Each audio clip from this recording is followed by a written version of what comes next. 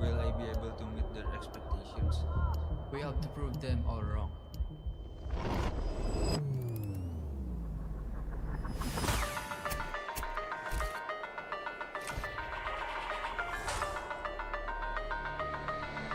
It's time to win.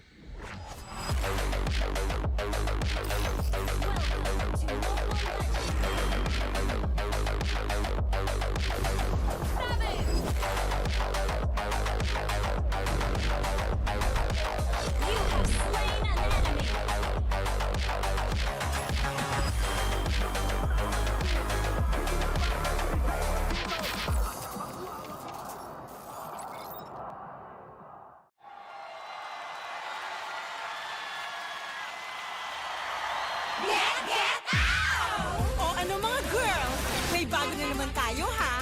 Malamang matutuwa na naman ang mga bata at matatanda niyan! Get out! Maglaro tayo, di kami patatalo. Maski duo o trio, kahit 5 man pa kayo. Kahit pa sabay-sabay, ang kalaman sasablay. Kung mag-rank ang pambilis, Sure na wipe out! Get out! pili na ng lane. At mag-pick ka na ng hero! Sa mid lane galingan mo. Pag nag-ulti dapat sakto! Push na onto red, ready to attack the Lord. Para ube, summer bonding na ng todo! Laro, laro, laro. Bilis, bilis, bilis. GG na sila. Appear, appear, appear! Ay! Natali! Sige, push mo! Laro, laro, laro. Bilis, bilis, bilis. GG na sila. Appear, appear, appear! Ay! Natali! Sige, push mo! O ano? Sasali ba kayo? Lahat ay masaya. Pwede dito kahit sino. Nasaan ka man, nasa bahay o trabaho, pwede niyong laruin to. Successful tayo ay panalo! Appear, disappear, one hop, one court, one court, one hop, disappear, appear. Appear, disappear, one hop, one court, one court, one hop, disappear, appear. Appear, disappear, one hop, one court, one court, one hop, disappear, appear. Appear, disappear, one hop, one court, one court, one hop, disappear, appear. Laro, laro, laro. Bilis, bilis, bilis. GG na sila. Appear, appear, appear. Ay! Natali! Sige, push mo! Laro, laro, laro. Bilis, bilis, bilis. GG na sila. Appear, appear, appear. Ay! Natali! Sige, push mo! Get out!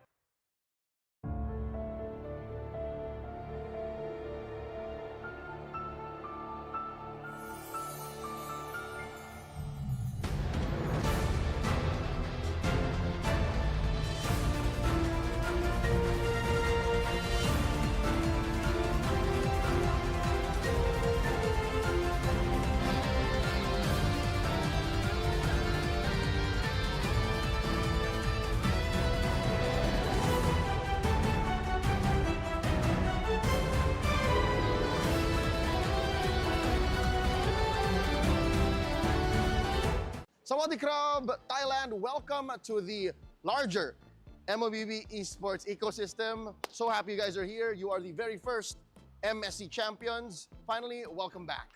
To all of the Filipino players and coaches playing in MSL at Thailand for the very first season, good luck sa inyo.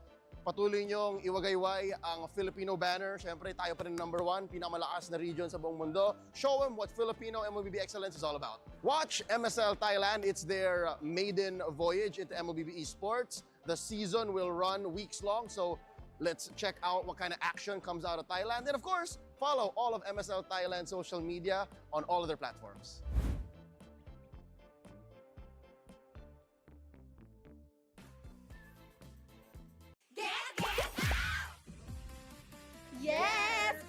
kami ng Sex Bomb!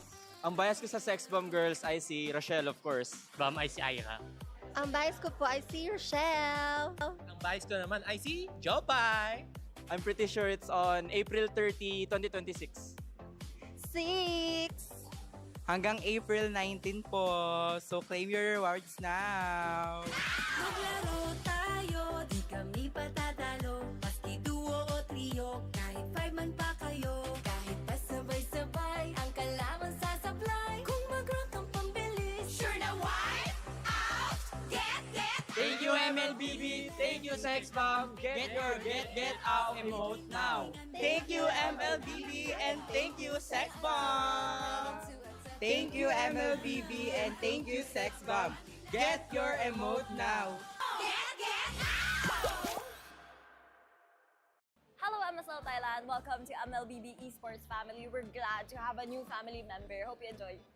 And of course, good luck to Filipino players who will be playing in MSL Thailand. Ipakita nyo na dito talaga nanggagaling ang mga pinakamalalakas na players. And of course, you can catch the MSL Thailand on the MSL socials and keep up with everything MSL Thailand.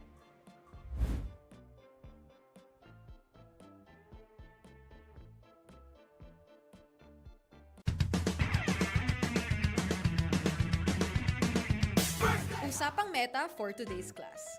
Excited na ako! Meta? May itatagos kaya?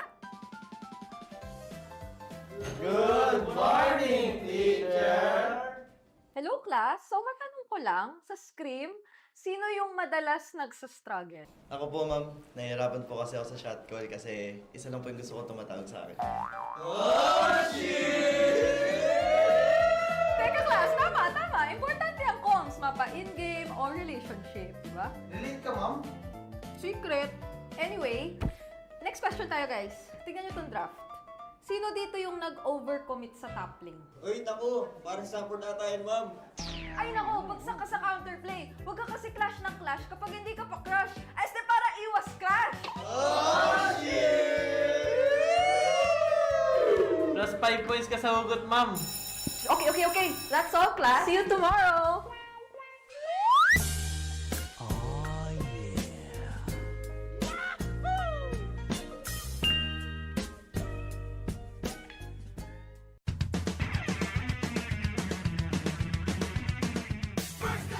Hello Thai MLBB fans! Welcome to the MLBB family. And sa lahat ng mga Filipino sa maglalaro sa Thailand, good luck sa inyo sa first season ng MSL. And sa lahat ng mga fans ng MLBB, especially dito sa MPL Philippines, please support MSL Thailand as they are going to be running their first season and supportahan natin ang ating mga Filipino players. So huwag niyo kalimutan na manood April 18 hanggang April 19. Abangan niyo kami dyan.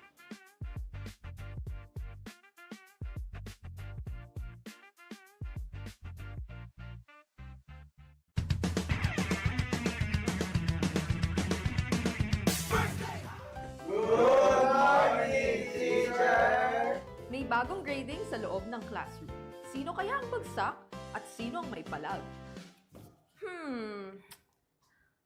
Okay. May grado na ang lahat base sa inyong naging pinakamainit na katapat sa lane. Now, class, ano sa tingin nyo ang palag ni Demon Kite kay Carl T? Ako! Si Cartesi Goat! Si Demon Kite, celebrity! Okay. Pakinig. So, pag-usapan naman na natin yung iba't ibang uri ng rivalry, class. So, unang rivalry, yung team na palaging next season na lang versus yung team na palaging nag-champion. Ma'am! Masakit naman yan! Ma'am, parang may pinapatamaan ah.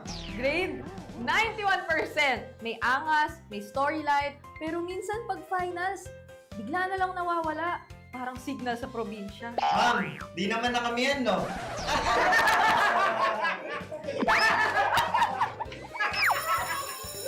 that's all class. Don't forget to study your rivals kasi next week ay graded reputation na sa stage.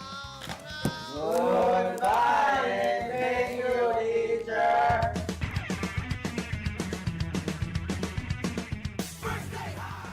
Thailand, I'm so very happy that you finally have a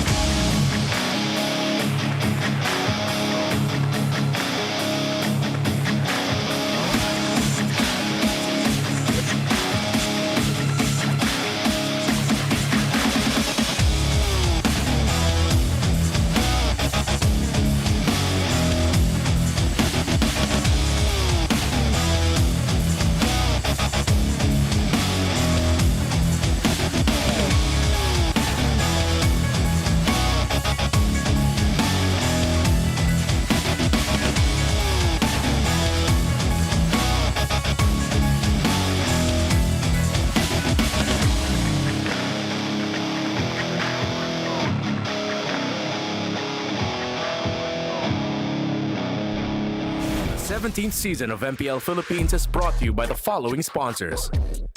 Infinix, the official gaming phone partner, the power behind every Madlang gamer. Smart, the simply reliable connectivity partner of the MPL. Our partner in esports, Clear Men. And our strategic partners, TT Racing, Ferry, and SIP. Don't miss any MPL action by following our official Facebook and subscribing to our YouTube channel. Follow MPLPH on TikTok for more content. Experience the lakas ng Pinas of MPLPH Season 17 live at Victoria Sports Tower. Grab your tickets now via the official MPLPH website. MPL Philippines is monitored and supervised by the Games and Amusement Board.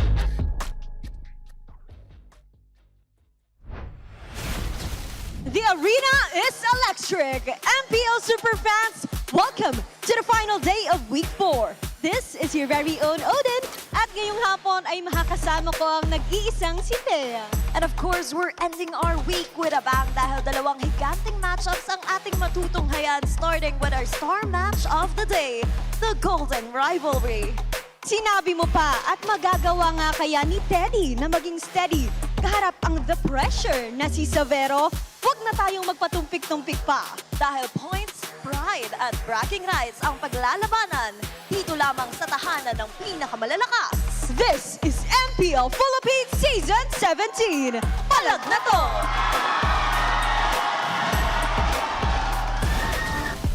Magandang hapon sa inyo lahat. Welcome to Family Sunday here. It's the final day to wrap up the midway point of the regular season. It's going to be me, Naisu, Brigida, and Rockhard over here on the English desk and over on the Filipino desk. Umi pa rin kasama dito, of course, si Burrito at si Joshi Kicks na sumuskuba ngayon.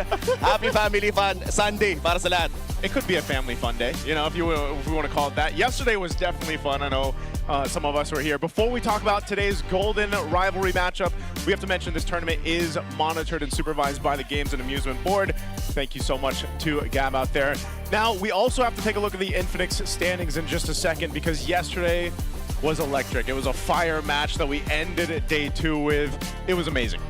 Definitely amazing. I think Game 3 of Omega versus Aurora took everybody's breaths away. And ibang klase kasi yung MLBB na pinakita nila that time. Refreshing yung series na yun. Alam mo, ako nga, team bahay lang ako niyan pero napapasigaw din ako kung ano man ang mga ginagawa dito ng Smart Omega. Bagong flavor ng Omega yung nakita natin eh. Isipin mo, hindi ka ba naman lumaban sa Aurora, di ba? Napakatindi ng mga matches na yon. And now we're about to see TLPH and ONIC Philippines battling up on our first series, the Golden Rivalry. This may shake up yung standings natin a little bit, pero pinakamahalagang bagay dito sa rivalry na to, it may seem like not the Golden Rivalry we saw from before, pero nandun pa rin yung presence nung dalawang gold na matchup natin, Savero and Teddy. Yep, and it's going to be APBR versus Aurora to close out the day, which I feel like isa ring series na, syempre, we have to really watch out for because I think these two are fighting for, in a way, redemption. Even though we're only in the first half of the season, you would really want to end it strong.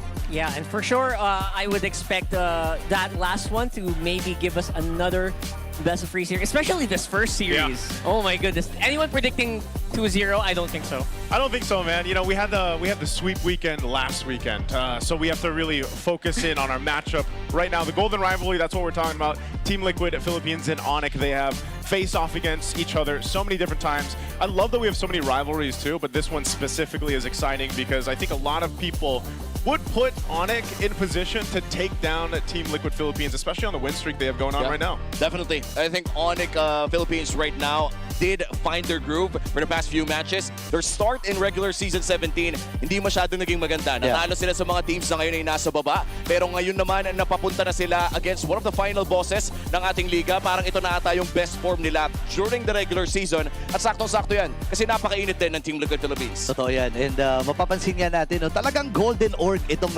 mga maglalaban ngayon. Yes. Parang papalit-palit lang ata sila ng mga champions.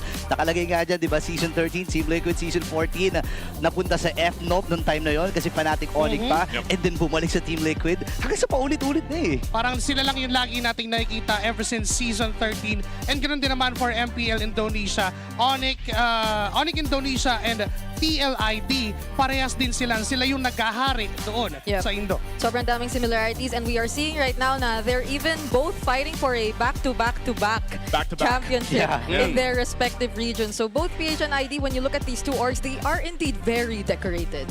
And right here, these players, we really have to focus on because that's been the highlight since we started, and they're eventually going to be even more decorated than they already are. Let's go ahead and look at their stats here, breaking down Severo and Teddy. So it's very crazy because you know what, Teddy? Insane. Rank 1 in average kills, KDA, and GPM. Samantalang si Severo naman, win streak on the very specific heroes. Actually, we have like an MMR match going on between these two for sure. Yeah, napapost nga ako kanina na MMR battle talaga to ng Claude at ng YSS, di ba? Undefeated yung YSS, no? Like, Yes. For Severo, it's undefeated. 6-0, I think? 6-0 for that YSS for Severo, and 7-0 for that Claude for Teddy. Yeah, that is a statement in itself. They got the sunglasses out for Severo, man. Scuba. By the way, Wala pa ba? okay na yan. Hindi pa nakapan. Next week pa yan, next week pa. Next week yan. Oh, no, Teddy's got it on too! Let's go! That's down to the showdown. Hey, gotta keep those on, Teddy. Severo. By the way, that look he's giving, I know we'll talk about this in a little bit too. That's pressure right there, man. And Teddy's feeling it, I think. He's feeling the pressure right now. Oh yeah, nakaka-pressure naman kasi talaga. I think if we joke around na yung MMR ng YSS at Claude, ibang klase pa rin talaga yung matchup mismo. Lugi kasi yung Claude sa YSS. When you look at that lane matchup ng 1v1 lamang, pero for sure naman, di naman 1v1 ang mangyayari dito sa laban.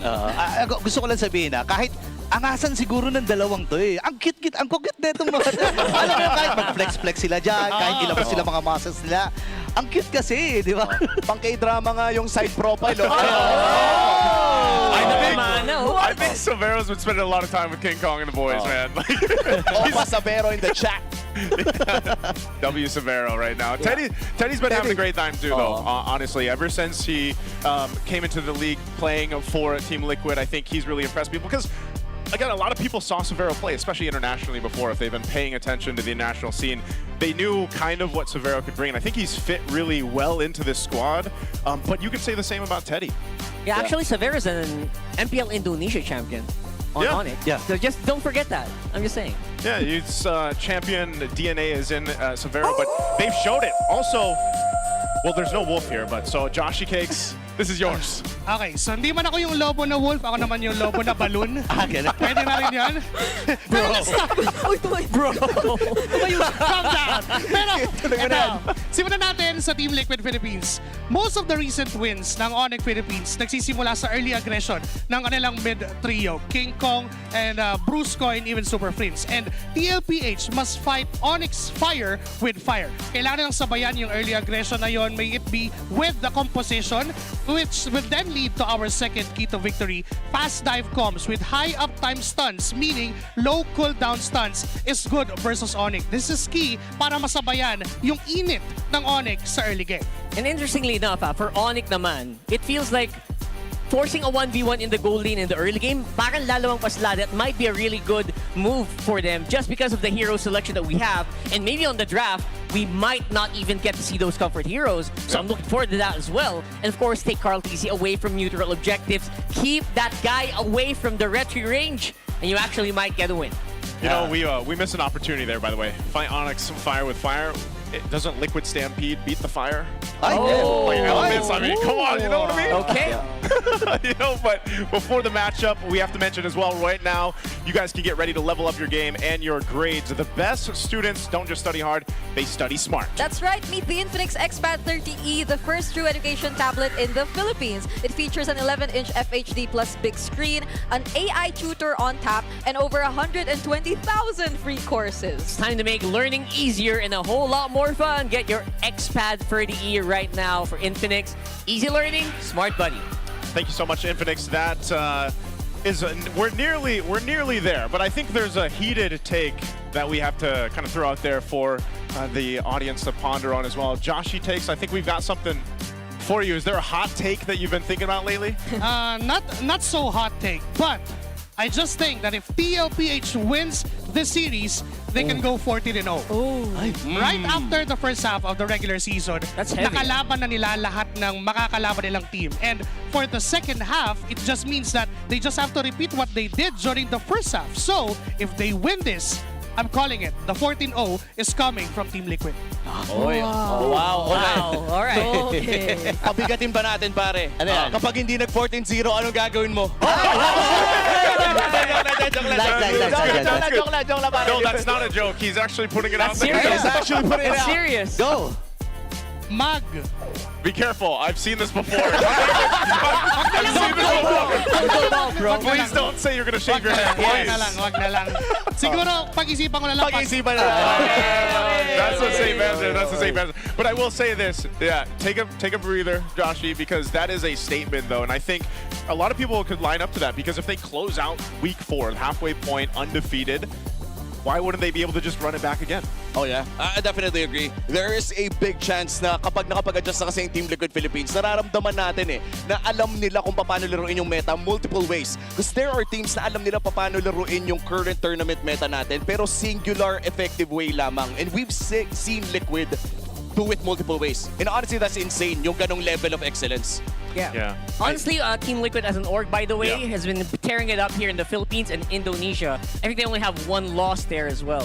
So, again, crazy stuff from Team Liquid. Can't wait for this match. There needs to be a team to stop that stampede that we've been seeing. I mean, I know you guys have shared that over on the Tagalog desk. We have as well for the English broadcast. And there just hasn't been a team just yet to be able to do that. And we've had our ideas of that. Now, ONIC, I think, is that team that could potentially do that. I actually don't see this being a sweep. Yeah. I don't know.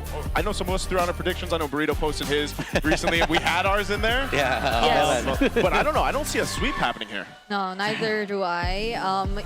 I think there were recent highlight matches which have been quite unexpected in terms of the outcome. I think the most recent one being Aurora and Omega yesterday. But there was another highlight match before that, which was quite unexpected for me. But this one is something I really expect to go all the way. I hope we do get 3 games of this. We'll say goodbye to the Tagalog broadcast for now. We're ready to welcome out the teams for our Golden Rivalry.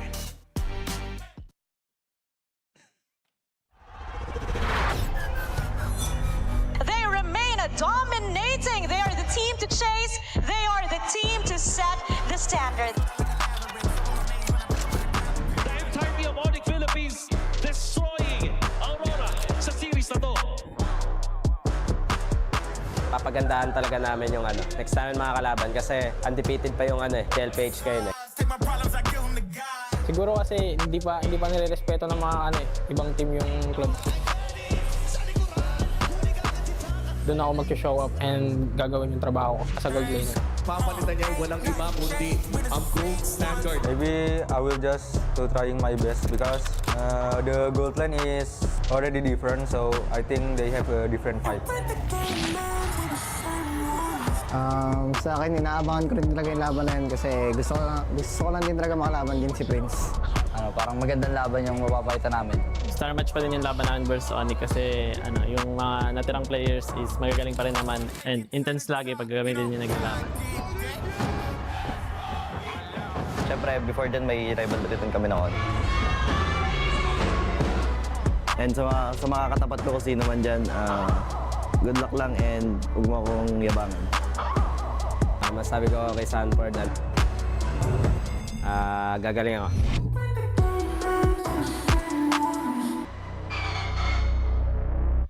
Let's go Liquid!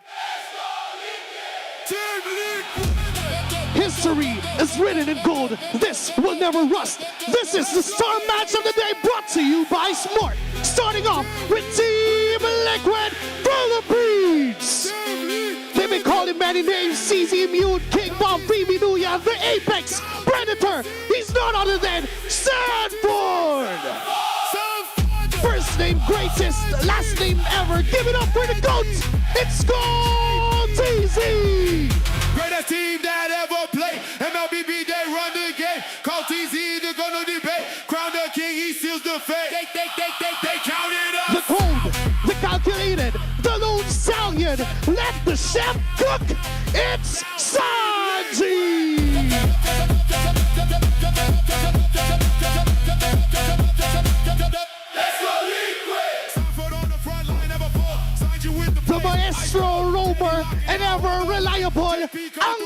Kasalanan, El Daddy JP!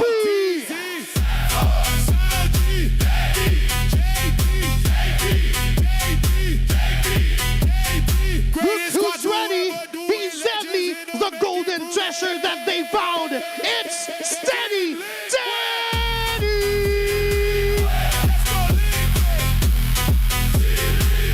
Let's go liquid!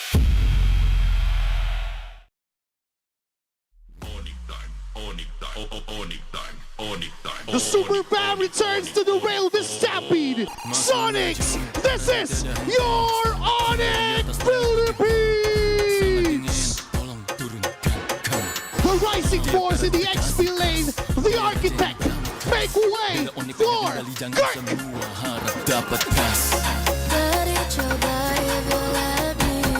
The beast in the jungle, he is the Sigma jungler, let's give it up for King Kong!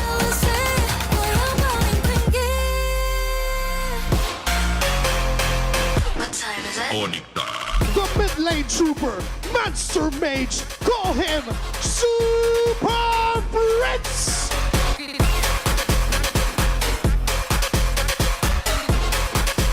The boldest, the baddest, Bruiser in the business, Bruce Score! Masih laju, parada tiada henti, hingga di atas langit ku tiba. Sangat dingin. There was never a pressure. He is the pressure, the first ever MPL import player, Savero!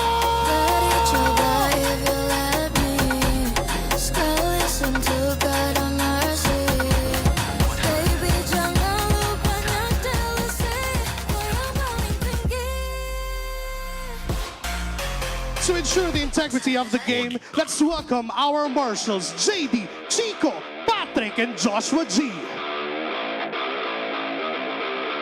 And our head referee, the Trump master himself, Sid. And the head coaches, Coach Aeon and Coach Hayes. MPL Superbats, Mangingay! This is the Golden Rivalry!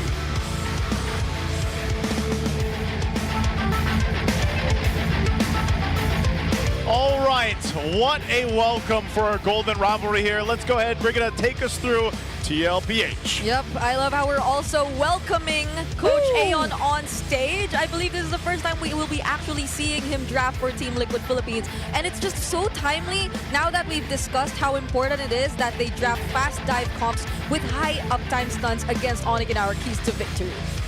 And here we go. Right across from them, the team that might stop the stampede they've been on. It's ONIC Philippines Rock Hard. You've got a win streak going for TLPH, but you know what? If there was ever a team to cut that, it might just be ONIC. Despite, of course, TLPH having more wins right now, Savero has actually been the craziest stat maker in the gold lane. Yeah. Look at these stats. For now. Right now.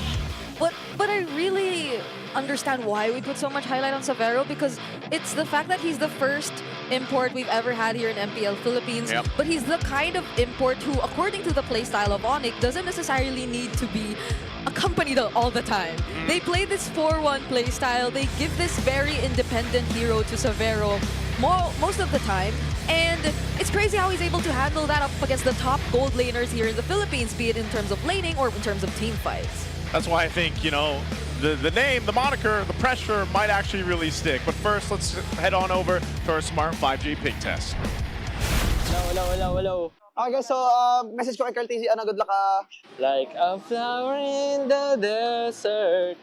Message ko kay The GOAT, good luck. Katok. Sana sana assassin ka ngayon, sana assassin. Preparations namin ngayong laban versus Team Liquid since the Golden Rivalry daw. Ibaban namin lahat ng hero ni The GOAT. Ban namin lahat ng hero niya. Tapos bigla siya magfa-funny sa amin, na-predict na namin.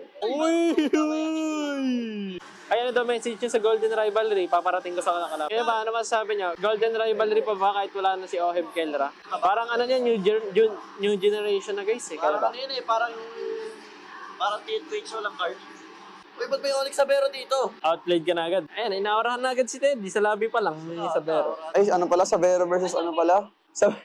Savero versus Teddy. Claude Steady Teddy or Harit Savero? Ay, or YSS Savero. Ooh. Sinong angat? Sinong... ano yung mayabang mit? Oh, you said 100% Steady Teddy Claude. No, I thought. Di wag kang muna masyado mainit. Friends muna tayo, friend. Okay, super humble. Sana di magwala si The Goat, guys. Sa mga nagtatanong ng buff namin, ang tunay na buff namin ay ang mga Sonics. Offline and online. Okay, that's our smart 5G peak test. There's a lot to break down there. I don't know where to start. So, number one, if you've watched Carl Tizzi stream, you probably heard him laugh like that a couple times, all right? That's not new. But also, yeah, they hinted at, or they mentioned where the Golden Rivalry came from. They mentioned the two names that's usually stuck with, but now it's different, man.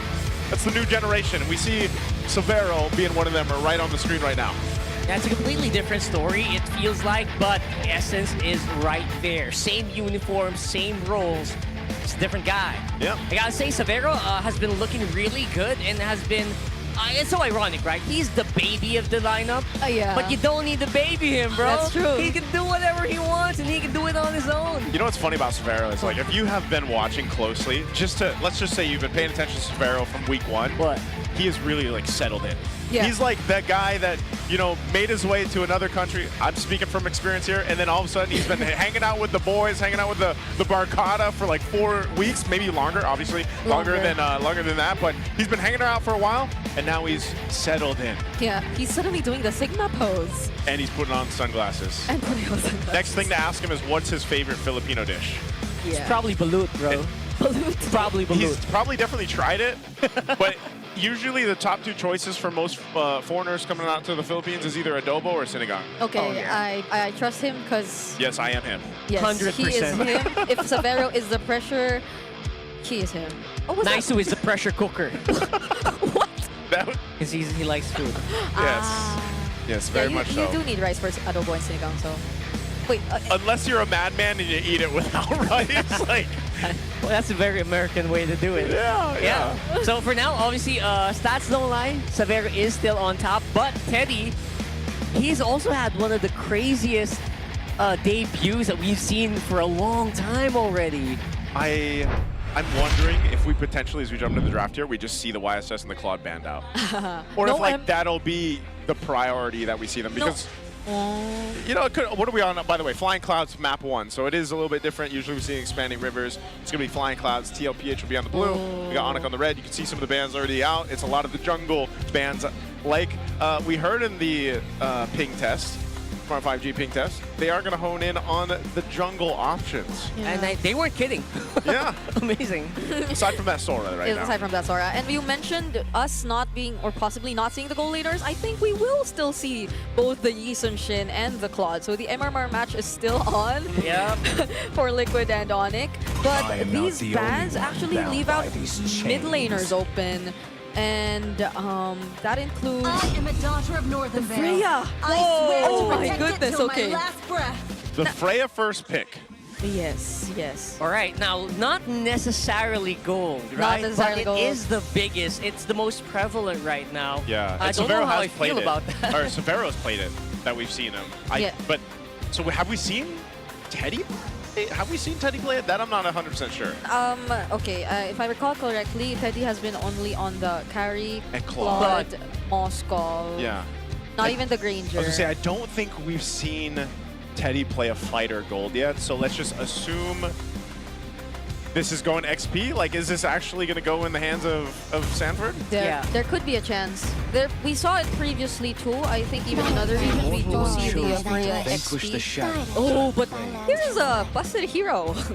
The busted hero. The busted It's a busted hero. The busted hero. I actually like that they get it because it plays into King Kong's strength. Yeah. He levels so fast, and he's gonna try to beat Carl Tizzi to that, so he can have a stronger retribution coming into the objective. Yeah, honestly, apart from the jungler picks for Liquid, all other picks so far seem very comfortable for both Liquid and ONIC. Because it's the Jusin that's still left open, even the Suyo. And even if you look at the other side, the Khalid Eve in the mid lane for Liquid already shows just so much aggression. But then, Okay, Kalea shows up too. Yep, they pick up their Kalea right now. Yeah. So both teams have their roams, their mids, and then you have the jungle pick right now for ONIC. You don't have that for TLPH just yet. So I don't know if ONIC's actually still going to go and narrow some of the choices down for Carl TZ. Yeah, we did see that happen previously too, though. But even when he seemingly ran out of choices, he brought out the Lancelot and things were okay. He's like the only one right now that plays Lancelot, right? Yeah. Like that I can think of so far in Season 17. In other regions, Lancelot has been used as well. Yeah. But yeah, here in the Philippines, very limited pool. But again, you can't really limit him that much. Yeah. I don't know if King Kong knew that already from the beginning, from the get-go. Again, they don't focus on the jungles here. I'm pretty confident that they'll go ahead and ban out more possible XP laners just so they can maybe force that Freya onto that XP lane that we're talking about. And then maybe they can deal with maybe a Claude on the other side. Or do you think there'll be something new and we will actually potentially see Teddy play a Freya? Play a fighter? Or is this... I wouldn't put it past him. Because, I mean, like, the Claude's still open, right? So, like, I'm expecting they just grab it because they haven't really had to change much for Teddy specifically. If it's open, it's open. But otherwise, yeah, it would be interesting to see him play a Freya, for example. Either way, I feel like they are yet to...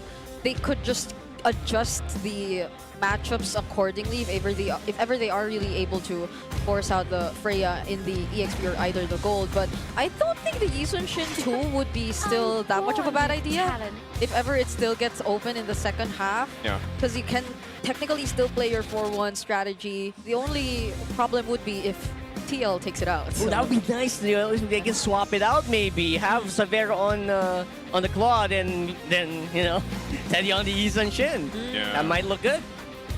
Okay, last ban here. Let's see if it goes towards the gold lane options for Severo. It's not. It's going to go with the Uranus because that XP lane still needs to pop up here. The fact that, yeah, the YSS is still open, I'm wondering if that's something that ONIC Philippines actually even wants to lock in there and still pick up.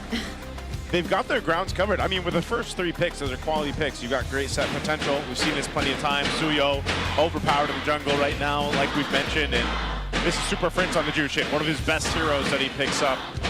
So we'll see what they do to complement it here in Red 4. You know what's pretty cool?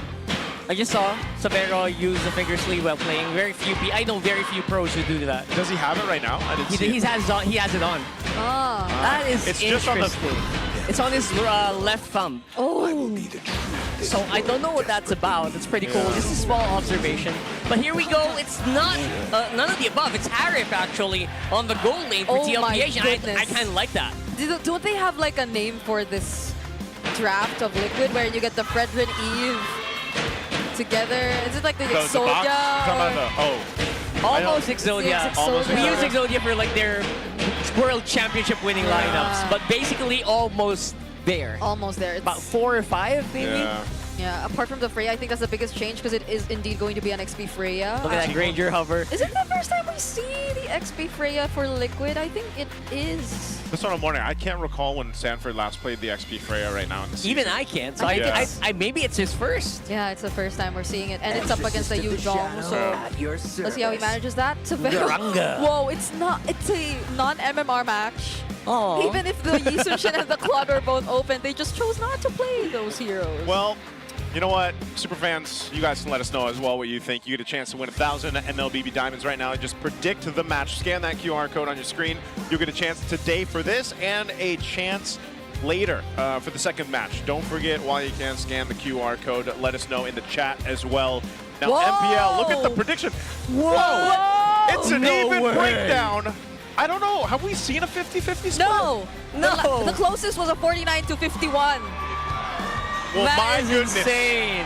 What the hell-y? That about explains the atmosphere in here in the MPL arena as well. It is about a 50-50 split currently. And this draft, honestly, I would almost look at this as like a 50-50 as well going into game 1. I agree.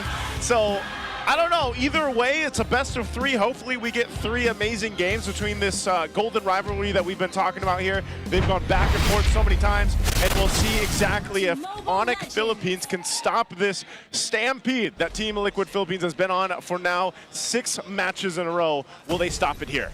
Yeah, they've got a lot going for both of them. So in the draft, I can really tell that, you know, they got a lot, but not all that they wanted.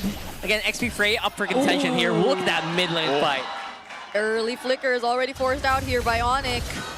And this is just literally how they keep playing the early game. Even in their previous matches, it's just how dominant they start things off. Oh, JP might get stunned there. Also using the flicker now, that's the mid duo.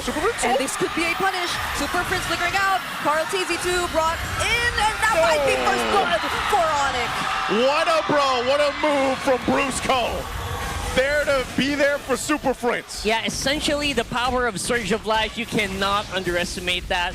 They got out positioned, and that wall actually helped out ONIC so much, despite, again, the flicker being burned for Super Prince. That almost felt as if Super Prince calculated that flicker just so Carl would go and chase him in that wall so they could utilize it a bit more. And those are just really smart and small decisions that we get to see from ONIC, which really play a huge role in how the things turn out eventually. But Sanford here to join the fight. Now that's going to be a kill for Carl. King Kong already taken out, and Brusco follows next. This gets me excited for this matchup, and exactly why this is a golden rivalry between these two. They are non-stop, under 2 minutes into the game.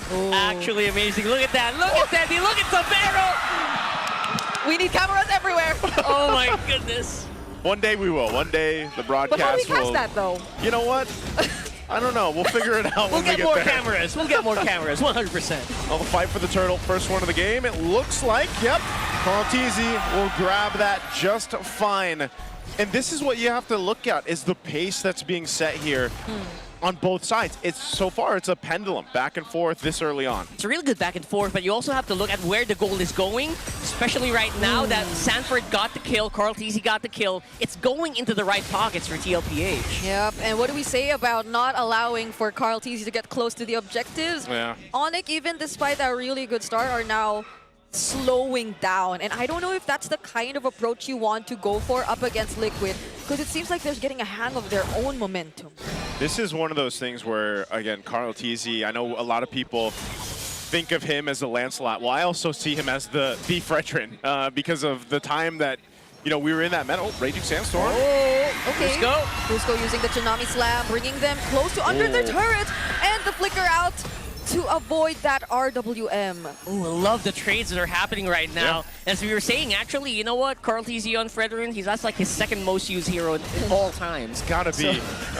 Because, yeah, there was a time in that meta when that's about all you saw. Him, the Baksha. 14, 15 maybe? Yep, and it was just a back and forth, but he knows how to play against a more aggressive hero like the Suyo with this Fredrin, so to speak, and really what the focus is going to be as the game goes on, even though there's a whole lot of kind of skirmishes happening this early on, is the objective control that TLPH's lineup will actually give them because of the tools they have. I'm talking about the real-world manipulation, ultimate from Sanji. Fredrin can kind of just post up, and that's where ONIC might have to get a little creative later on. Part of that creativity has to also come from the Kalea from Brusco actually getting some of these purifies down, or trying to get burning that Tsunami Slam to get something set up for ONIC Philippines later on. Yeah. Oh, now they try to go for JP. Doesn't get to use the quick sand guard, so a -1 for Liquid. Oh, this is just so perfect. That hero, the Kalea, is so perfect for ONIC. It also gave Brusco like an MVP match, I think, yesterday. Yep. And it's worth it, especially against heroes like the Khalid. Cancel out that quick sand guard. What are you doing? All right, there goes the Black Dragon form. Zaman Force 2 committed here. Oh! King Kong winning out the retreat battle. Black Dragon form still there for Kirk, but Teddy takes Brusco. Now ONIC able to run away with the real-world manipulation. Still catches Kirk. And the side step from JP. Catching Super Prince right there. Sanford going for the chase. He gets knocked off, but Sanford still gets the kill. Oh, wow. These are insane trades. Okay, he's going to have to back off. These are crazy trades happening. And right now, TLPH is slightly ahead in certain areas. It's nothing too crazy. I mean, even looking at the graph, you see the quick swing that's happening here. Back and forth. Okay, that was a flicker burned. Yeah. Sanji feeling the pressure. I think Brusco is really keeping the pressure there himself. Like, Brusco is that guy with the Kalea. Yeah, these are probably one of the closest trades we've seen in the first 5 minutes of a series, of any game I've seen for a long time. Again, neither team is actually getting ahead way too much. TLPH definitely have more map control. They got more jungle control on their own as well. Yep. But on the other side, it's Severo who's actually getting a lot of free time. He's getting a lot of these free stacks on his passive as well. And I think Severo actually might be deadlier later on in the mid game. The only difference we're seeing from Severo now compared to the other games is that even though they're still leaving him alone as usual, he's not really getting the space to go for, let's say, turrets and extra gold and stuff like that. Because I think that's what kept him up top in terms of gold per minute in the rankings, is his ability to just keep looking for farm elsewhere. But Teddy also is, in a way, doing a great job at managing the laning, so he doesn't get to do that. Can I just say, take a note of Sanji's heart rate. It's the most elevated on TLPH's squad, and that's also just because of how much pressure a Kalea has on you as a mid laner. And needing to be in the right space, and especially when that flickers down. So Sanji's pretty hyperactive right now. You can see it there amongst the rest of the team. RWM dropped down, so they don't have that for the turtle. Let's see what ONIC does with this, knowing that he doesn't have the RWM. Huge advantage for them, supposedly, so let's see how they play around this. Brusco and Kirk now going in. Here we go. Dragon form. Do they find the Tsunami Slam? They do, and King Kong once again winning the Red 3 battle. JP gets taken out first. Brusco goes next. There's a trade coming in from Liquid, and they're going to find Brusco, but that's about it. It's a 1-4-3 trade in favor of ONIC. I mean, I think ONIC is really sticking to that key to victory that we had. They're not letting Carl TZ in as much. I mean, when Carl TZ arrives, it's actually way too late. The combo's already synced in, and King Kong is locked. Oh, Flicker used too. Again, Sanji, they're going to try to fight for the purple here.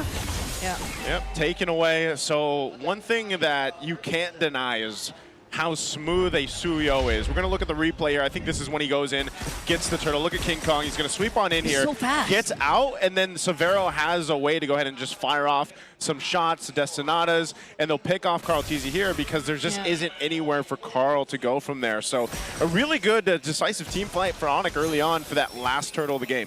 Okay. Whoa, again. Brusco. There's the stun from JP, though. Somehow still saves Sanji. Brusco now gets punished, but even the clutch RWM will keep him safe from Kirk. That's the Valkyrie descent coming in from Sanford. ONIC will try to get this mid turret as much as they can. Teddy trying to join in. Zaman Force already committed. The knockup from Super Prince again, but the Crimson Beacon just to make it out of this fight. Sanford gets got to. Savero's on a killing spree. Oh my goodness. TLPH are getting punished so much with Sanji not having that Purify, basically getting caught as a free kill with Brusco in tow. It is just leading to such a bad team fight for TL. Man, Severo right now, and he's got the Sky Piercer, so he's definitely got a couple stacks at this point. This is, again, we haven't seen the Granger pop up too much. He did have a loss yesterday, and there was a time when you just know he doesn't have enough damage. Well, right now, Severo is online. He just picked up the Malefic Aurora as well. So, damage department, TLPH is going to be in check when they're fighting ONIC for this Lord. I know they mentioned that this composition should give them an advantage when it comes to fighting around this space around the Lord, but the way ONIC's been playing, the way they've been moving, you got to take that into calculations as well. So right now, they'll get into position, get set up. Kirk, tanky as well on this Yuzhong. You don't see it too often either, but it's been playing so well, and now they have less than half health from this Lord. Okay. How does Carl TZ position himself here? He will not be able to do so. That's a Black Dragon form also still activated for Kirk. Brusco here might be the first target for Team Liquid Philippines, and they do find him right there. Super Prince trying to find the knockup, but the RWM catches two. That's the Zaman Force alongside Teddy. And now Zanford going in, finds two members with the knockup. There's the slows, but ONIC might not want to fight anymore. Yeah, Sanford is low-key the biggest win condition right now for TLPH. The moment that you just don't have enough skills to hold this guy, he's just gonna tear through your lineup no matter what you do. It's really interesting because Sanford, especially the way that he's playing, and I'm really curious about what build he ends up going towards here. But the way he's playing the Freya, you see him jump into these fights, he pops the Valkyrie for him, but then he also backs off a little bit. He kites it. It baits ONIC to even push through, trying to get him or trying to kill him. You can see he's building damage. He's got the Golden Staff, Corrosive Scythe already, but he is probably going to build in some defense at some point. And, you know, that's the way the team fights are going, but ONIC is ultimately charging now forward with this Lord. Should be able to just get this tier 2 in the mid, maybe more. Yeah, we'll definitely have to wait for that moment, because right now Sanford he can fight. But then again, if he gets focused down, he is really, really squishy. Yeah. I'm expecting something like a Queen's Wings coming in here soon. Again, something that keep him in the fight longer. Okay. He needs that. Those The are shields. holy shields, yeah. Shields will pop mid and bottom. It's big. Yeah, TLPH will just still hold on, though. But it's a 4K gold lead now at this point for ONIC Philippines. They've been doing really well playing in these team fights and just utilizing what they have. It's been nothing really fancy. I know Brusco's got a lot of depth, but he's got to be that guy. He's got to be the one to start things up with that Tsunami Slam, like we mentioned. And so far, Severo has had all the space in the world to move on this Granger, and he's continuing to stack up. Yeah.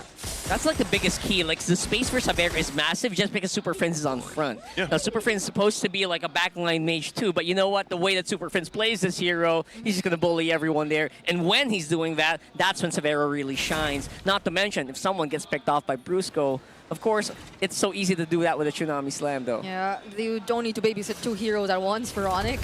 Super Prince is pretty much another guy. He's the one doing the babysitting. Doing the babysitting here for Severo, who's currently 3-0-1, a really good stat line if we were to look at even the existence of the Sky Piercer already in his hands. I think he got all those kills after building the Sky Piercer. Yeah, at least 2 of them. At least 2, yeah. At least 2 of them. So Definitely at least 2. But that's what's so interesting about the way even the Super Friends or just the Jushin in general is played, because sometimes you are kind of the babysitter. Like you're Raging Sandstorm too. Okay. He's still in the Black Dragon form, so that was a lot. It's fine. All right. Oh, here we go again, Kirk. Calm down, boy. Calm down. We've seen this before. We've seen this before, sir. Yeah, I saw the goat shake his head, but that's kind of to be expected at the same time. It's not that easy. Not to mention ONIC has a lead, so they're tankier than usual. Yeah, Lord is up though, so I think this time, just with the nature of things, TLPH will try to take this in a bit of a different way than the previous Lord that they had to give up. Karl'tez does pick up a Guardian Helm, so he might play a little more front to this side, and also depending where JP goes. The thing is, he's got to wait for that Raging Sandstorm. Should be up here just as I say it. There it is. So he's got the green light to go ahead and initiate, but he's also got to worry about where Brusco goes. Yeah. And that's why Sanji, again, the positioning on Sanji is so important. This is so difficult for Sanji too, because he's got to post up basically when he pops his ultimate, that real world manipulation. And so he is susceptible to being taken down. That's why this is so hard positioning-wise. Oh my goodness, here we go. Okay, Karl'tez shows himself to the retreat battle once again! Karl'tez this time winning it out. There was no focus on him whatsoever. JP2 still alive. Sanford with a Valkyrie Descent uses the Purify to keep himself safe, and the Crimson Beacon. Clutch from Team Liquid. That is very rare. He didn't even use Appraiser's Wrath. He outbeat King Kong on the Retribution in such a crucial game. He's the GOAT for a reason, man, and he's even down a level. And he made it happen. So that's Karl'tez, and now they're going to have the Lord on their side. They're going to go ahead and take down some of these turrets. ONIC should be able to clear this out as the Lord charges and tier 2 in the mid. I don't know if this is going to be into a fight or if they just clear it out. A couple hits on that turret. It does stay up though for now. So ONIC, again, they do lose that 4,000 gold lead they had though. Yeah, that's just to be expected. Karl'tez, I mean, what can you do at this point? He's just so good at holding up. Hold on. Oh, Brusco. Brusco here, but he's just going to stand there, not really going to be threatened whatsoever. Oh, wait. Karl'tez gets knocked up. Another Crimson Beacon in for Super They Prince, want it. forcing out the flicker from Sanji as well. They want Karl, but there's the real world manipulation as a response. Kirk still using the back dragon form. Can Brusco get taken out first? Immortality already popped. Sanford trying to work on Kirk, and in the other side of the map, Super Prince with the flicker still survives. Teddy Cutie has to run away. Sanford finding Kirk, but in exchange of Karl. Oh boy, Severo, he's hunting. He got him! Severo with the triple, but hey, you got to commend Kirk on the Yu Zhang there. He took care and distracted Sanford and Sanji, the San duo, for the longest time so that ONIC could go ahead and capitalize on that kill. That was just beautiful maneuvering here for ONIC as well, getting that lead back. And again, that was with big lanes pushing on multiple, so they were doing that under pressure. They were able to fight in a very good spot. All right, Kirk, you can recall a little bit after that one. Recall a little bit. Just a little bit now. Just a little bit. That was a great team fight. Again, we're going to take a look at the replay here and look at where Kirk is. So he's got the San duo. Meanwhile, the rest of the team's fighting on this side of the map towards the bottom. And so because you have that Sanji and Sanford, which are integral parts to winning these team fights, The rest of TLPH has nowhere but to just collapse under the firepower of Severo now, picking up 3 more stacks for that Sky Piercer. It was honestly very painful to watch, to see the San duo just recall on the other side of the map while their teammates are falling one by one. You don't want to see that. And that's so expertly done by Kirk here. He isolated 2 of them, fought them for so long. And I don't know, maybe the comms just kind of broke down for TLPH. Yeah, that's a 601 Ranger. I don't think you want to go up against that because Ranger danger. Ranger danger. Sorry, I had don't to. really. It's okay. It's right there. You don't really have a Yuzhong type XP laner. Yes, the Freya can go for the dives, but he can't really zone. It's kind of all in. Yeah. So I know you did mention something about he goes in, but he kind of kites them out. Yeah. But it's more once you commit, there's a much harder way to get out if you're a Freya. You know what? Freya's essentially dropping a bomb, right? Yeah. The Yuzhong is basically a big shield that's pushing people up, pushing people down. So that's a big difference in gameplay. We'll see if that's going to matter here, especially now that ONIC feels like they might just have a hold on this Lord. I think they do. Oh, it's you. Oh, Lord already low! There's the stun coming in from the Raging Sandstorm. Sandstorm trying to come in from the sides. Carl TZ looking for Severo, but look at the damage from Severo! Appraiser's Wrath landing on Brusco. They still get to dodge the RWM2. ONIC have been just too successful with that Lord fight. Given how everything went, no one died. So both teams actually are able to go ahead and disengage from that after securing the Lord. And we'll see what they do with this. Again, this Lord could be cleared out pretty quickly. And we'll take a look at the items here, building in a Divine Glaive now available for Sanji. This will help them in the defense. Teddy's got one as well, so he's pretty much locked in for damage, and that's why ONIC, even though they get this objective, they still have to really respect what TLPH can give them in terms of fight. At this point, it's actually correct to call him a Raging Sanford. Because it just feels like he's full items. He is not afraid to dive, especially if Super Prince already uses the crowd control on whoever with that Lantern. But here we go. Big siege. Gonna charge in. Yep. Oh, Tsunami Slab used on Carl once again. He sidesteps away. Crimson Beacon in for Super Prince. Valkyrie isn't coming in from Sanford. They find Brusco! Now he's trying to go for the back lines. There you go, alongside the real world manipulation. Kirk looking at the next target. It's a double kill for Teddy! Oh, Severo still up again with all the space in the world. They just can't get to him, but TLPH will find 2 bodies and get some more momentum now. We're finally seeing the big impact of a full item Freya. And he is just having a blast. This time around, JP's initiation was actually on point. He so didn't even die. Yeah, exactly. It was perfect. Earlier, I think it really fell apart because JP died very early. Yeah. That was during the Lord fight earlier. But now that TLPH had the engage they wanted, everyone actually survived, and they lost so much, or they gave away, they took away so much from ONIC. This is such a great back and forth game one that we're having here. I mean, it started from the minute 1, actually 30 seconds in. You know, when those flickers were burned early on, we already started to see it and has not let up at all. Ooh. Almost 20 minutes into this game. Yeah, you can see, you know, Severo, his heart rate, it's getting a little elevated now, but he hasn't died yet. And he's found kills on just about everyone from Team Liquid. And so that's the best thing that ONIC is doing. They're actually just protecting Severo, letting him do his thing, because eventually, yes, that Granger, those stacks, and even his stacks for the Granger alone will be pretty devastating to TLPH as they try to brute force their way into a fight against ONIC. But, you know, I can say the same almost for Teddy. He's at a point where he's pretty much farmed up to where he needs to be. And he just has to go ahead and follow through on these team fights. He actually is. I think that's a huge reason as to why Liquid were still able to find a way to win that. Because it seems as if their lineup is more front to back. There's little to no way for them to just gain easy access towards the back lines. Even for Sanford, you see the Valkyrie descent, but he has to get past the front lines first before he eventually reaches heroes, let's say, like Super Prince, like Severo. And that's the same for Teddy. There's a very small window for him to actually land his damage immediately onto the squishy heroes. So now that he's farmed up, I think it's a much more warranted situation for Liquid to just go on and find those fights. But ONIC, I'm pretty sure they're more careful of that now. They've seen it, they've experienced it during the last defense. Yeah, the biggest thing here is ONIC, they need to choose where the fight's gonna happen. Don't put it on a fight where a Zaman Force can kind of trap you. Yeah. Make sure you fight out in the open and force Teddy on a bad situation. That's the only way that they can get this. Oh, they see. They're going to go for this Lord. Oh, Super Prince finding the knockups. JP not using the Raging Sandstorm just yet. Sanford zoning out from the behind. Carl TC now winning out the referee battle all by himself. Sanford up against 3. Real World! And all that just to secure the Lord. Team Liquid played the macro level. They knew a wave was pushing down bot because that bottom base turret is down. They knew someone had to respond. It was going to be King Kong to respond to it. And then Sanford cut him off from getting there for the Lord. So now TLPH has this evolved Lord to make their way to the base of ONIC. Sanji, calm down, bro.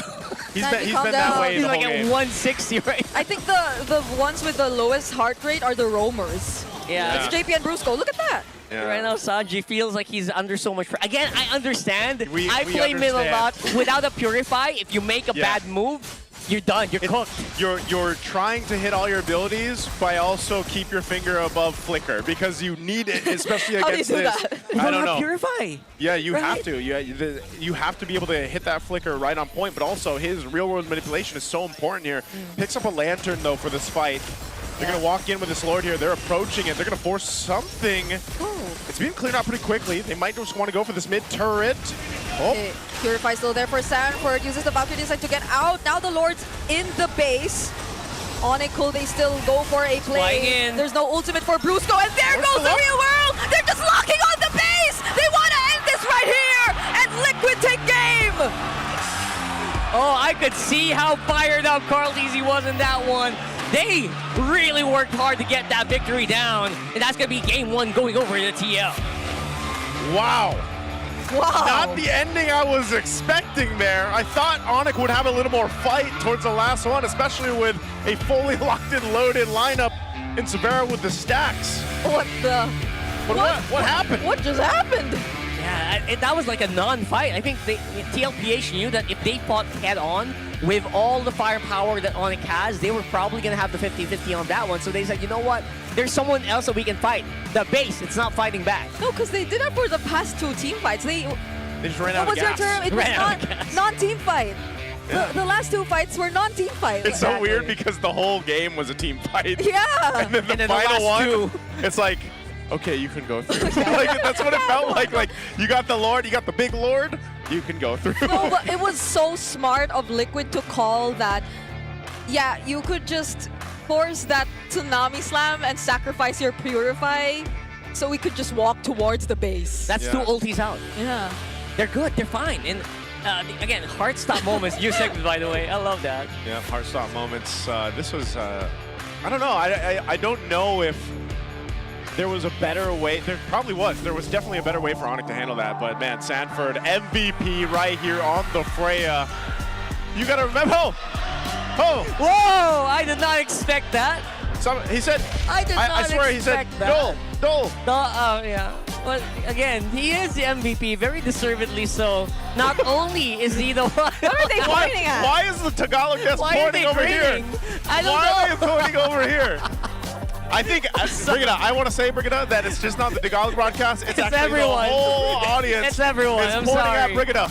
It's right there. If only you guys could see it. I'll try and save you a little bit here. So Sanford, basically, aside from the guy who actually is the big bomb, being dropped in the middle of the big fights, is actually also the guy who just tower locked at the very end. You know, Rockhart, I like the way you explained this, though, too, in the game where, you know, the way he played it. Think about this. It changed throughout the game, but what he was really able to do, because you got to remember how hard this is to actually pull off. He was building pretty much damage, Freya. He was throwing himself forward because sometimes it had to be JP, sometimes it had to be him, and he was also the guy to cut off crucial members of ONIC. That sidestep. Yeah. Beautiful. Oh man, that's just work of art here. And again, it's not a sidestep that's useless. It actually netted a kill. And that's been the story here for TLPH. Small advantages, very micro advantages. I gotta say, ONIC was fighting back very, very well here. They were fighting back hard, making sure that Severo did not actually fall for a majority of this game. Yeah, and he did not. I don't think he died even once. Wait, no way, he didn't die whole game. Some would definitely say Severo. that he was a raging Sanford here. He was a raging Sanford. No, I was talking about Severo. Hey. No, I'm talking about the MVP. Bring it up. Okay, Right. But it was something that Rockhart considered as, or he actually said, yeah, you can call him a Raging Sapphire because of what happened in previous fight. You know what? It's crazy. If he ever plays the Freya again, we can use that. Yeah.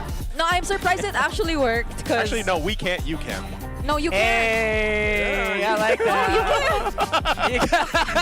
Don't shake me, I'm sorry, guys. No, I'm you sorry. can't. Like, but I'm surprised it actually worked for them because it's very different from the kind of Liquid we are used to seeing. The setup that's required for Carl TZ to just have an easy retribution. Yep. It's mostly on JP to just land those Raging Sandstorms, but if it doesn't land, then there's double like the responsibility and the effort that's required from Carl to steal away the objectives from King Kong up against the Suyo again. But it's interesting because TLPH were able to adapt with this kind of lineup, and even Carl just stepped up and says something like, okay, there are times I can still steal it away even though you don't really set it up for me. Yeah, you know what? That's actually what I wanted to point out as well. Aside from Sanford, obviously MVP material, bro, Carl TZ was swiping that Lord, those turtles under a Suyo that was levels above him. Yeah. Had multiple ways to actually add more layers of damage. Yep.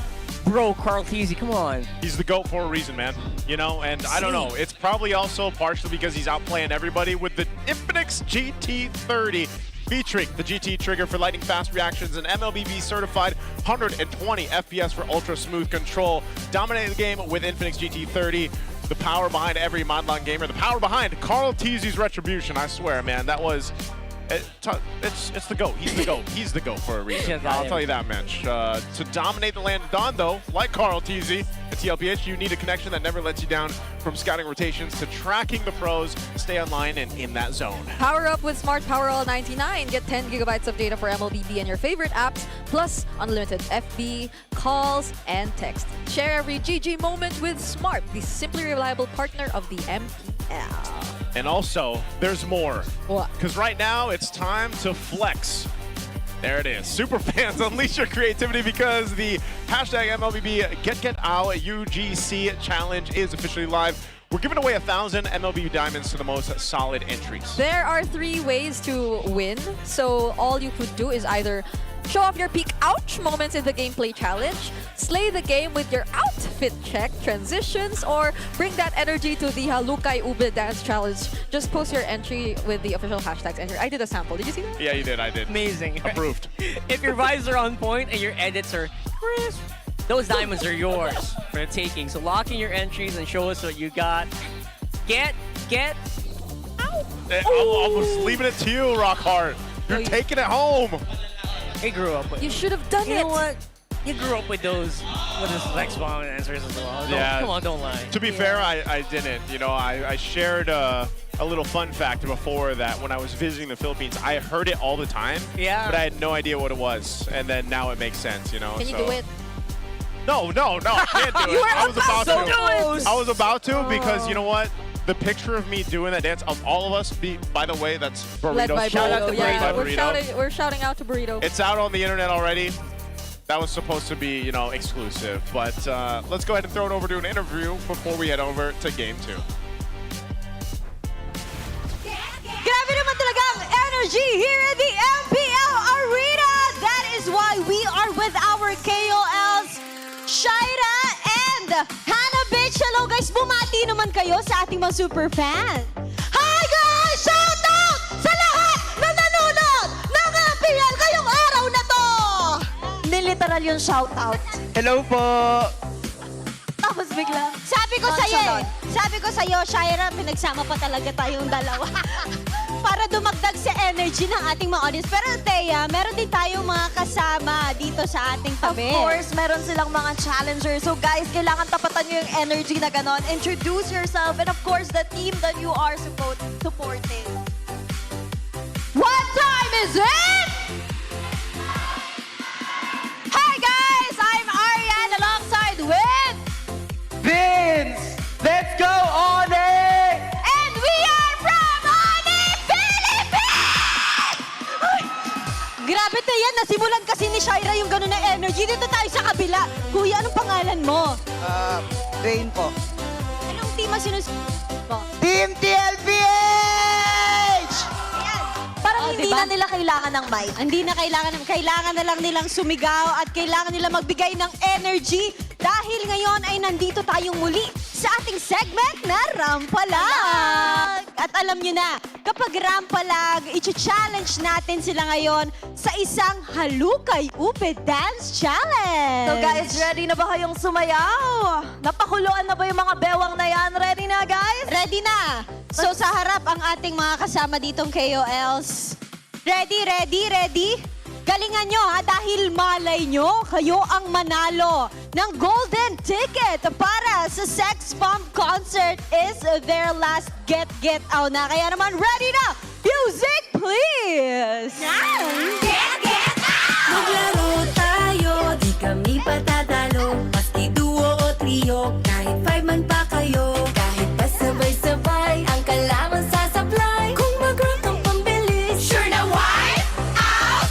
Get out! A beer is a beer, 1 hop, 1 quart, 1 quart, 1 hop is a beer, a beer. A beer is a beer, 1 hop, 1 quart, 1 quart, 1 hop is a beer, a beer. A beer is a beer, 1 hop, 1 quart, 1 quart, 1 hop is a beer, a beer. A beer is a beer, 1 hop, 1 quart, 1 quart, 1 hop is a beer, a beer.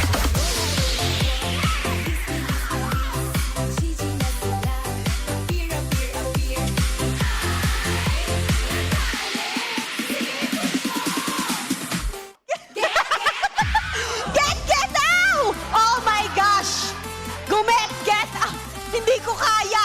Hindi ko kinaya ang mga kaganapan dito sa MPL Arena. Okay ka lang ba, Shaira? Buhay pa! Buhay na buhay kaya! Kinaya mga pinutpuran ng Oh my goodness! Oh my But goodness! of course, those efforts, hindi yan mawawala ng visa because they'll be receiving a get out shirt. Yes! Para sa ating mga KOLs, i-flex nyo naman ang inyong mga t-shirt. And as Thank you so mentioned, much. isa sa kanila yung mabibigyan ng ticket to the next Sex Bomb concert. Okay, oo. Dahil dyan nabigyan na natin ng merch, ang consolation prize. And now, you guys will decide kung sino ba ang mananalo ng golden ticket para sa ating dalawang finalists. Come on here, guys, sa ating gitna. Mag-cheer kayo kung sino ang inyong gusto para kay Ate! At para naman kay Kuya! Malinaw! Malinaw, Odin. Pero sa'yo, malinaw. Sino ang nanalo? Para ito kay Kuya! And there you have it. You have a golden ticket para sa ating Sex Bomb concert. Maraming salamat sa ating mga challengers and of course to our KOLs, Shaira and Hannah Bitch. Get out na! Balik na tayo sa loob ng Light of Dawn. I love it. I love it. I'm glad I'm not doing that, but so much energy. So much energy. I don't know. Maybe she should be a shoutcaster. She literally shouts. You can. Can you do that again? I got hyped. 1/4, 1. What is it? What is it again? 1/4. Appear, disappear, 1 hop, Appear, 1 disappear, quart, 1 hop, 1 hop, disappear. Yeah, I can't keep up. You can do that. You can do that. Nope. ONIC Philippines though, they're going to go blue side and they're going broken walls. Wow, it's actually broken. We're actually going to broken walls. Yeah. Can I just say, I think yesterday in day 1 of MSLTH, we had like 90% of the games on broken walls. You had like 4 series yesterday of Best of Freeze. Yeah. I was actually listening to that. Oh my gosh. Oh, watch party, by the way. Watch party going on for the Liquid fans out there. I'm trying to read the text over here. That's in Sweet Tea by the Coffee Camp. And that's Quezon Street, Antipolo City. And then we have Go Korean Food House, Los Baños, Laguna. Los Baños. Los Baños. And also, yeah, big shout out to all the people in the watch parties because right now, if you tried to come here, I think this was sold out a while ago because, yeah, there is no space here. I guess it's been sold out for quite some time now because of the Golden Rivalry. I mean, imagine, just look at the team intros earlier on, and even before the teams arrived, the audience were already rehearsing their cheers, their, I don't know, victory dances and all that. Yeah. So, yep, we see how solid the fans are actually, and we did expect this to go to a game number 3, so let's see what happens in game number 2. Valor and royalty in a dead body. Here on the blue side, what are they gonna have to like prioritize number 1? Because it's so weird because if you look at the game, if you're watching with us in game 1, or maybe the people that are just joining us right now, the entire game was a team fight. Yeah. I don't think we got a chance to breathe much at all from start to finish of that game. Nope. Until the very end, when it was just like, TLPH just walked in to get the dub. And so... Walked in literally. Yeah, so I think ONIC, it wasn't about really necessarily the draft or anything like that. It's like, they had the game plan. They had the fight back against TLPH. They even had the lead at points of the game. So the draft here, they could go with whatever game plan they have. I think they just need to be able to go ahead and secure those major objectives against Carl TZ, getting those retributions off, which is so funny to say because King Kong was doing it. He was actually the one getting those the early turtles and then even a Lord here and there. Oh, but what can they do? It's like exactly what you need to do is kind of just make sure that they cannot get these heroes that kind of just walk all over you or stampede you. Is that Fredrin? Or it's like the counter stampede, you know? That's what they're trying to do. Because when I see ONIC lose a game, they usually like they look angry. Yeah. When it comes to game 2. So that's actually very good. You don't want to let them experience the Freya, how good that Freya was. Just deny that. But again, on the other side of the coin, they did just let go so many heroes. King Kong on that Harley is a deadly combo. That was a quick choice there by ONIC. Yep. Now that gives Liquid more room to just go Uranus as prioritized here, and now they steal away that Juicin. So it's interesting how we're not really seeing the gold laners being prioritized as much for these two, despite how familiar we are already. Like we bring it up in the broadcast so much. At this point, they should know it by heart. Yeah. But yeah, neither one of those gold laners that we actually mentioned, YSS or Claude, is actually getting touched on the draft. Well, yeah, maybe it will. Maybe there will be a chance here that we actually get to see that because right now this is just so surprising with the way that, you know, we talked about it. They'll pick up the early picks here for ONIC to go with the Alice and then they get the Khalid. No gold laners again, by the way. But or could they consider it now like a carry just to? Oh, they're really not gonna go for the gold laners. Not even. They're saving it for second phase now. I think it's change that's quite evident in this series specifically. But this is Carl on the Suyo. Yes, I actually feel like this is gonna just demolish the level cap. Yeah. You can expect that very early on. But you know what? On the other side, I really do believe that these two gold laners for each of these teams are very mature because both teams are willing to have a lot of gold laners banned out here in the second phase. Neither of them picked one. Yeah. I think also it just shows that they're willing to go ahead and even adapt because we were talking about how teams needed to adapt. Yeah, that's shy. That's shy. She's not shy. She's not shy at all. She does that internationally. She was an M7. Yeah. She just non-stop dances. She does it camera. on stream. She does it on site. She does it Everywhere. online. Oh, those are MLBB female players. That's Keishi. That's Keishi, yeah. We have so many people here Are today. they still Navi? They're Navi, right? Yes. Still Navi. Yeah. All right, there you Because go. wait, isn't the It's ongoing. I was gonna say, isn't the is it the Athena's Cup? It's coming up qualifier? next week, I think. I think they're having qualifiers or something right I now. thought it Are they started qualifying yesterday. today? I thought it was- I think we'll be talking about that later, but yeah, All right.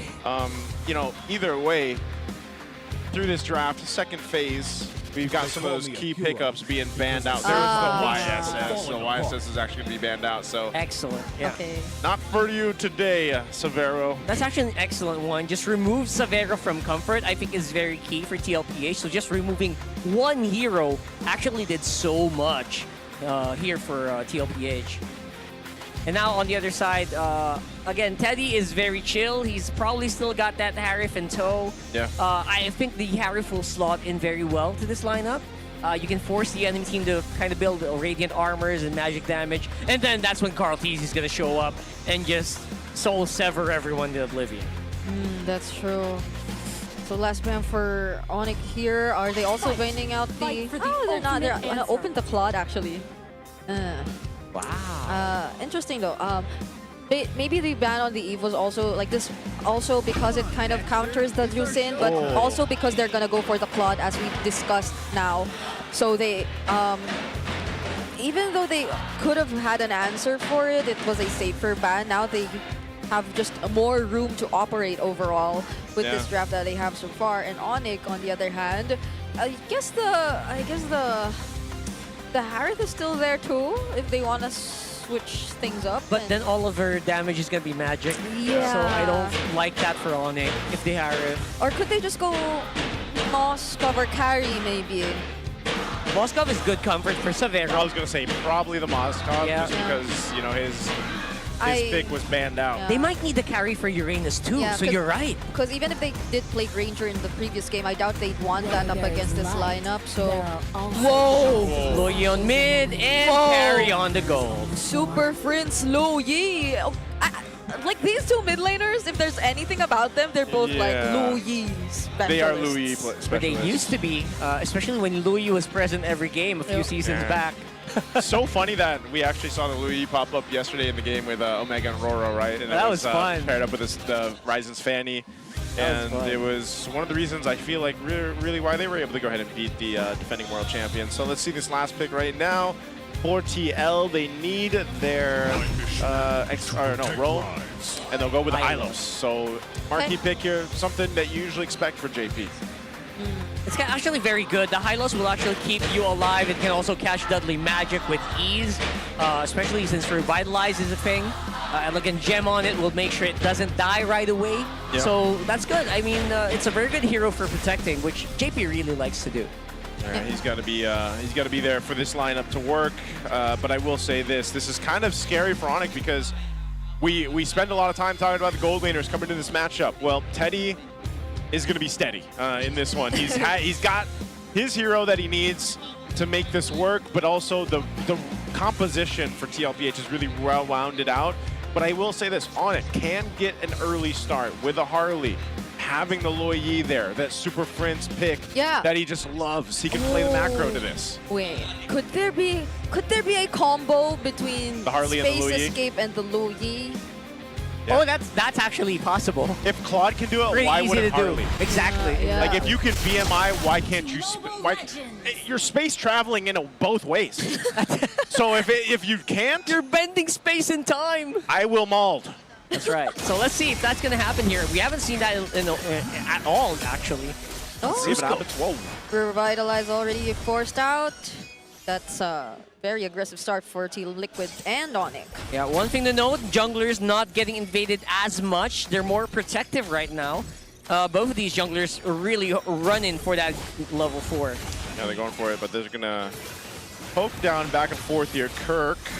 Get a couple shots, and there's the an interaction in with this Luyi, so they'll stop that in tracks. No early burnt flickers aside from the gold lane where Severo looked like he had to go ahead and burn his earlier on in the laning phase. Yeah. And so pretty steady right now in this gold lane. Sad we didn't get to see how that happened, but let's just leave it to the gold laners and their micro going on. So they're still duking it out. I mean, he's so aggressive there. You can see them just battling out. Gonna go ahead and pick up these defensive boots first off. And I don't mind this tempo especially. What we're seeing here is obviously Carl TZ will try to maybe get something done. He wants to get that level of advantage. That's King Kong's instinct as well, but this and this hero, he actually will be able to go for an earlier gank. Yep. But there's just very few places to gank here, actually, for both of these junglers. It's so hard to gank the XP. Mid lane's very controlled. The gold lane is also very far away from rotation. Yeah. So we'll probably just see all the action erupt on this turtle. Yeah, for the objectives right now, and that's why, but Deadly Magic? JP could be in trouble. He doesn't have to revitalize, and that's gonna be first blood for ONIC here. That kill went over to Brusco. And the kill went over, but it looks like TLPH still wants to go in and contest with Carl TZ here. Whoa. Just shot off with a Queller. Oh, that's a touch from Carl! Touches the Throne of Ruin. Now could they still go for the fight? Sanford looking at these targets. Knock up from Sanji! And Carl TZ with a double kill straight into the purple buff. Yeah, that was crazy. Sanji doing much of the heavy lifting in terms of damage. Sanford up on front, keeping him alive. Such good dynamics from those 3 players in that instance. And that's 2 kills in the hands of Carl TZ. He doesn't have the Sky Piercer just yet, but he's definitely building into it. And, that's one of the things, man. You get this Suyo off to a start. Sanford's feeling pretty early. good. Yeah, he's Because it's one of those things where the scaling, look at this. Oh. And he still doesn't have a Sky Piercer just yet. It's a 3-0 Suyo in the early game. Oh my goodness, you don't want to see that. No, You don't want to see that if you're ONIC. Not if it's Carl, because you give him a level advantage. You give him more leeway to just keep going at those objective fights. Yeah, you don't want to be an item behind, especially if it's a Harley versus a Suyo. Yeah, it's going to be really difficult. Whoa, no. Sanford, is he going to survive? Is he It looks alive? like- oh, good pickoff. Coming out, they needed to find an answer. I think, you know, Sanford, you got to check your recalls a little bit now, too. What is with these XP laners? They felt the heat, man. They're like, you know what? We've had enough of this. We're going to take him out. So Sanford even burned the flicker there, but that was just a whole bunch of bodies looking like they're going to go for Brusco. Okay, could they trade it down here? Yes, they will. Carl T's like, man, JP, I need the stack. I just built the Sky Piercer. Serves it on a silver platter, That's right probably how in the your comms face. went. I like that. Well, and what shocked me is how easy they were able to pull it off. So if you're ONIC in your mind right now, you cannot be isolated. The moment you get isolated, there's probably Carl Tizzy on the side trying to get some damage into you, and you don't want that. Yeah. Okay, Brusco is here. ONIC's definitely got to stop the stampede right now because it's definitely starting. They're in a trot for TLPH. Little diversion is going to be used. Where'd they go? They do have down the mid. Right on the mid. Okay, Kirk still catches up with the Throne of Ruin, but Sanji's ready with that Crimson Beacon. Kirk now getting shredded. Carl TZ! Now that's a stack. Yep, and this is just, again, continued snowball, not just for Carl Tizzy, but for Team Liquid as they go ahead and have a clear way for the second turtle. Man, the ball is rolling and Carl Tizzy is feeling it on the Suyo. Again, one of the most prolific assassin players in the game, not even just in the league, probably in the whole world. Yeah. So we're seeing basically a masterclass of how to play a Suyo here. Oh, this is just so sad for a Khalid. Oh, it's just so sad for a Khalid roam. Okay, he's going to be able to heal, but man, this is, it doesn't feel good to be in this position if you're Brusco because you're trying to even just simply provide vision and your life is on the line just trying to do that. Yeah, that's all you're doing. Okay, Sanford again. Flicker already used. Throne of Ruin once again. That's going to be 4 members on Sanford. Now TLPH trying to look for the engage. It's going to be Kirk, knocked up first. Is quite damaged, but not in front of Carl. And they're not done. They're not done. They're chasing. And again, there's just not much you can do since you already used up all your ultimates on Sanford. Yeah. All 4 of them. Sanford is definitely taking the attention of ONIC.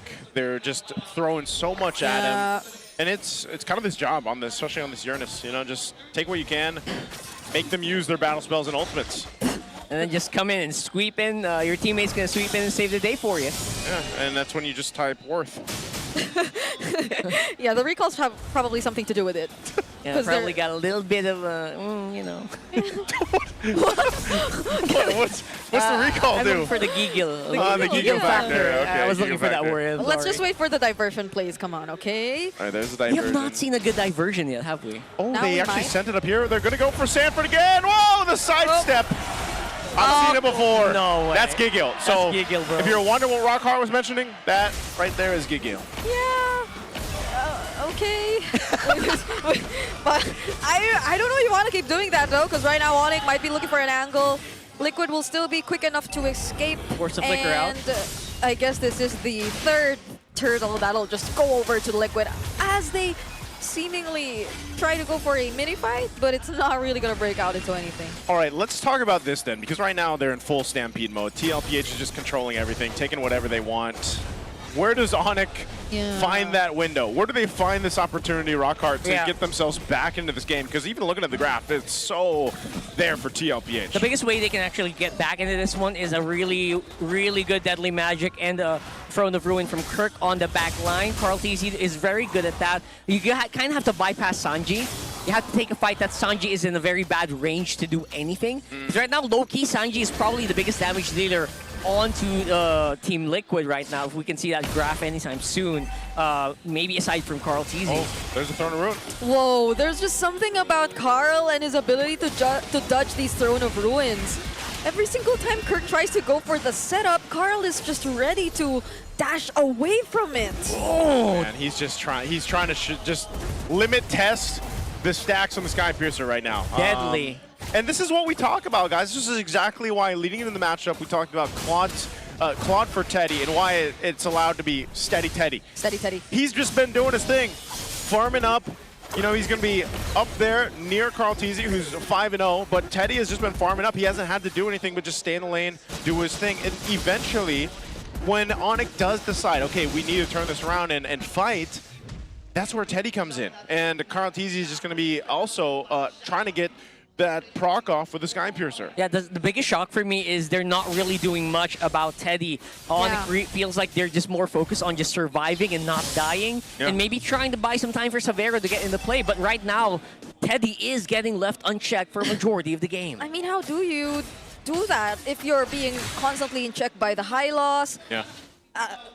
You see the Uranus just recalling in front of your face, and it's just these two heroes that are required for Liquid to keep ONIC in check, and that's not helping the kind of playstyle we're used to seeing from the Sonics. Teddy going in, keeping that Lord in check, and it's just going to be taken down very, very quickly.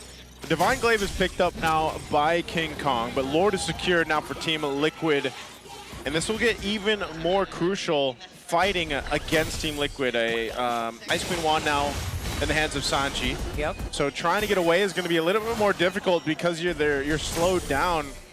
And so Team Liquid, with this kind of lead, with this kind of advantage, can actually force themselves potentially into the base. I don't think they're going to obviously win off the first Lord push. We still have the Holy Defenses to take into check here, but ONIC might be forced into a fight that they don't want to take. Oh, Deadly Magic is used. And Sanji's fine here. JP going up with that carpet, just pushing him back. And they still have a Lord Wave. Okay. That's a Malefic gun already Malefic Roar already secured here by Carl Teasy. Oh, I just imagine the damage he could throw out if he actually finds either King Kong, Super Prince, or Savero. I think even for Savero, this is like, you know, has he had enough time to come online on this carry right now? But even if he has the items, I think more than ever, the difficult part is actually getting into these team fights because you know, Carry obviously doesn't have that much range. He's only got a Golden Staff and a Corrosive Scythe, so he doesn't even have that little defensiveness that he needs. Usually the Wind of Nature, or at least something, even to stay alive. We're definitely waiting for that Malefic gun. Yeah. Right? That's that fourth item. It's taking so long. It's way too long. The shields are going to drop. Sanji, he just decided to go in. That's the Throne of Ruin from Kirk. Could they find something out of this? But Carl instead just goes for the monster kill. Kirk still looking for, or is trying to sustain, but instead just becomes a double kill for Carl once again. It's at 7-0-1. Yeah, that doesn't feel like there's anything that King Kong could have actually done more or even better. Same with Super Friends, right?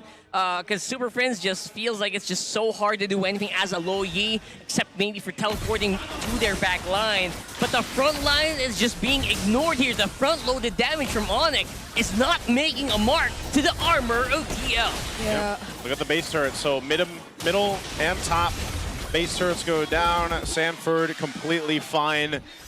Hasn't really had to do much this whole game except die a couple times when ONIC decided to throw themselves at him, but they might want to take this last base turret down. Oh boy. Oh, they want to fight. Yeah, they're going to take these heroes one by one. It's going to be Kirk first. Fortunately, he's a bit tanky, so Team Liquid and Philippines aren't able to deal with him just yet. But now they are. Legendary for Carl on this Suyo. There goes the recalls. King Kong already have HP with just a single Queller, and there's a minion inside the base. Another. Brusco not able to sustain. That might be the end. They know this wave's pushing down the mid. Yep, they have a wave accompanying them. A flicker from 40. Now it's Teddy just locking on the base, and Liquid are taking this series. It's a sweep for the Cavalry. That was just instrumental, surgical here for TLPH. Didn't even have a team fight at the very end. Man, a sweep is not what I expected here for our Golden Rivalry. But you can see how happy they feel about it. Team Liquid now sitting at 7-0. Yeah. The first half of the regular season, they just ran through everybody. Clean. It's a perfect first half. Yeah. I might actually have to side with the hot take from Joshy Takes. The Joshy take. The Joshy take of if they went 7-0, they're going 14-0. They might go 14-0 here, man. Sounds very accurate. The way that they actually dominated ONIC, especially in this one, it didn't feel like there was a pushback. If you notice in that last one, it was just they were picking off targets one by one. There was very few options for ONIC to actually fight back. Trying to deal with eventually a 9-0 or an 8-0 Carl TZ Suyo stacked up out of his mind.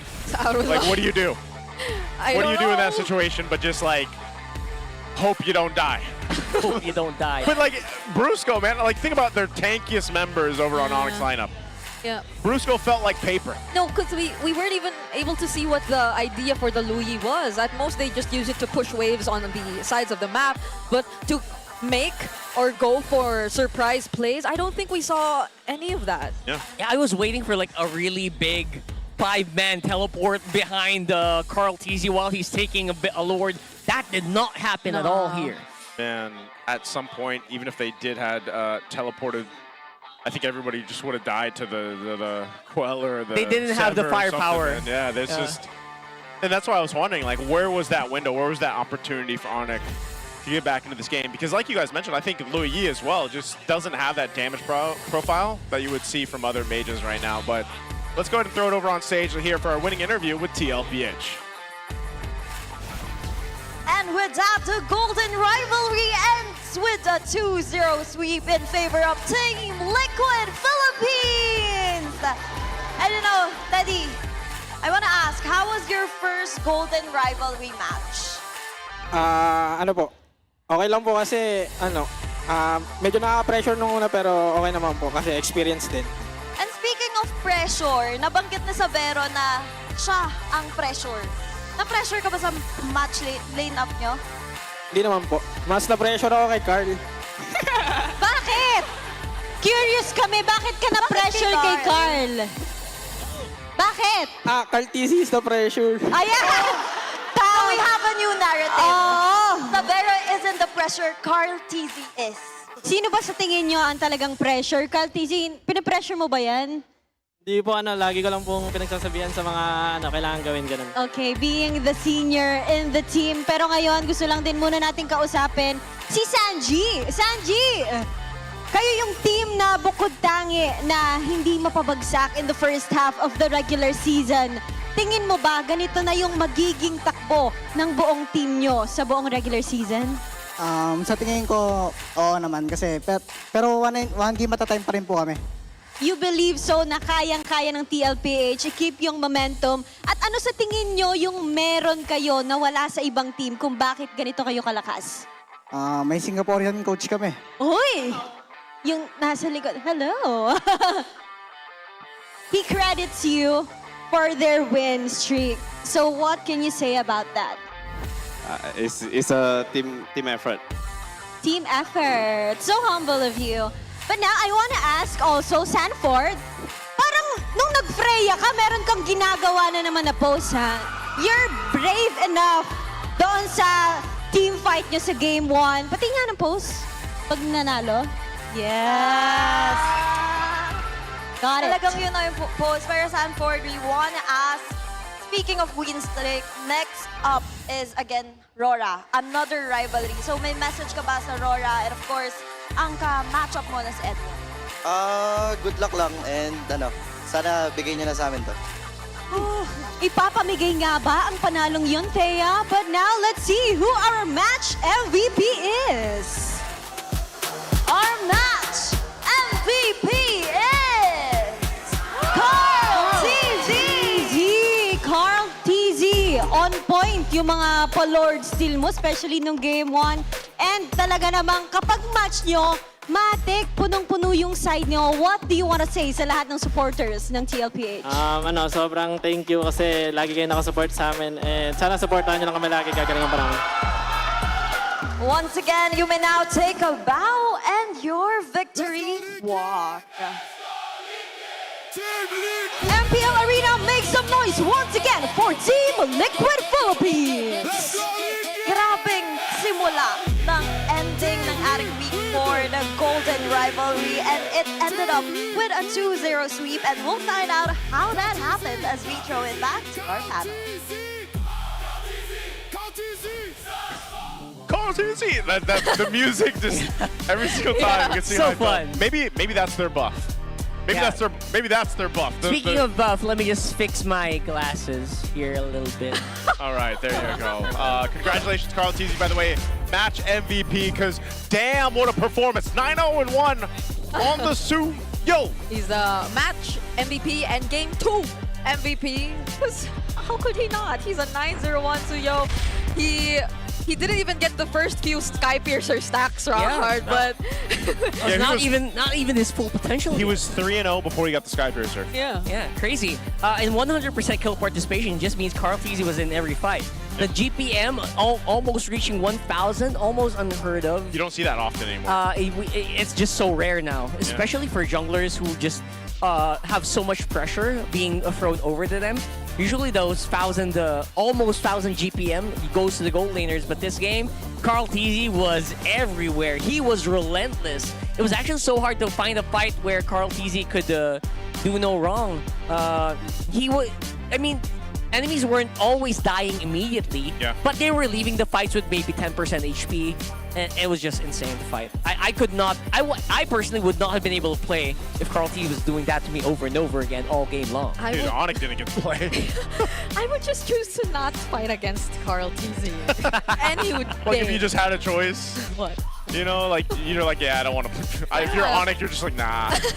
Like if you're any team going against Carl, Can we ban the person? Anyone want to swap roles today? They tried to ban the person too. They tried to ban the person. They tried to ban like a lot of the other junglers are still available there, but I think it was funny too because at the end there, because coming into this match, we really highlighted the gold laners and Teddy just. I mean, at the end, he had 3 assists, and then he was just like, you know what? You guys do your thing. I'm gonna lock on the base. He's just so happy. He was just so happy to be there. That's what it feels like. That's what I'm saying. It's steady. He's steady Teddy, especially when he gets clawed. He's always smiling, by the way, if you guys don't notice. Yeah. He's always smiling. I think he's just happy to be here, you know? He's smiling even when he's pressured by Carl TZ. Yeah. Because he is the pressure. For him, Carl TZ, you can't take the pressure, man. You know? We're already building it for Severo. We're building it for Severo. What are you doing, bro? Severo, by the way, started that. It was in his first interview where I don't know if he actually intended it or not at the time, but it stuck. It sounds like a translation thing, right? Yeah, it could have been a translation thing because he mentioned that he was the pressure. And then he did actually end up saying it, I think, in their last match with their interview, where he's like, yeah, I'm the pressure. But he didn't really get to do anything. Honestly, it wasn't even just a Severo thing. It was just the entirety of ONIC didn't get to play because of the way that Team Liquid just stampeded them, man. This is a 12-minute game, guys. Like, this is 12 minutes. About as dominant as it can get. And Team Liquid has done that multiple times against multiple teams. So, I don't know. Maybe teams will figure something out in the second half of the regular season. But real quick, let's go ahead and listen in on our Infinix mic check to see how this sounded for TL. Mag-blink out pa. Pwede natin ito alis. Gold player. Hindi bumalik. Bukas ng pinger. Kaya. Ay, Ford, go for it. Kaya lang. Tundra muna. Basag mid. Walang flicker alis. Go nyo, pre. Walang flicker, pre. Alis muna. Walang flicker alis. Patay tangat mo lang. Okay lang. Pulser. Ingat ulit top 10. Okay, copy. As long as makaka-trade kayo, pre, okay lang ako mamatay. Wala dyan sa blue. Wala. Tara. Luhi. Bigyan ka na. Okay, Gary, bita ka. Kaya, boys. Kaya. Pat. Ali. Boy pa ako. At muna. Boy. Back him na. Wala ko push pa ako, pre.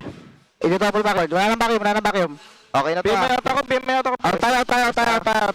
Lagyan tayo. Takbuhan na yan. Tapos na to, pre. TP Uwi na ako Pag ngayon masyado. Wag pre. Chill. Lord tayo, Lord 30. Ay, pilit. Tinakali. Dito. Kalit mo na. Pwede pa isa. GG, boys. Tara. Basic! That's our infinite mic check. What did he say at the end? I couldn't. Nice G? Nice G. Nice G. And that's the only thing he said because he was just like. I have a favor. Please rewind the whole thing. Yeah. Teddy didn't move all. Watch Teddy. Watch Teddy, please. You guys can also watch the Athena Cup right now. The battlefield is set. We officially have the top 10 teams locked in for Season 2. Yep, huge congrats to our qualified teams, Ren, X-Touch, TNC Kaiserin, Deity, Voltes PH, RV Mate, and UX. They now join our direct invites. Navi, TL Academy, Wings PH, and Minerva Empress. Of course, there isn't a local, this is only for local supremacy. They're going to have a chance to reach MWI and be seen on the global stage. So catch the action on MPLPH's official social media pages. Good luck to the women teams out there. Hopefully we get to see them all for MWI. Now also the wait is over. The MCGG Rising Stars Season 5 is officially back. And the stakes have never been higher. We've got the top 8 contenders from 8 divisions all vying for that #1 spot. Will the fan favorite division take the crown, or are we in for another legendary dark horse upset? She could probably do the voiceover for that. It all comes down to this. So catch the semifinals on April 25 and the grand final on April 26.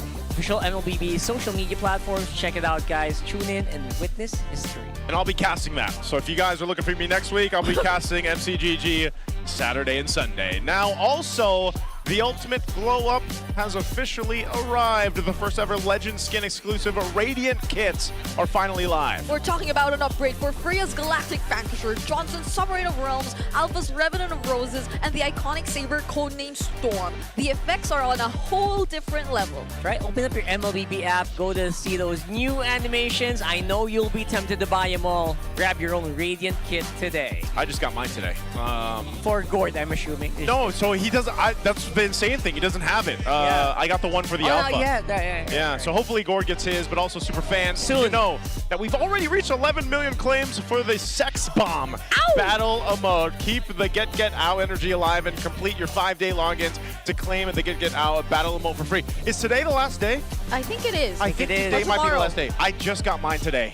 Good job. I got mine yesterday. Thank you. No, we all have it. We all have it. Very good. Very good. They look like this, by the way. Get Out. So if you want to spam this, go for it. That wraps up our Golden Rivalry match. We still have one more match for you guys after this. There's going to be a bit of a break because this was a sweep. So, you know, it's Sunday. So I hope you guys go ahead and get your food ready. It is around dinner time or so for some people out there. So grab your dinner. We still have a second match later on. We'll be back after this, but we're going to throw it on stage real quick for a little interview. MPL Chala, are you ready for the day? I don't want you to have FOMO. That's why, to those who are watching from home, we have a little side report for you. That's TLPH getting a sweep against ONIC Philippines. And let me know in the chat, what do you want to know about the happenings in the MLBB world? Okay. Let's see in the chat. Oh, it's MPL ID. Okay, from MPL ID, mga team din sa Golden Rivalry ang naglalaro. And that's ONIC, laban sa kabalyero ng TLID. Swinip din na Kelra at Kyrie kanina matapos ang Week 4 sa tutok ng standings. At may laban din sa ang kababayan nating sina Eman sa BTR kontra RRQ. Pati na rin sina Baloyski laban sa Dewa United Esports. Okay, Chad, what do you want me to play next? MPL MY? Okay. There's 2 matches scheduled for MPL Malaysia Season 17. The reverse sweep naman ng Invictus Gaming, ang team race sa unang series para umangat ng bahagya sa standings.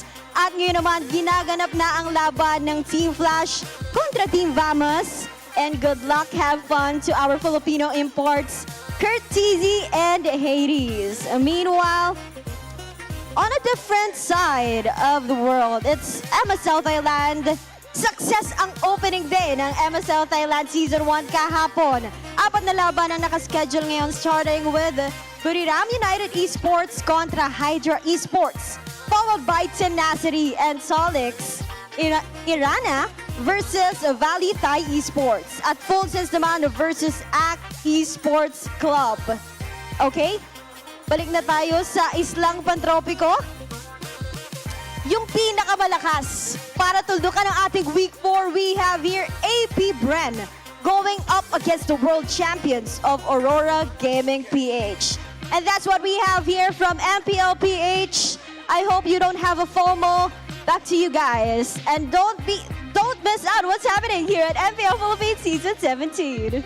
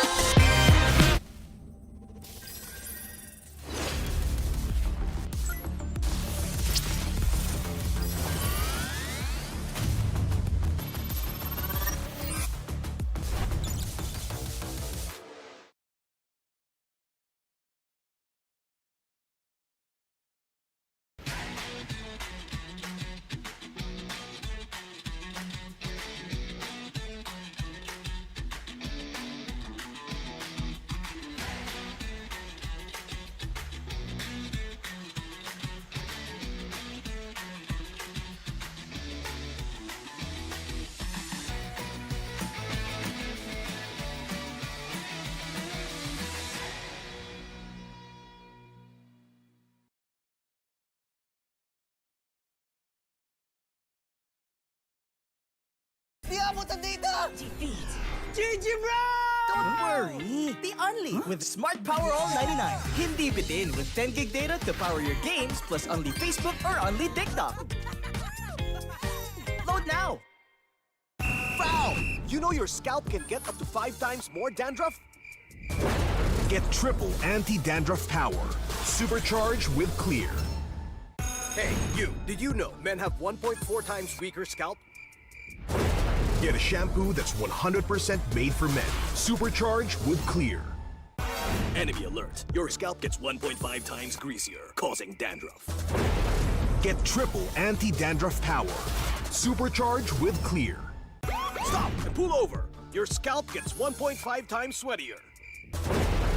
For cooling power, supercharged with Clear.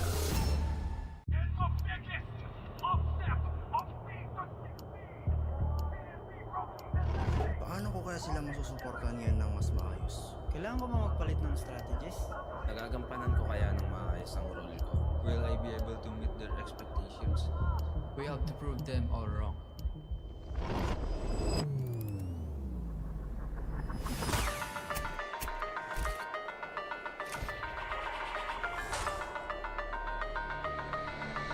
Time to win.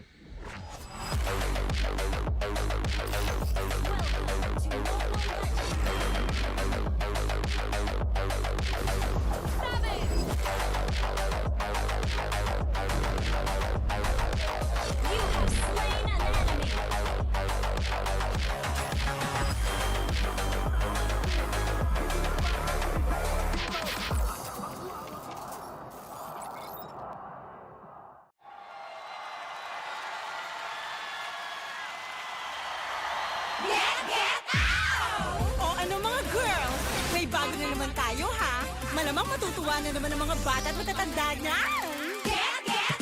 Maglaro tayo, di kami patatalo. Maski duo o trio, kahit 5 man pa kayo. Kahit pa sabay-sabay, ang kalaban sasablay. Kung mag-rank ang pambilis, Sure na wipe out!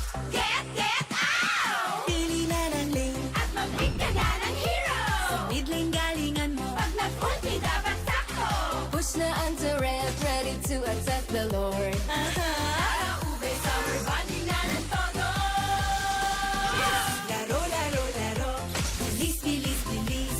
GG na sila. Appear, appear, appear. Ay! Natali! Sige, push mo! Laro, laro, laro. Bilis, bilis, bilis. GG na sila. Appear, appear, appear. Ay! Natali! Sige, push mo! O ano? Sasali ba kayo? Lahat ay masaya. Pwede dito kahit sino. Nasaan ka man, nasa bahay o trabaho, pwede niyong laruin to. Success pag tayo ay panalo! Appear, disappear, one half, one fourth, one fourth, one half, disappear, appear. Appear, disappear, one half, one fourth, one fourth, one half, disappear, appear. Appear, disappear, one half, one fourth, one fourth, one half, disappear, appear. Appear, disappear, one half, one fourth, one fourth, one half, disappear, appear. Laro, laro, laro. Bilis, bilis, bilis. GG na sila. Appear, appear, appear.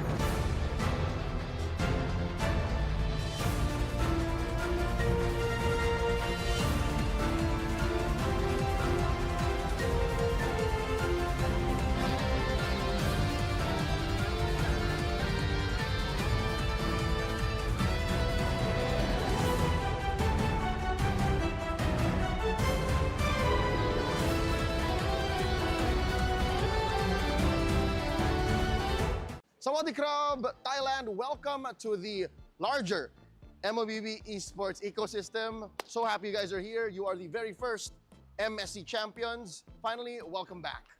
To all of the Filipino players and coaches playing in MSL at Thailand for the very first season, good luck sa inyo. Patuloy niyong iwagayway ang Filipino banner. Siyempre, tayo pa rin #1, pinakamalakas na region sa buong mundo. Show them what Filipino MLBB excellence is all about. Watch MSL Thailand. It's their maiden voyage into MLBB esports. The season will run weeks long, so let's check out what kind of action comes out of Thailand. And of course, follow all of MSL Thailand social media on all of their platforms.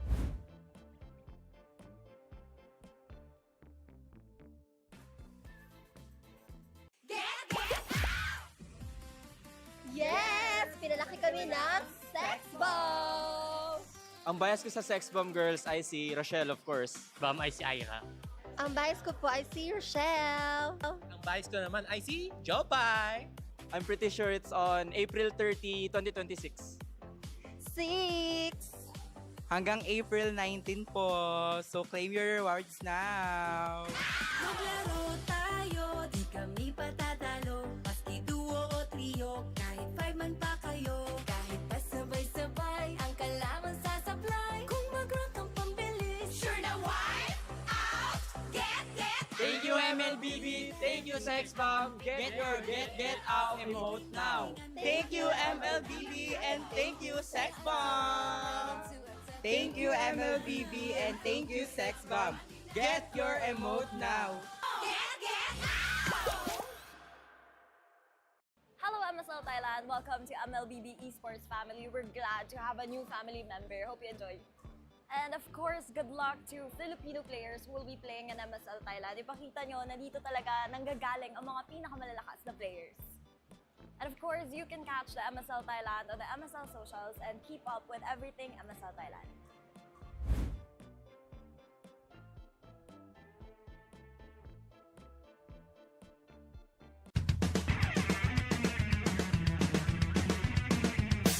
Usapang meta for today's class. Excited na ako! Meta? May itatagos kaya? Good morning, teacher! Hello class! So matanong ko lang, sa Scream, sino yung madalas nagsastruggle? Ako po, ma'am. Nahihirapan po kasi ako sa shot call kasi isa lang po yung gusto ko tumatawag sa akin. Oh, shit! Teka class, tama! Importante ang comms, mapa in-game or relationship, di ba? Relate ka, ma'am? Secret! Anyway, next question tayo guys. Tingnan nyo itong draft. Sino dito yung nag-overcommit sa top lane? Uy, naku! Parang support ata yun, ma'am. Ay nako, bagsak ka sa counterplay. Huwag ka kasi clash ng clash kapag hindi ka pa crush. Ay, para iwas crash! Oh, shit! Plus 5 points ka sa hugot, ma'am.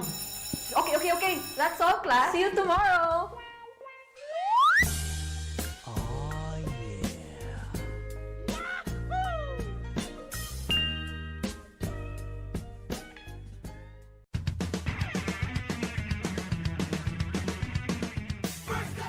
Hello Thai MLBB fans! Welcome to the MLBB family. And sa lahat ng mga Filipino sa maglalaro sa Thailand, good luck sa inyo sa first season ng MSL. And sa lahat ng mga fans ng MLBB, especially dito sa MPL Philippines, please support MSL Thailand as they are going to be running their first season and supportahan natin ang ating mga Filipino players. So huwag niyo kalimutan na manood April 18 hanggang April 19. Abangan niyo kami dyan.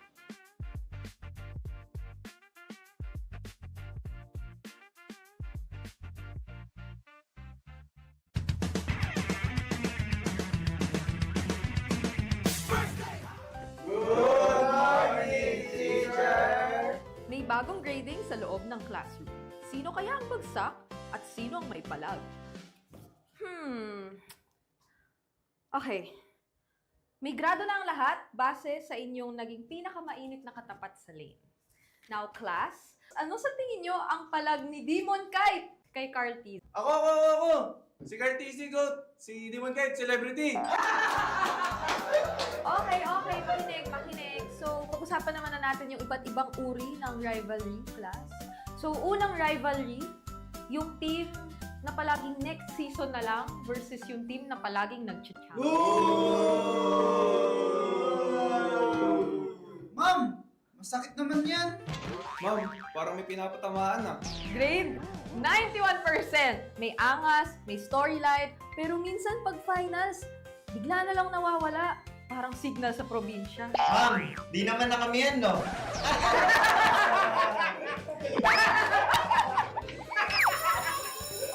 that's all, class. Don't forget to study your rivals kasi next week I graded recitation math to state.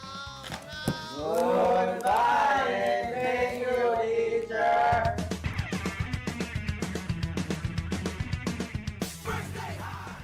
Thailand, I'm so very happy that you finally have a big MLBB Esports League there. Welcome to the family, to the global MLBB Esports family, and I'm so excited for all the successes that's ahead of all of you. Mga kabayan, dyan sa MSL Thailand, good luck sa inyong lahat. Sana isa sa inyo ay maging kampiyon na kaagad para makita natin talaga yung lakas ng Pinas. Have fun there, make a lot of friends, make a lot of awesome memories. Good luck sa MSL Thailand, guys. Don't forget, you can only catch MSL Thailand on the official MSL Thailand socials and channels. Watch there.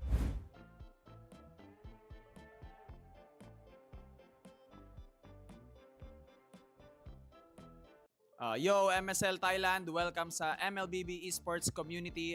Sana magkita-kita tayo sa internationals.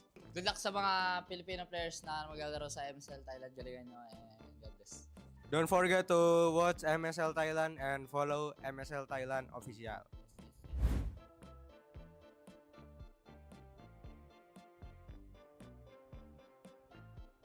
Hello. Okay guys, so message ko kay Carl TC, good luck like a flower in the desert. Message ko kay The GOAT, good luck. Katok. Sana sana assassin ka ngayon, sana assassin. Preparations namin ngayong laban versus Team Liquid since the Golden Rivalry daw. Ibaban namin lahat ng hero ni The GOAT. Ban namin lahat ng hero niya. Tapos bigla siya magfa-funny sa amin, na-predict na namin. Ayan na daw message niyo sa Golden Rivalry, paparating ko sa kanila. Kaya ba, ano masasabi niyo? Golden Rivalry pa ba kahit wala na si Oheb Kelra? Parang new generation na guys eh. Kaya ba? Parang TLPH lang card. Uy, ba't may ONIC Sabero dito? Outplayed ka na agad. Ayan, inaurahan na agad si Teddy. Sa lobby pa lang, may Sabero. Ay, Sabero versus Sabero versus Teddy. Claude Teddy or Harit Sabero? Or YSS Sabero. Ooh. Sinong angat? Ano yung mayabang mit? Oh, you said 100% Teddy Claude. No, I thought. Di wag mo muna masyado mainit. Friends muna tayo, friend. Okay, super humble. Sana di magwala si The GOAT, guys. Sa mga nagtatanong ng buff namin, ang tunay na buff namin ay ang mga Sonics. Offline and online.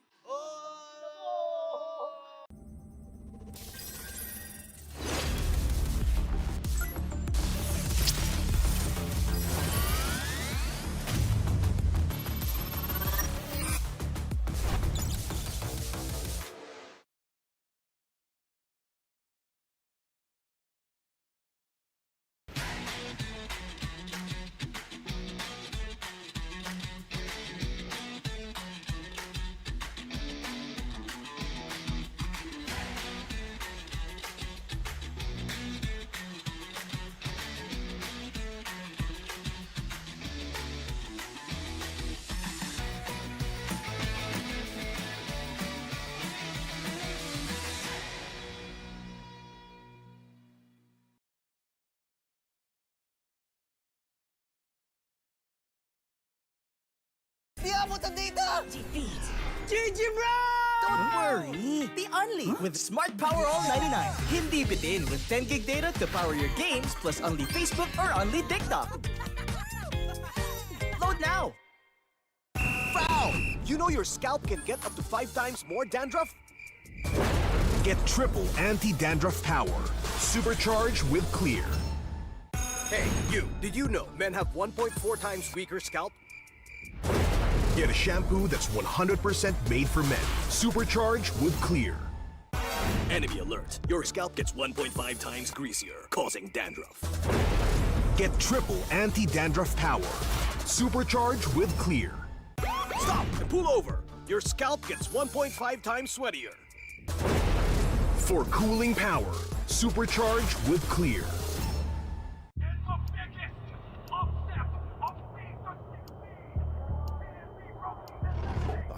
kaya sila masusuportahan ngayon ng mas maayos? Kailangan ko ba magpalit ng strategies?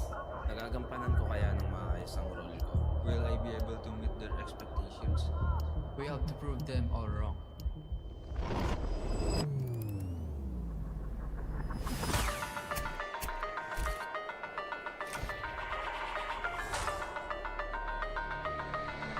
It's time to win.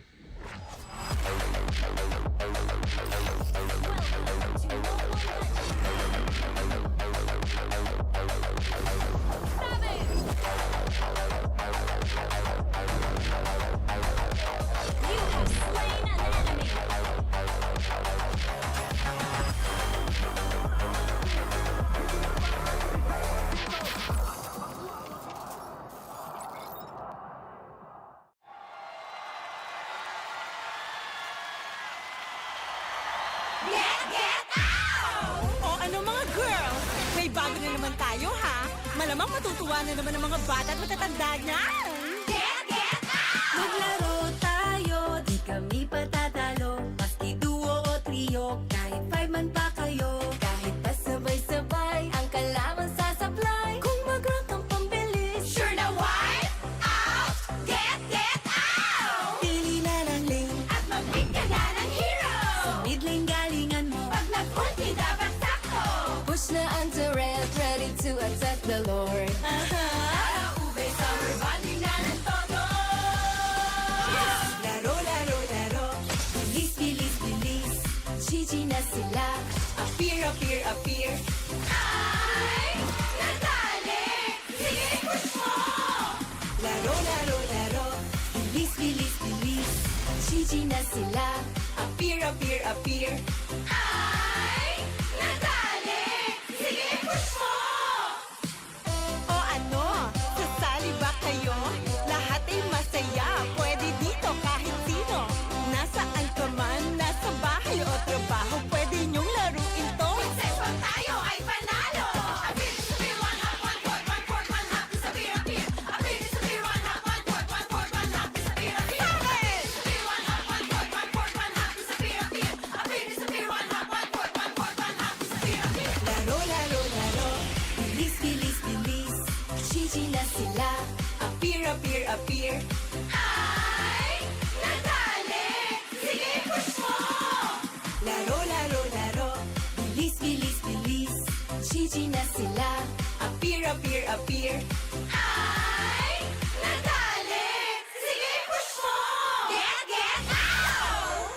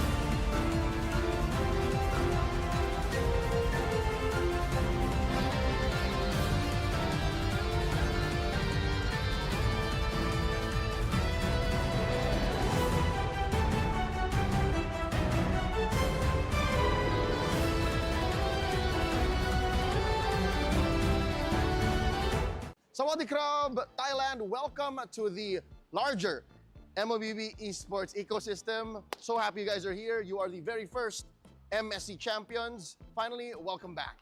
To all of the Filipino players and coaches playing in MSL at Thailand for the very first season, good luck sa inyo.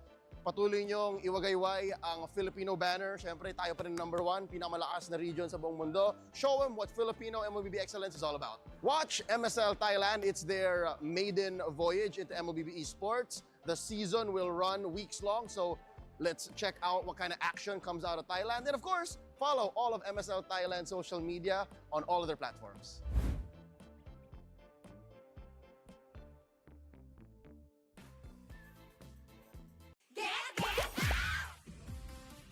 Yes! Pinalaki kami ng Sex Bomb! Ang bias ko sa Sex Bomb Girls ay si Rochelle, of course. Bomb ay si Ira. Ang bias ko po ay si Rochelle. Ang bias ko naman ay si Jopay. I'm pretty sure it's on April 30, 2026. 6! Hanggang April 19 po. So claim your rewards now.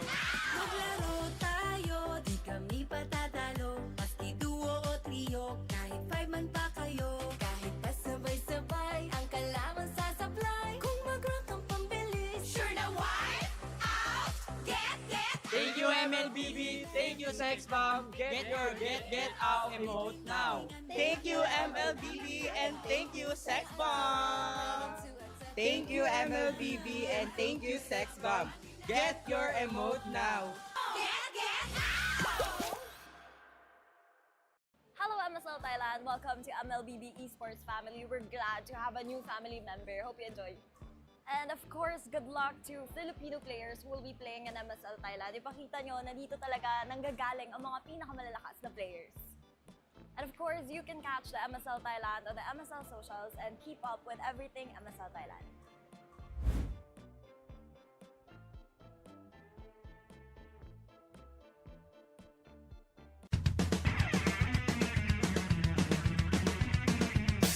Usapang Meta for today's class. Excited na ako! Meta? May itatagos kaya? Good morning, teacher! Hello class, so matanong ko lang, sa Scream, sino yung madalas nagsastruggle? Ako po, ma'am. Nahihirapan po kasi ako sa shot call kasi isa lang po yung gusto ko tumatawag sa akin. Oh, shit! Teka class, tama. Importante ang comms, mapa in-game or relationship, di ba? Relate ka, ma'am? Secret. Anyway, next question tayo guys. Tingnan nyo tong draft. Sino dito yung nag-overcommit sa top lane? Uy, naku! Parang support ata yun, ma'am. Ay nako, bagsak ka sa counterplay. Huwag ka kasi clash ng clash kapag hindi ka pa crush. Este para iwas crash! Oh, shit! Plus 5 points ka sa hugot, ma'am. Okay. That's all, class. See you tomorrow!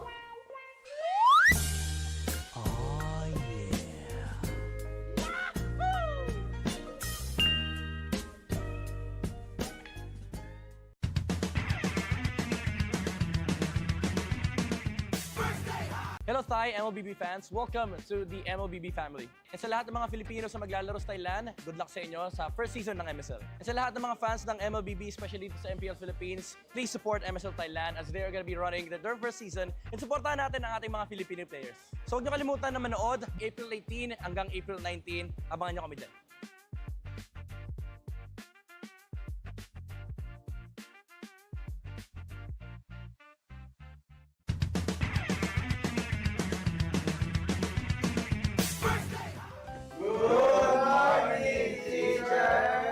May bagong grading sa loob ng classroom.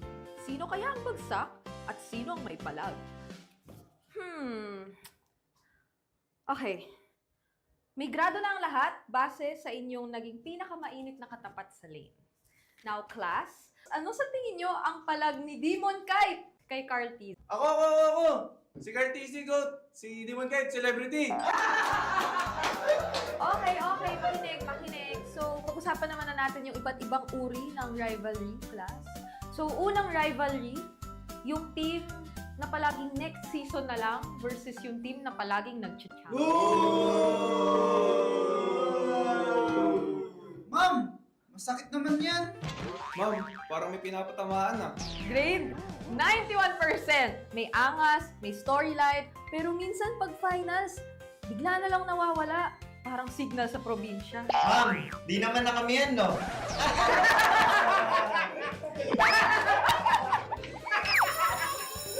that's all, class. Don't forget to study your rivals kasi next week ay graded recitation na sa stage. Goodbye and thank you, teacher!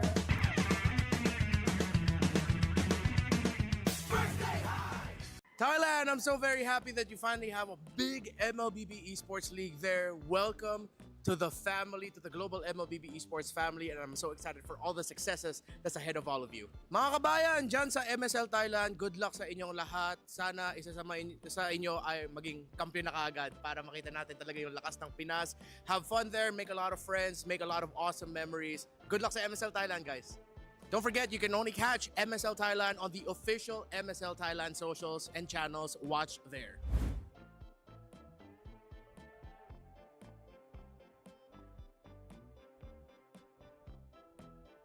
Yo, MSL Thailand, welcome sa MLBB Esports community. Sana magkita-kita tayo sa internationals. Good luck sa mga Filipino players na maglalaro sa MSL Thailand. Galingan nyo and God bless. Don't forget to watch MSL Thailand and follow MSL Thailand official.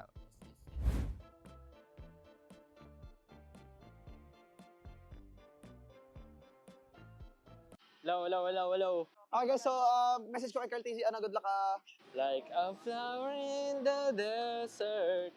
Message ko kay The GOAT, good luck.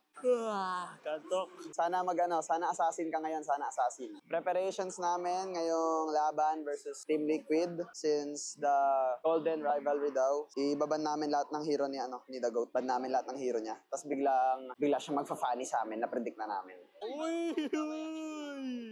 Ayan daw message nyo sa Golden Rivalry, paparating ko sa kanila. Kaya ba, ano masasabi nyo? Golden Rivalry pa ba kahit wala na si Oheb Kelra? Parang ano yan, new generation na guys eh. Kaya ba? Parang TLPH walang card. Uy, ba't may ONIC Sabero dito? Outplayed ka na agad. Ayan, inaurahan na agad si Teddy. Sa lobby pa lang, may Sabero. Ay, Sabero versus Sabero versus Teddy. Claude Teddy or Harit Sabero? Or YSS Sabero. Ooh. Sinong angat? Ano yung mayabang mit? Oh, you said 100% Teddy Claude. No, I thought. Di wag mo na masyado mainit. Friends muna tayo, friend. Okay, super humble. Sana di magwala si The GOAT, guys. Sa mga nagtatanong ng buff namin, ang tunay na buff namin ay ang mga Sonics. Offline and online.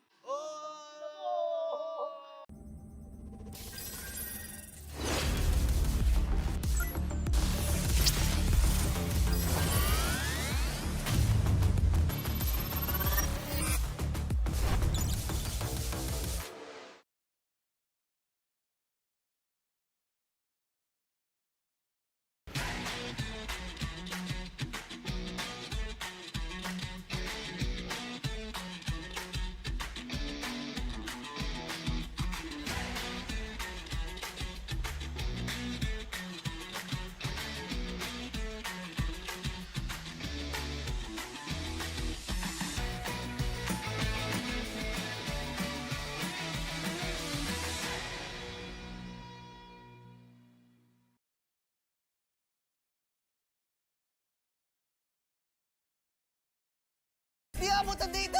Defeat. GG bro! Don't worry! The Only with Smart Power All 99. Hindi bitin with 10 gig data to power your games plus only Facebook or only TikTok. Load now! Foul! You know your scalp can get up to 5 times more dandruff? Get triple anti-dandruff power.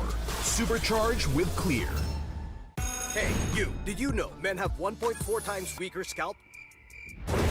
Get a shampoo that's 100% made for men. Supercharged with Clear. Enemy alert. Your scalp gets 1.5 times greasier, causing dandruff. Get triple anti-dandruff power. Supercharged with Clear. Stop and pull over. Your scalp gets 1.5 times sweatier. For cooling power, supercharged with Clear.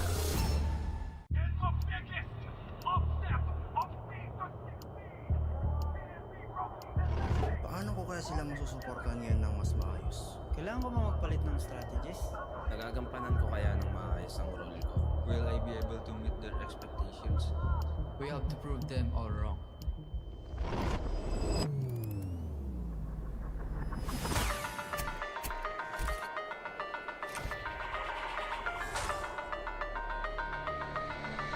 Time to win.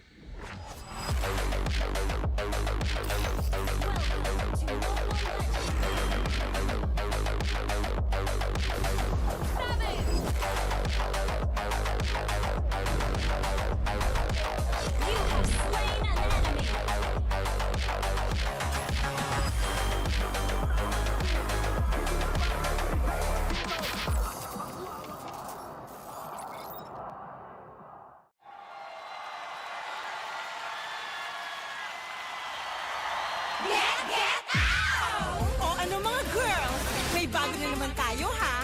Malamang matutuwa na naman ang mga bata at matatanda niyan. Maglaro tayo, di kami patatalo. Maski duo o trio, kahit 5 man pa kayo. Kahit pa sabay-sabay, ang kalaban sasablay. Kung mag-rock ang pambilis, sure na wipe out! Get out! Pili na ng lane, at mag-pick ka na ng hero. Sa mid lane galingan mo, pag nag-ulti dapat sakto. Push na ang turret, ready to attack the Lord. Para ube, summer bonding na ng todo. Laro, laro, laro. Bilis, bilis, bilis. Gigi na sila. Appear, appear, appear. Ay, nadali. Sige, push mo. Laro, laro, laro. Bilis, bilis, bilis. Gigi na sila. Appear, appear, appear. Ay, nadali. Sige, push mo. O ano, sasali ba kayo? Lahat ay masaya, pwede dito kahit sino. Nasaan ka man, nasa bahay o trabaho, pwede niyong laruin to. Successful tayo ay panalo.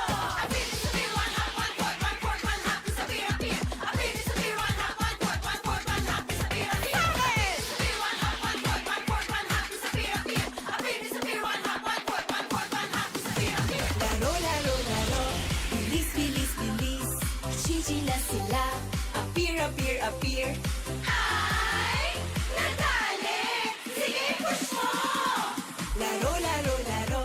Bilis, bilis, bilis. Gigi na sila. Appear, appear, appear. Ay, nadali. Sige, push mo. Get out!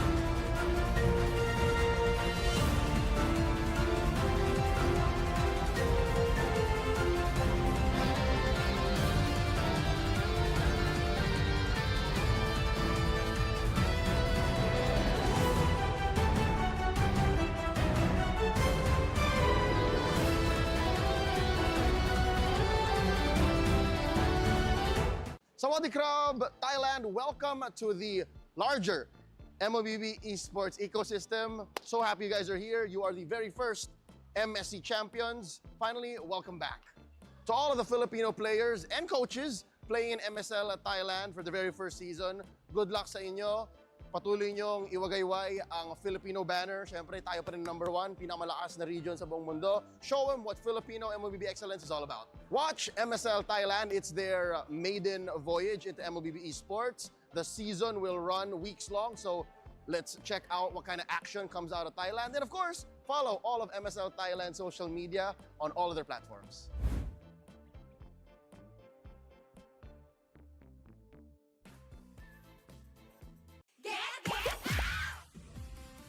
Yes! Pinalaki kami ng Sex Bomb! Ang bias ko sa Sex Bomb girls ay si Rochelle, of course. Bomb ay si Ira. Ang bias ko po ay si Rochelle. Ang bias ko naman ay si Jopay. I'm pretty sure it's on April 30, 2026. 6. Hanggang April 19 po.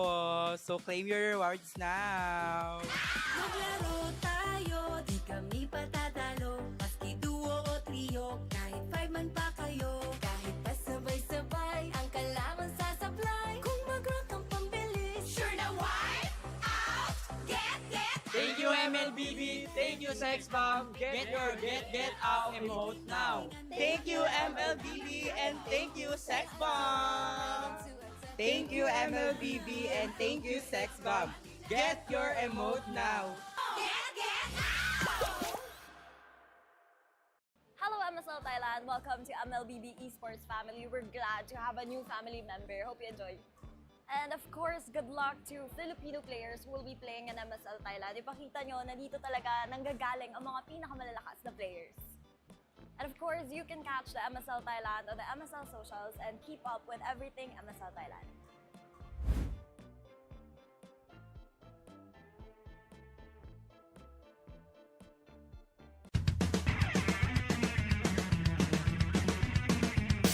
Usapang meta for today's class.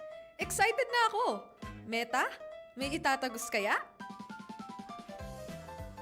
Good morning, teacher!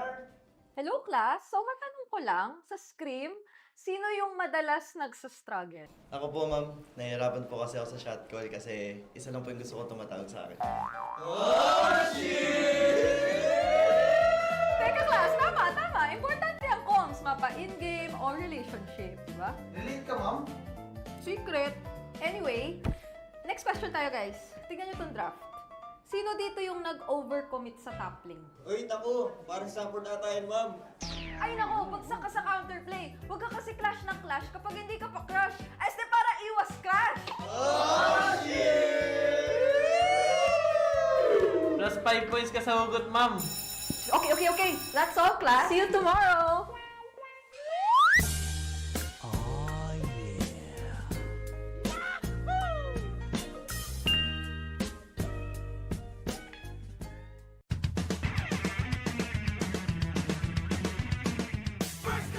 Hello Thai MLBB fans, welcome to the MLBB family. And sa lahat ng mga Filipino sa maglalaro sa Thailand, good luck sa inyo sa first season ng MSL. And sa lahat ng mga fans ng MLBB, especially dito sa MPL Philippines, please support MSL Thailand as they are gonna be running their first season and supportahan natin ang ating mga Filipino players. So huwag niyo kalimutan na manood April 18 hanggang April 19. Abangan niyo kami dyan. MPL Superfans right here with us are our Superfans from Aurora and APBR. At ngayon, magkakaroon tayo ng quick quiz lamang. Magtatanong kami. And first to get 2 answers correctly will get MPL merchandise. At sa hindi naman papalarin, makaka-receive sila ng Sex Bomb keychains. And of course, ang ating game mechanics will be asking a few questions. Again, first to get 2 answers correct, they will be the winners of our very quick game. So are you guys ready? Ready na. Our first question. Sino ang most played hero sa MPL Philippines history? Okay. 3, 2. Hylos is unfortunately the wrong answer. Okay, Steel. Thank you. Thank you, Kuya. Elimination po tayo pag mali. Okay. Again, the question is, sino ang most played hero sa MPL PH history? Again, okay?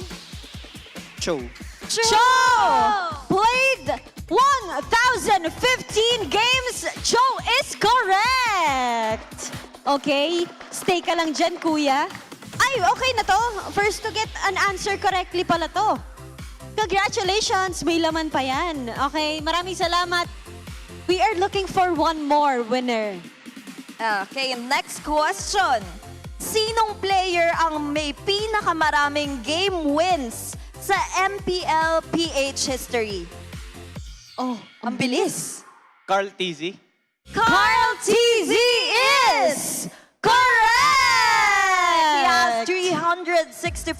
game wins. Congratulations! Congratulations! You're going to receive Sobrang a bilis pala ng drawstring pangyayari natin. from MPL. Hindi nila kailangan manalo ng 2 beses. So guys, hindi uwing walang take out. They'll be receiving get out keychains for participating in our game. congratulations guys!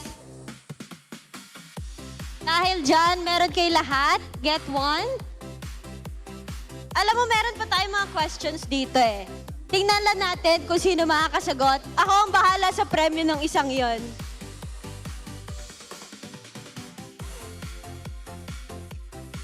Sinong team ang may pinakamahabang win streak sa MPLPH history? Hindi ko nakita Sinong tumaas kung ng sino kamay? ang Hindi ko nauna. din nakita. Sinong team? At kailangan nyo rin sagutin kung ilang games ang napanalunan nila. Blacklist. Blacklist is wrong. Okay, Nauna, Steel? nasa gitna. ONIC po. ONIC is wrong. Okay, go down na po yung mga mali yung sagot. Thank you so much. Si Kuya, yes. Aurora po. Ilang games? 11? 11 is wrong. I'm so sorry. Last chance. 14 po. 14 is wrong as well, okay? 15 po. 15 is wrong. Thank you so isa much ng for joining. nalalagas. 10. 10 is wrong. Maraming salamat. 9 po. 9. Sorry. Okay? 12 po. 12. Nako! Sorry, mali din. Kuya, the pressure Kuya, is on ikaw you. na to.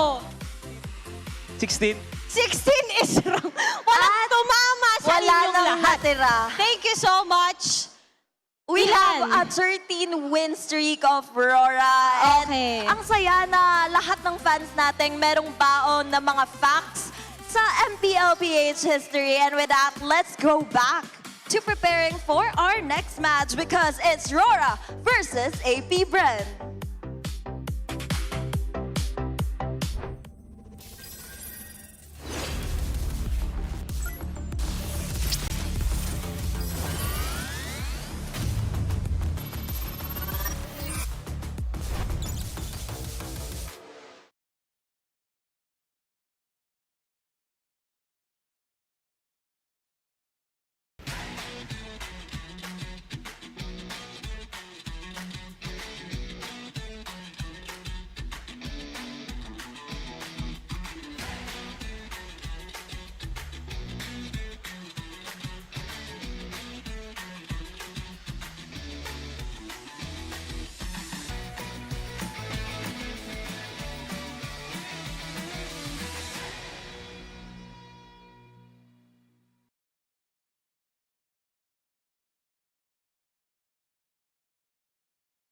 Di abutan dito! GG bro! Don't worry! The only with Smart Power All 99. Hindi bitin with 10 gig data to power your games plus only Facebook or only TikTok. Load now! Foul! You know your scalp can get up to 5 times more dandruff? Get triple anti-dandruff power. Supercharged with Clear. Hey, you! Did you know men have 1.4 times weaker scalp? Get a shampoo that's 100% made for men. Supercharged with Clear. Enemy alert. Your scalp gets 1.5 times greasier, causing dandruff. Get triple anti-dandruff power. Supercharged with Clear. Stop and pull over. Your scalp gets 1.5 times sweatier. For cooling power. Supercharged with Clear.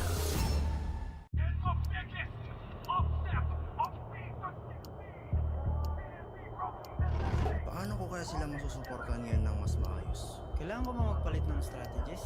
Nagagampanan ko kaya ng maayos ang role ko? Will I be able to meet their expectations? We have to prove them all wrong.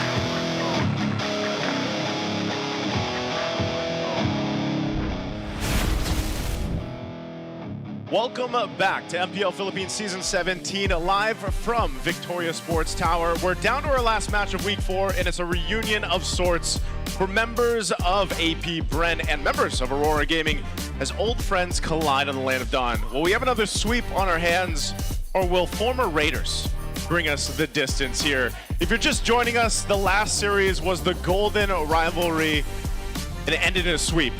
No one to stop Team Liquid's dominance just yet, setting at 7-0. Now welcome to the panel. It's me, Naiso, here on the English desk with Brigida Rockhart, and over on the Filipino desk. At syempre kami pa rin ang inyong mga kasama. Umi kasama dito si Burrito at si Joshua Kicks para ihatid sa inyong action. Now today, this matchup to round out the midpoint.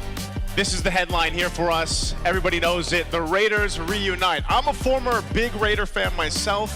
I don't know if anyone else shares that with me. What do you mean, on the desk. formers? I still am. Like, Still am. I still am, but No. there's no more Raiders. There's no more RSG. In a way, man. you still are because you follow whichever team they're currently in. So. But they're spread out. They're spread out. Yeah, so you're a fan of every single one of them. Technically, ganun pa rin yun. Ako nga, may chinelas ako ng diba? Meron Goated merch line, by the way. Marami pang iba. Sana may mga chinelas din yung Liquid ONIC at iba pa. Hey, you know what? They had a towel, they had a keychain. I think I actually have everything. So that's how much of a Raider I was. But also, I think this matchup is a big match for a lot of people. After, if you caught the match last night, RORA's match against Smart Omega. Yes. Grabe yan. Crazy. We have to say it for what it was. You know, it was an underdog story for Smart Omega, and they beat the defending world champions. Any thoughts on that, Burrito? Para sa akin, nagulat din ako eh. Game number 1. Nung game number 1 nila, dominating 15k gold lead. And para bang may something na spice or yung laso ng barangay biglang nanalasan nung game number 2. Lalo na nung game number 3, di ba? Yeah, feeling ko ang MVP doon para si Tanod number 1. Shoutout sa'yo kung nanonood ka ngayon.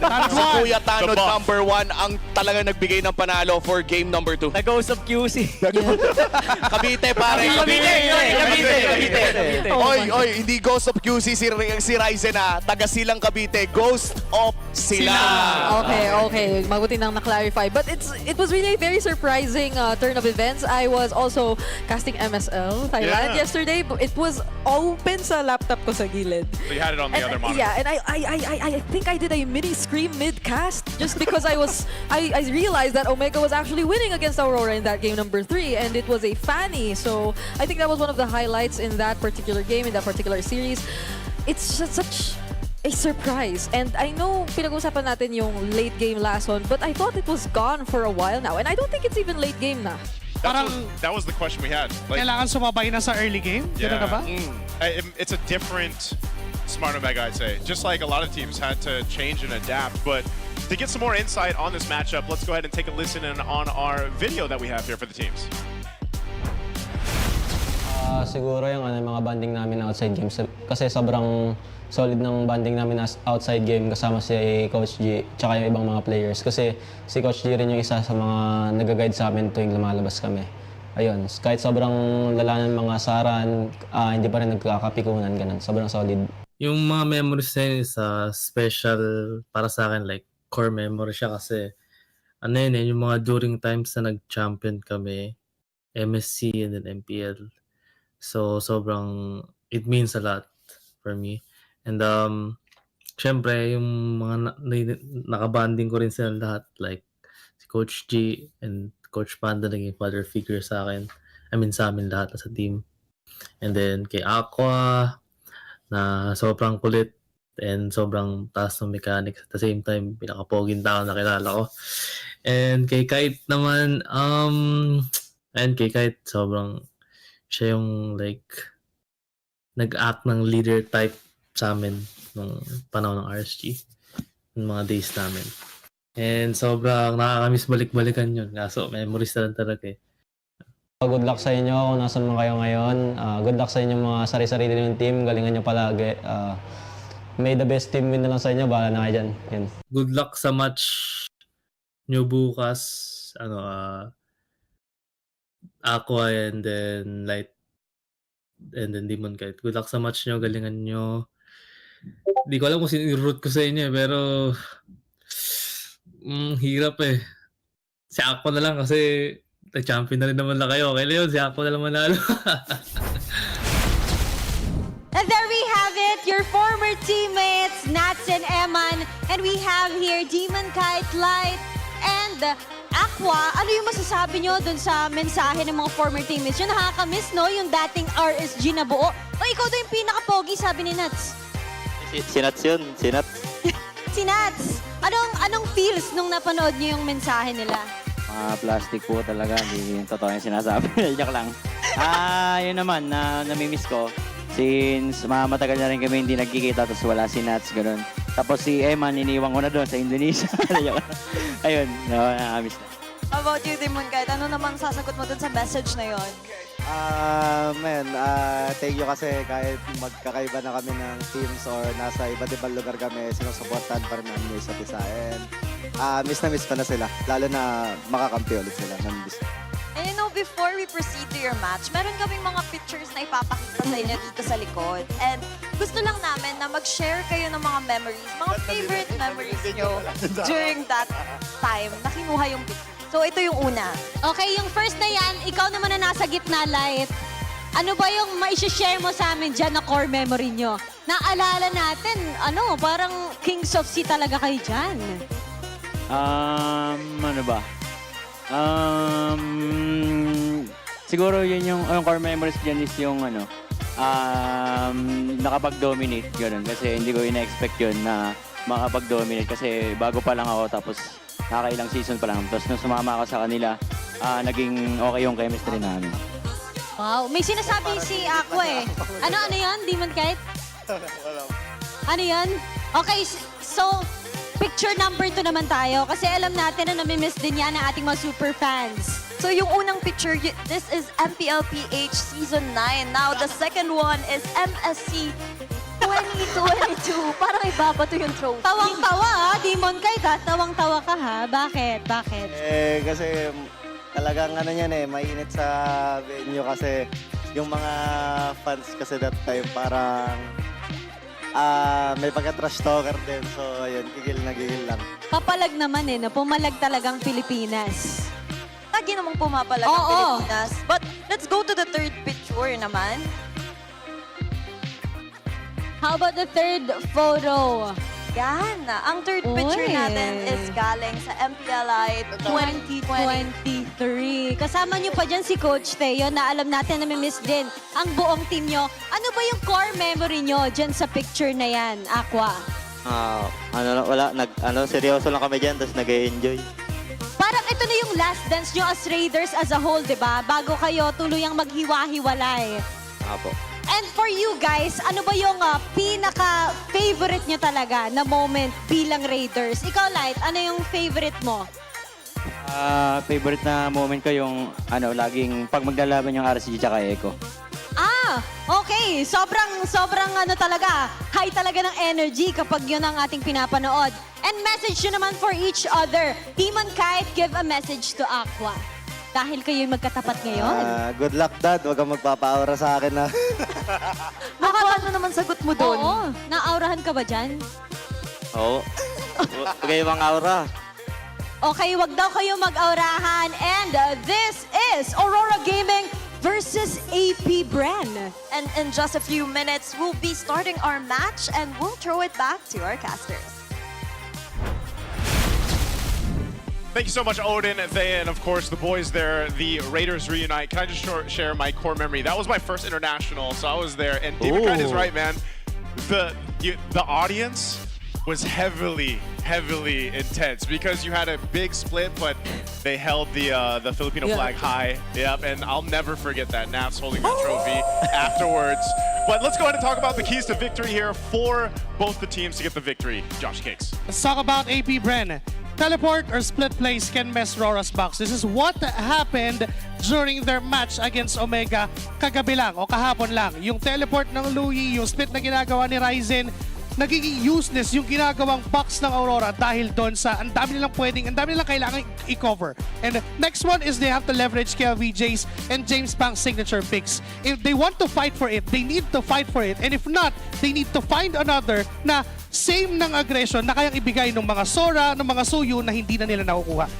Yeah, and for RORA, it's pretty basic. I think both of these are just basically telling you to play very aggressive. We want Demon Kite maybe back on the Fanny. I want to see that.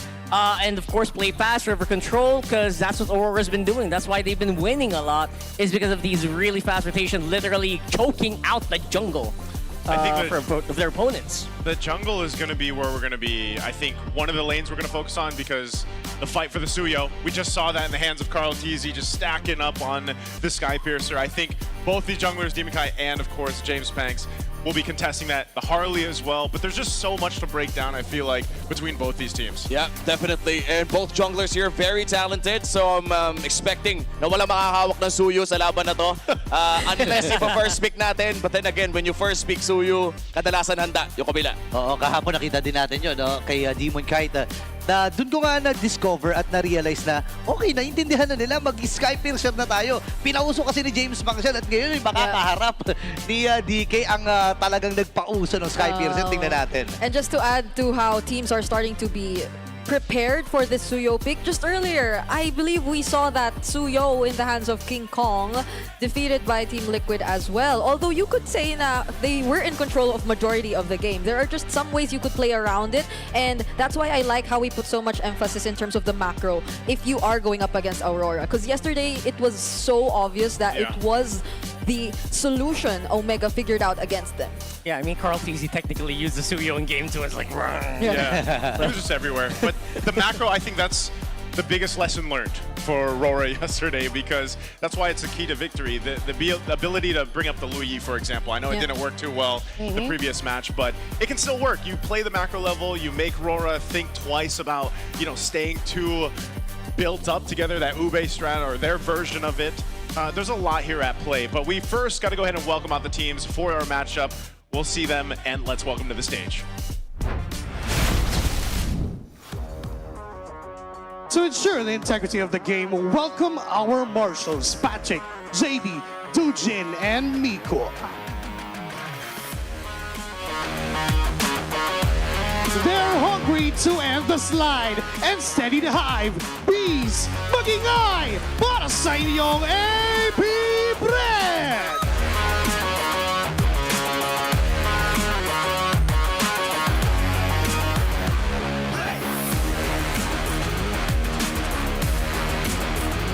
The Northern Lights return to break the slump and remind us that they are the reigning, defending champions of the world. Stand up for Aurora Gaming Philippines!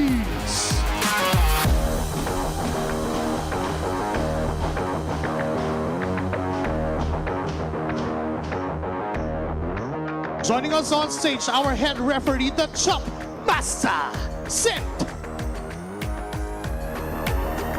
And our coach is Coach G and Coach Master the Basics, who will come out as victors in the reunion of the Raiders. Ito na ang huling laban sa week number 4. Superfans, mag-ingay!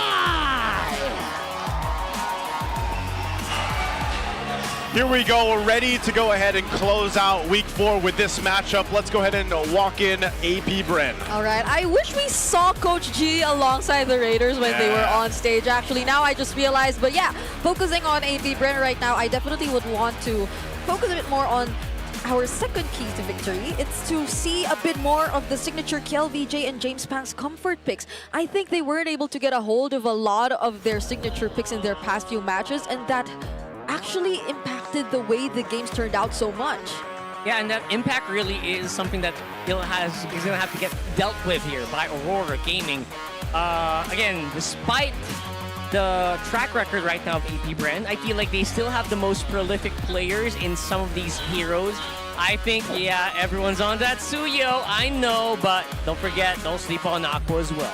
Yep, Aqua definitely a big part of this. I think APBR, though, they've got to find the synergy that they are capable of. I think that's the biggest thing. But I think you can also say the same for RORA, especially off of the performances that we've seen lately for them. They're just trying to get this, I don't know if it's a slump or what, but we got to see if the defending world champions can find that groove they've been looking for so far throughout this first half of the season. because you don't want to end on a loss here going into the second half for neither of these teams. But let's go ahead and listen on in to the Smart 5G ping test for our teams. Ito mag-day off si KLBJ, guys. Ay, wala. Sino lalaban? 1v1 gold lane. Kala Aqua, good luck sa inyo, boy. Tsaka kay Coach G, mga brothers natin yan from another team. Kahit na magkalaban kami, bigay pa rin lahat. Gagalingan namin kasi both naman kami nag-struggle. So, yun, may the best team win na lang, boys. Good luck sa atin, bro. Miss you all. Boss D, bigay mo na please. Bigay mo na sa amin to. Kay World Champ ka naman eh. Kahit ngayon lang. Isa lang oh.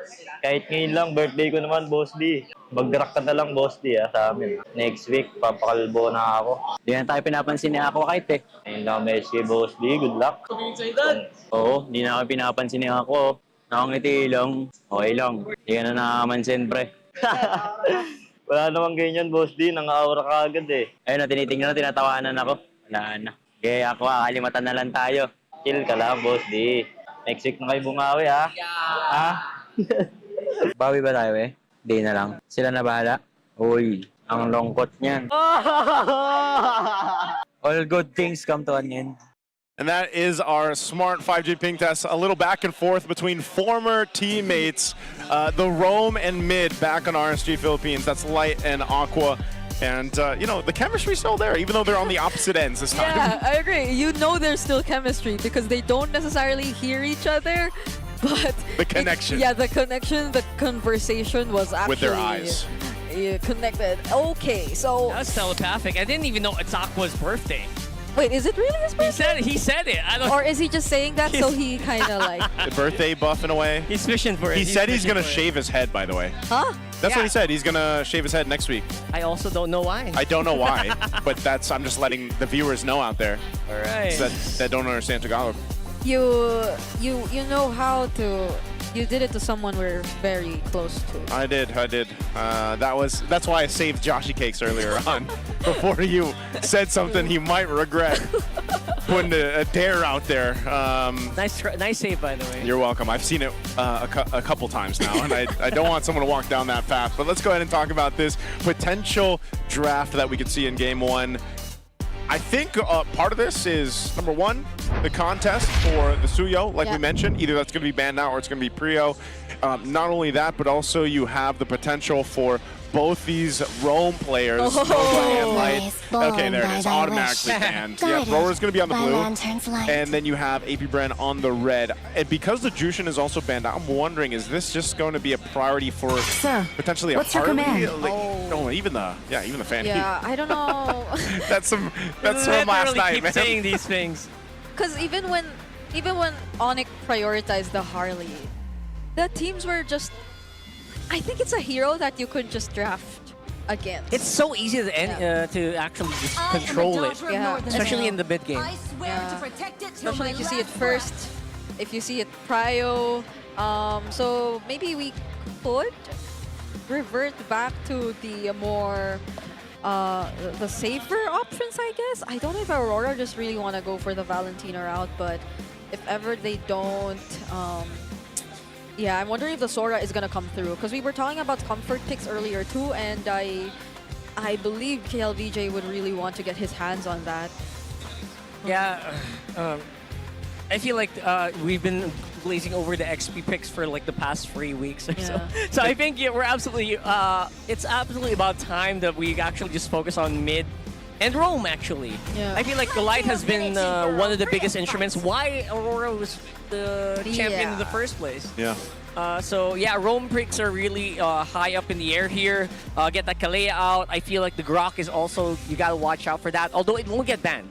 Yeah. Highly doubt it's gonna get banned. But those are the picks that really makes it for Light. Yeah. You just gotta prepare for it.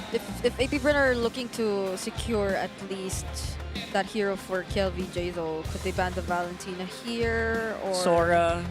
Just maybe. Sora, if it's not banned out, yeah, potential trade can either be RORA will tell us a lot if they're going to go for the Valentina Prio, yeah, or it's going to be the Harley. because that's kind of what we've seen too, or they go for a potential... okay, there's a Phobius ban. We'll see. This will tell us a lot, though, because there's a really good answer from AP Bren in that first phase. That's looking like a Harith pick for AP Bren. For Shizu. Yeah, for Shizu, which I think they were able to play relatively well also. But what is the cryo first? Oh, Baksha! Demon Kite on the Baksha, right? Wow. I was gonna say he was actually a Fredrin man, and I was hoping for him to be my Fanny. But you know what, Baksha, we can't forget that, because it's banned so often. See, their banner is just like people don't want to play it. Yeah. Like there's the other thing, you know. But yeah, Baksha's ban rate is pretty high. So they actually go in and pick it up first pick. This also just allows Aurora to build a lineup based off that. And just if you have that jungler that can rotate around the map pretty quickly, even on broken walls, that's going to be great. So we expect the Sora picked up. So I almost thought that Rora would want the Valentina. Yeah, so but this is a very Aqua pick. Like, he is one of the guys that just goes for the Valentina, especially if they're on the blue side. Exactly. They'll go for it. So anyway, they get a Sora and a Valentina. It's excellent. That Valentina kind of just discourages a lot of picks over here for Rora, but will actually discourage an Eve here, which will kind of get dove a lot. Yeah. We haven't even seen the jungle pick. Probably will do a lot of assassination. So you're kind of just discouraging a mid pick here, or maybe forcing a mid pick, which will actually benefit AP Bren as well. Yeah, which I think if you do have to worry about whatever the jungler is gonna be, but that's what I was trying to go for. You know it's a Baksha, so it'll be okay to throw out at least another carry hero in mid, which is going to be the Kimmy.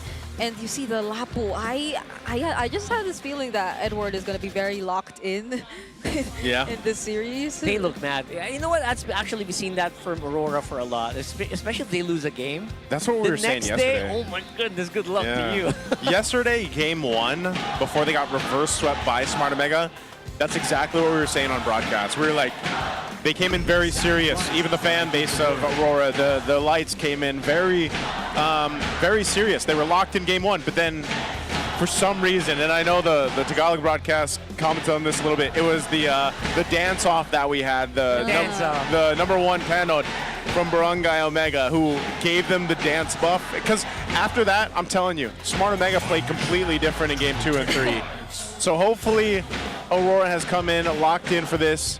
Their first phase of the draft is actually really good, but you can also look at AP Bren and say they got their picks that they really wanted. Aqua playing the Valentina will take what he wants in terms of ultimates, depending on the last 2 picks for Aurora. But not only that, you get a Sora for Kill VJ. Yeah. And that is great set potential, but you're dueling potential already with your first 3 picks, especially early game where we usually see the most action in the mid lane.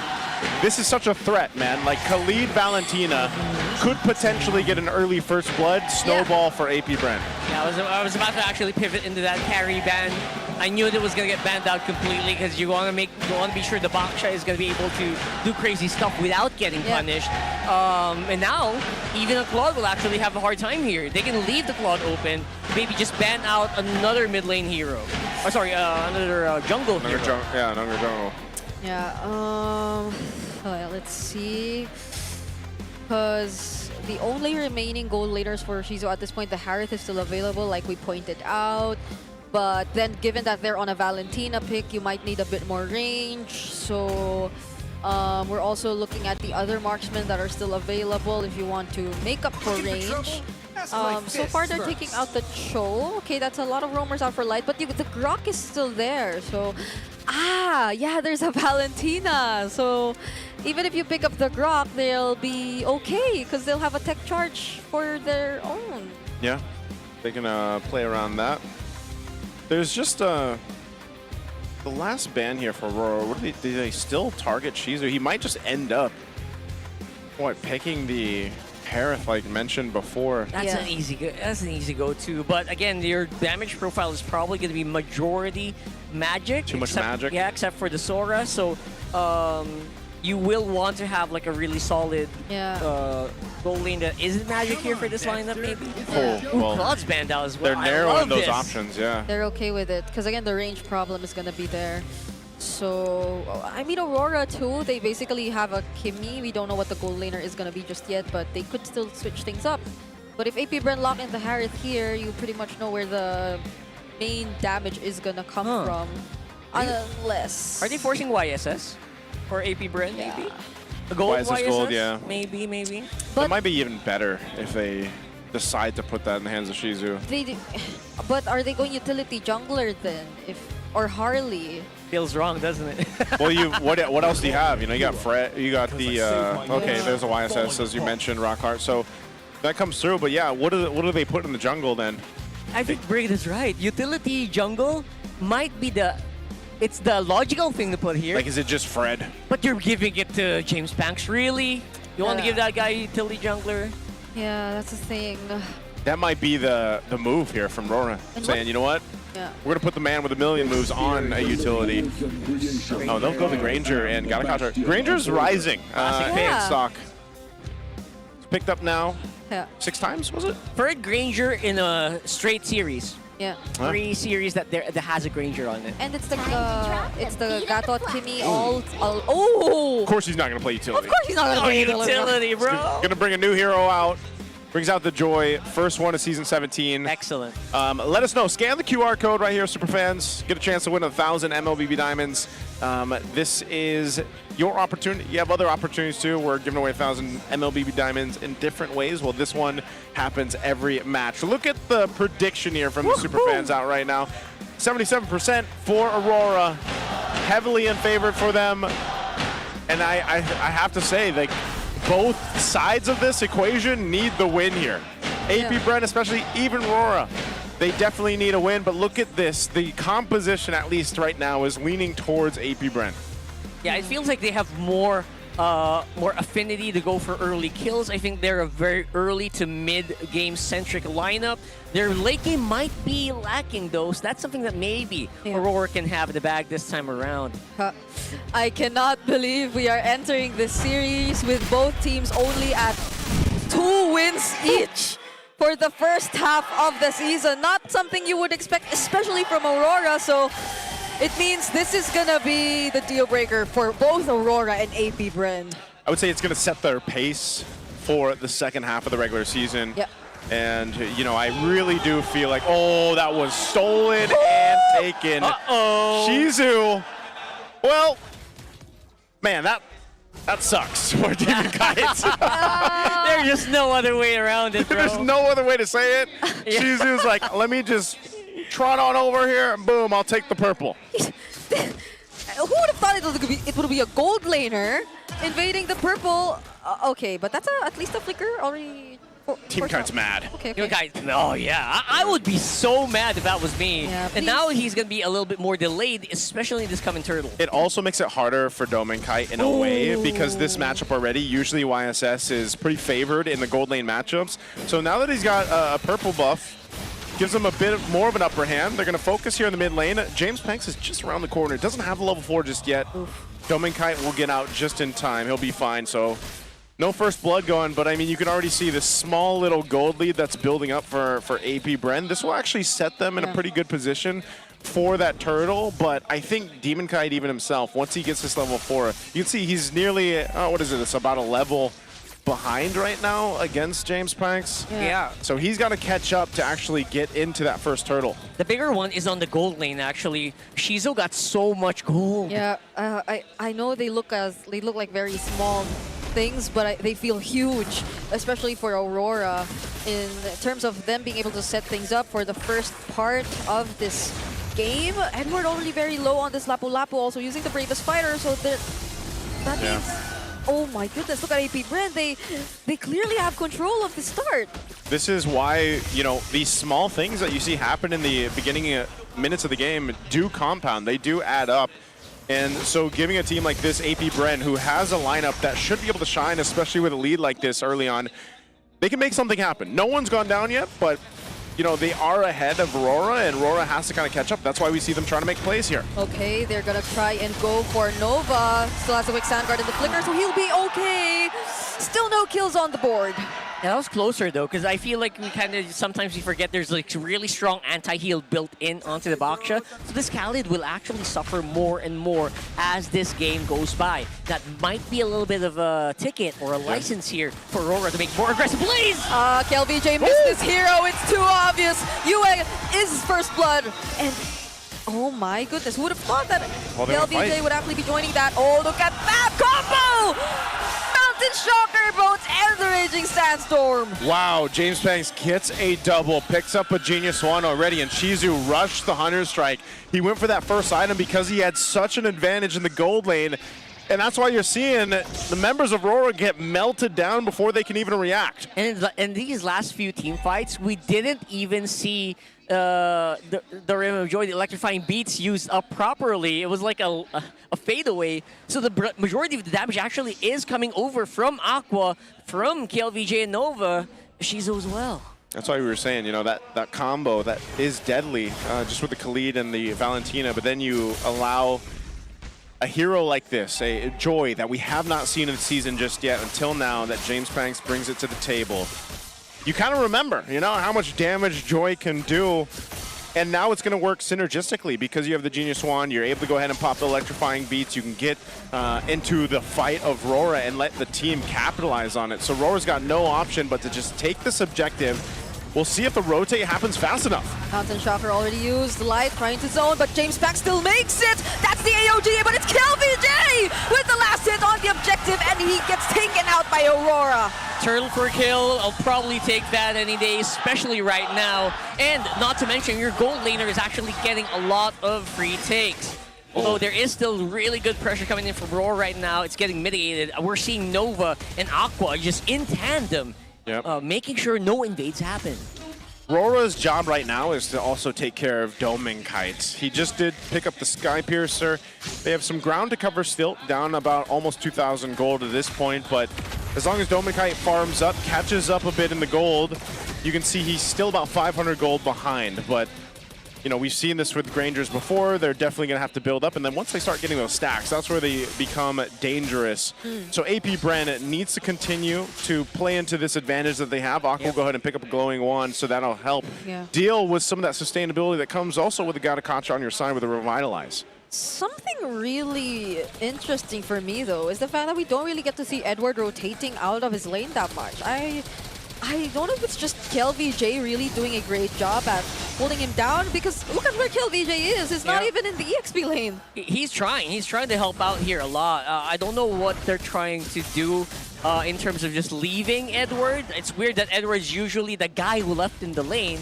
I normally see him the one cutting and then rotating to the fight. That's not happening here. Yeah, I think he kind of knows the assignment right now because they're playing on the back foot this early on, that Edward just needs to go ahead and get farmed up to a point where he's kind of that bruiser, you know, for the team, because Demon Kite as well. Eventually they'll be there. Him, Demon Kite, and Light will be such a big part of this front-to-back composition where they provide space to Demon Kite and Yue as well. Like we've seen with Akimi a lot of times, you know, you're just playing for that traction pulse, and the damage is respectable from Akimi itself, but they're really, the job here for Rora's lineup is let Demon Kite get to where he needs to be. This next turtle, last one of the game, comes up here. Rora wants to go ahead and get this one. They're all in position. Now APBR, how do they respond? Nova spotting out Rora here. Mountain Shocker used as well. Oh, that's a traction pulse. Dodged by KLVJ here. Finally, the bravest fighter coming in from Edward, and now Aurora secured the turtle. KLVJ, he gets to survive that. AOG doesn't land. Nova looking like the next target. That's a stun from the latch shaker, and Edward will be finding that kill. Yeah, we're really seeing the punish here coming in from that Baksha. The Khalid just cannot withstand the amount of pressure, and the healing is not catching up. So that lead that APBR had is gone. That's a big pendulum swing now in favor for Rora at this point. 7:15 into this game. And we'll put them in a position to actually go ahead and secure a Lord once it comes up. So now APBR is the ones in the position where, you know, they were throwing so much at Rora, but now they have to be a little more decisive. So I'm also, one thing I'm looking at, oh, Edward, 1v2. Oh, he wants to go for Shizu, but that's two members. Oh! The dodge from Shizu! Edward gets outplayed by two! That was athletic. That's what I like to call the athletic flicker. I was still a 1v3 though. So. Okay, yeah, it was 3. Hey, he's a brave fighter He's a for a reason. brave fighter.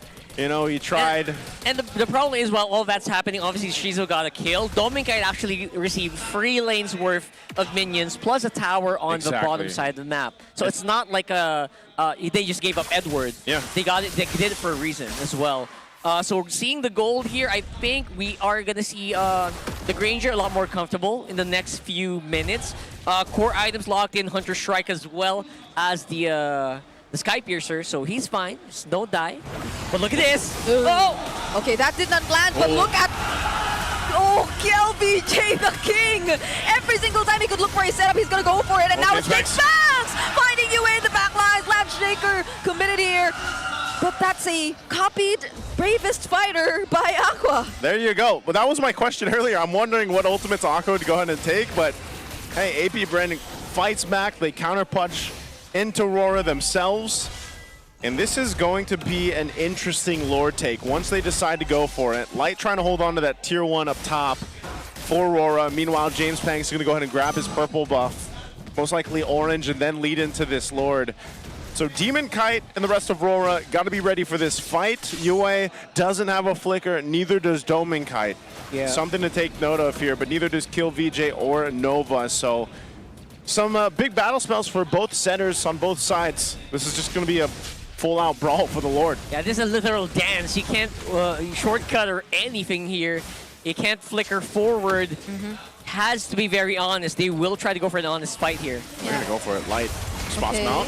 Light might go for the stun. The torp lands and he steals the Lord away from AP Brand. Shizu kills Light, but then could they find more? It's going to be KLVJ next on the chopping block. The Dominkite picks up the kill, and now it's Aurora going for the chase. What is up with the retries here today? I am just seeing non-stop non-junglers taking our main objectives, and it's really helping out for Aurora, especially in the chaos. Doming is just on a free-hitting spree. Yep, gets a stack. That's something he's definitely going to need, but great job there by Light. I'm not sure if we're going to see them get to the base turrets or the holy shields Probably down. not quite yet. Yeah, because AP Brand, it's not like they're down massively. They can actually still fight and hold Aurora here. So they'll do just that. Oh, shifting stars. Demon Kite gets caught under the turret now, and there goes the Raging Sandstorm, landing on Yue! But the still alive? flicker! He's still alive! He's being chased out by Aqua and James Pax, and James Pax is currently on a mega kill, but Dominic Kite gets traded down. That's an AOG2 coming from Light, and AP Bren are going to disengage. A great response from AP Bren, even dealing with the Lord. They'll find the perfect targets in Yue and Domin Kite to take them out. Yeah, AP Brand definitely doing the right steps here. Although with that last engagement, I think RORA is flexing. You know what? Try to go for a 5v5 brawl with us. You're probably not going to come out on top. So they do still have a lot of that firepower, especially when you're clumped up together. But AP Brand, they're dancing it beautifully. It's all about how AP Bren utilizes the tools that they have here between a Kill VJ, like we just saw, Nova as well, and also information given from Shizu with the Mountain Shocker. So there's always this opportunity for them to go ahead and have at least the visuals that they need to go ahead and set that up. Also, Aqua, again, on ultimates that he can take to go ahead and help them secure a team fight here. So AP Brent, I'd say, still in relative good grounds to contest. Find a pick off if they can. I'm not sure if they want to actually, let's say, I don't want to say waste, but like if they want to use a flicker setup from Nova to try to get a pick off numbers advantage before the next Lord. That could be something, or they just go for taking out a tier 1 turret in the mid lane, at least to open up the map a little bit more for them, because they're so pushed forward towards their base right now, and they don't want to, it seems like they just don't want to overstep into Aurora's territory. Yeah, this is basically AP Bren playing it a little bit more safer because they know they kind of just need more maybe gold or items onto Shizu so they can actually go ahead and demolish. James Panks looks really good right now as well. Watch out for that guy. He's going to be very electric, especially if Aurora make sure that they don't have like that crowd control to lock down this Joy. Yeah, actually, even just looking at the items of James Pass, I feel like this is really enough to eliminate either Yue or Dominkite once he actually gets access to them. And as you mentioned, the only means they could probably utilize to just prevent James Panks from going for that dive is either the stun on the back shield unity, which I don't know if you want to use defensively, or the taunt from Light if you're able to time it well enough. And Just those two. Or Bravest Fighter. or the Lancer from the Bravest Fighter. So Let's see, Aqua still looking for an ultimate to take, at least for now. The Lord's already at half health. Shizu's up towards his top side. I think he wants to go ahead and push that lane first, as he does. So he goes for that shot. Again, he can get here pretty quickly. It's just going to be a reset, though. So neither team, with as even as this is in terms of itemization and firepower on both sides, you can't overstep. But look at Aqua, look at Nova. There is a conceal. He's going to go ahead and use it. Set. Oh, KLVJ now going for that set, and it's James Panks trying to provide the damage. The Lord is very low, and Demon Kite still secures it either way. KLVJ 2 with the stun from the Mountain Shocker, and they've surrounded Aurora. They find Demon Kite and Yue, but the AOG from Light catches Shizo. Oh, they're on the hunt for James Panks. They have a Lord to walk with. Can James Panks pop off with his million moves? Is he going to be able to escape this? Oh, they know. Light's charging up. He's still gonna dash. He's still gonna find the target, but Dominkite has the damage. No shake and bake here. Man, no shake and bake. That is kind of sad to look at. But look at Domang, man. He's going bananas. He's doing it everything. Oh, that was a two-man setup. But the damage wasn't there. It was just Nova. And Dominkite's now on fire. Oh, the Lord's going to go ahead and charge into the turret. So much just happened off this Lord take. They are most likely going to lose this turret unless they just don't push in any further. Edward jumping in. A couple shots from Dominkite. What? Oh, jump in. What? Light actually still wants to Just fight. for the turret. Okay, okay. All right, excellent ISO play from AP Bren aside. That was actually just a really, really good Aurora disengage, and as well as a clutch retrieve from Demon Kite. Man, that looked so bad for a few seconds. Yeah, it's good that Demon Kite was able to actually secure the Lord there, because it almost looked like for a second, too, that AP Bren was just going to clearly win that fight. I don't know if we'll get a replay on it, but Nova actually tried to zone out Dominkite. And unfortunately for him, you know, the team just ended up losing the fight. Maybe the Raging Sandstorm could have worked better if he was able to use it a little bit sooner. He went the long way around. He went the long around way. the rock. Yeah. They got to surround Aurora, but maybe that wasn't the best position to be in for a lot of these players that we saw earlier. But yeah, and the follow-up by Light as well with the AOG. You guys saw that? Yep, to go ahead and help Dominkite secure the kill again. That's crazy. He's got stacks now. That's the danger area. Edward's going to jump forward, gets the stun. Shaker on kill VJ, but again, he's going to be fine. And so it's just, it's just testing the waters here from Aurora.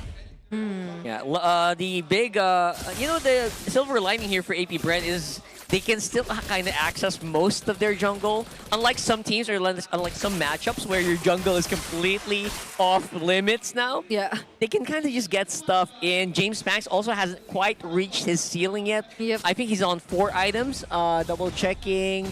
Yes, he's on 4 items right now. So he's not quite there yet on the damage department. And that's unfortunate because he's like the major damage dealer aside from Shizo. yeah, Shizo, at this point, he doesn't even seem to be prioritizing joining team fights just yet. I think there is a bit more focus on still, of course, getting in that farm. Because either way, if you use the Mountain Shocker, you get that slight speed up, so it'll be a lot easier for you to catch up anyway. And you're the guy assigned to just do this kind of strategy, similar to what we see from ONIC a lot of times when Savero is on the Eastern Shin. But Aurora are actually bursting the lore right now. It does get reset. They need a bit more info. Shizo's pretty far from this one. He's coming from the back. Oh, KLVJ, he wants to go for the stun. He doesn't use it though. They're actually after the hero! But Yue and Dominkite can handle themselves! AP Bren, they don't find the targets that they want! What a traction pulse. The double marksman is doing it! Yep. Jumping from Light. Now it's Shizo, one of the Jason Shizo. marksmen. And the Christmas won't save him there. Dominkite is unstoppable. James Panks gets stunned, gets to use the electrifying beats. But look at Dominkite shaking and Bacon, as you mentioned right there. There it is. They're going to work on the mid turret. They're looking to end the game. They stun Aqua. Now it's godlike and a 17-minute game for the Northern Lights. That's not bad at all. As you can see, Aurora, they took the long way around, but they got to it eventually. It's 1-0 against AP Brent.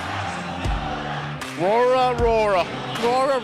Took them a bit to come online, but man, they did it, and that's another Granger game getting a win here. Big shout out to Leo, man. I don't know how he just ended up singing on the broadcast. He's the one that usually does that. Just shaking and bacon. Yeah, shaking and bacon. That's what that was. And he suddenly sings. Yeah, great game one that we had. Because gotta give it up to AP Brent. They started off strong. They had the right game plan.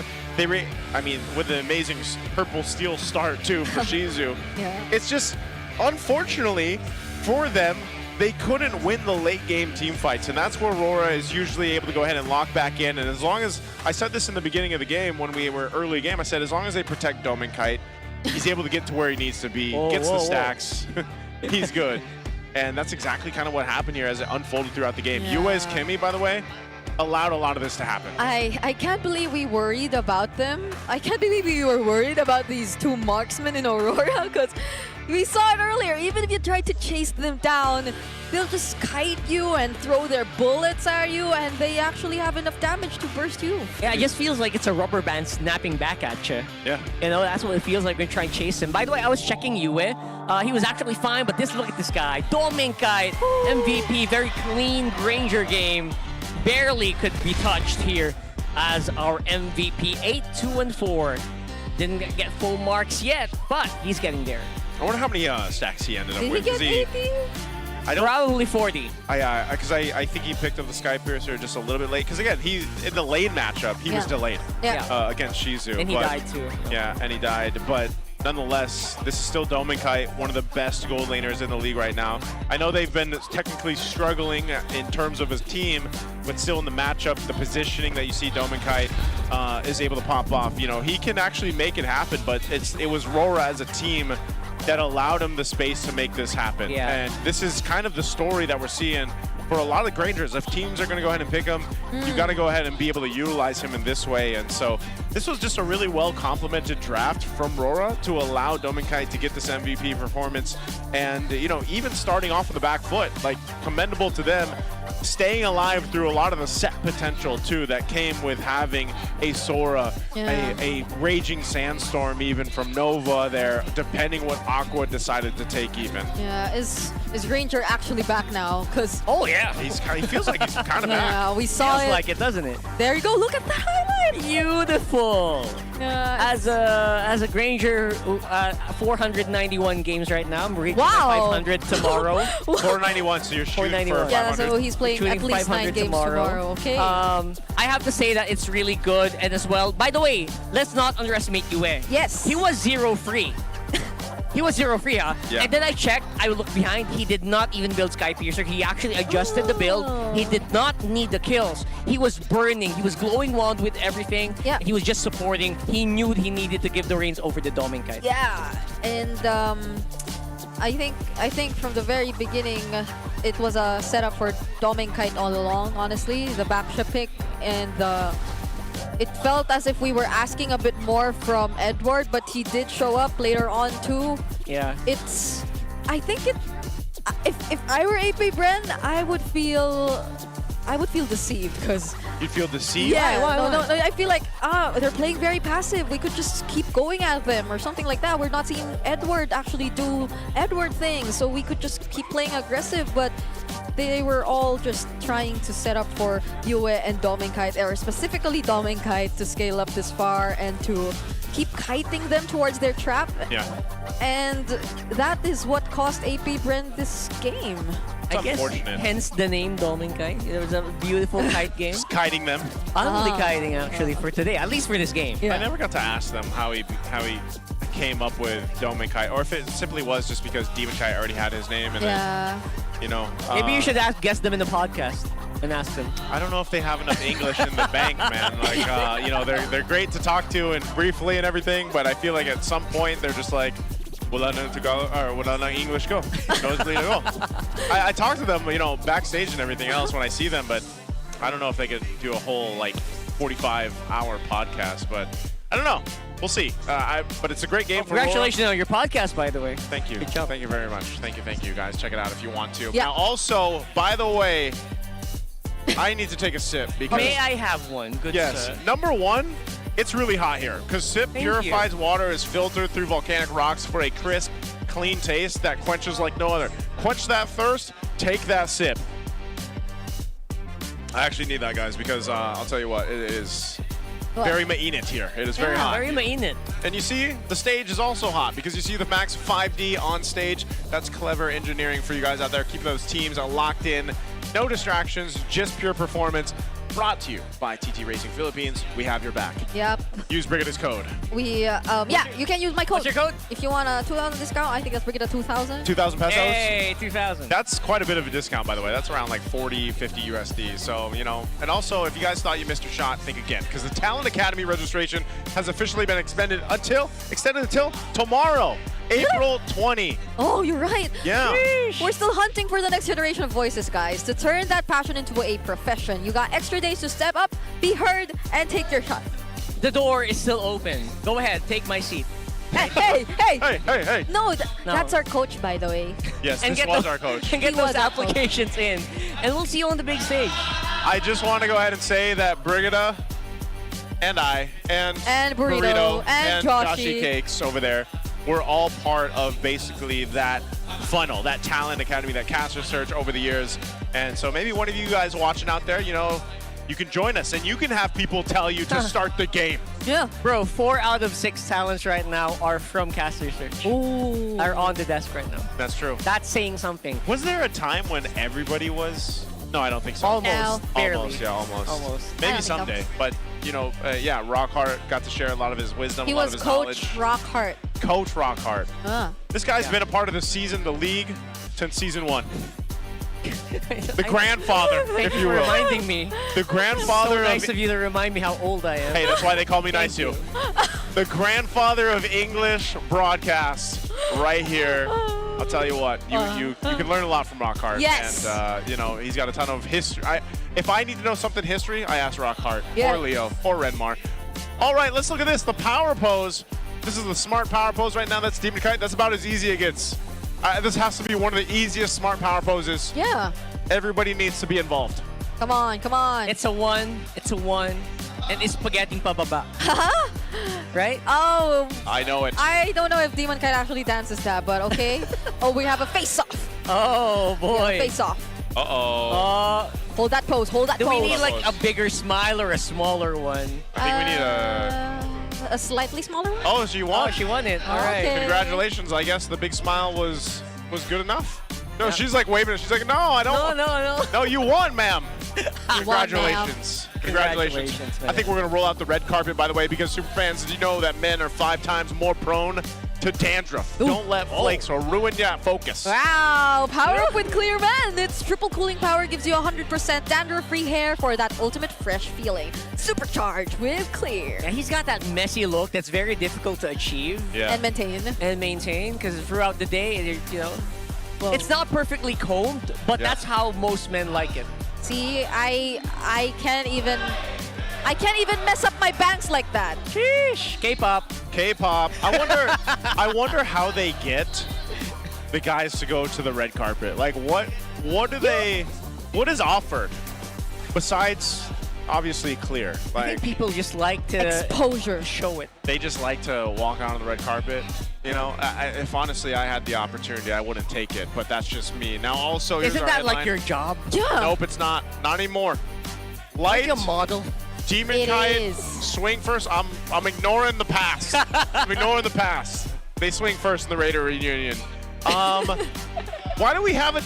I'm looking at the graphic. Oh, there we go. I was like, I'm looking at the different graphic over here. We got this. What's going on here? This is which is the most hype match in MPLPH history? We got a few contenders. FNOP RORA, obviously a grand finals contender. Yeah. One's right with that one. Ex-NXP, bro! Bro. Right after the game, you go to Soak Mid and you go trash talk, no? Oh my goodness. We even have ONIC versus Aurora in the S14 Grand Finals, and TLPH versus Falcons, the Titans of MLBB, the international rivalry. International rivalry. I don't know what the best is. What is the most hype? That's hard to answer. Man, that's a little hard to answer, bro. Yeah. What would the most hype? What would the most hype? I feel like it has to. Like, do you also take in consideration the fan bases here? Like, specifically the fan base plus the teams? Or, like, the history of what they've gone through? Because, you know, even before we had, like, the Titans, right? Yeah. The Titan matchup, TLPH and Team Falcons before. Like, there's so many good matchups. It's almost hard to decide which one is the most hype. One of the most impactful for me is like Blacklist when they actually took the M3. Yeah. That was like, I literally went off my seat there when that happened. That was insane. I was watching We that. lost our voices in that cast. That was crazy. There's so many good matches, good rivalries that we get to see. I mean, even earlier, I was saying this on broadcast earlier, like, if you guys could see the MPL arena. I miss the Titans too, the Titans matchup. That's actually, I guess if you were to ask me, that might be my favorite. The Titans was of your favorite? MLBB. Wasn't it usually TLPH, though, that was winning the Titan matchup? Or was it Team Falcons? I don't know. Back and forth. Yeah. It was a back and forth because they met in like different tournaments, and that was also memorable for me. Because same with you, I think that was your first international. Was also like. Oh, you were there on MSC. site, right? You're the Raiders. Mine was the Raiders. Yours was? Mine was my first international, M6. like flying out of the country's thingy was MSC. I was still in the Filipino broadcast at the time. It was the they flew out? Was it not M5? MSC? No, well, I'm considering like the instance I flew. You were out there on of the- and you could feel like the Tagalog match. broadcast was in. Was this Cambodia?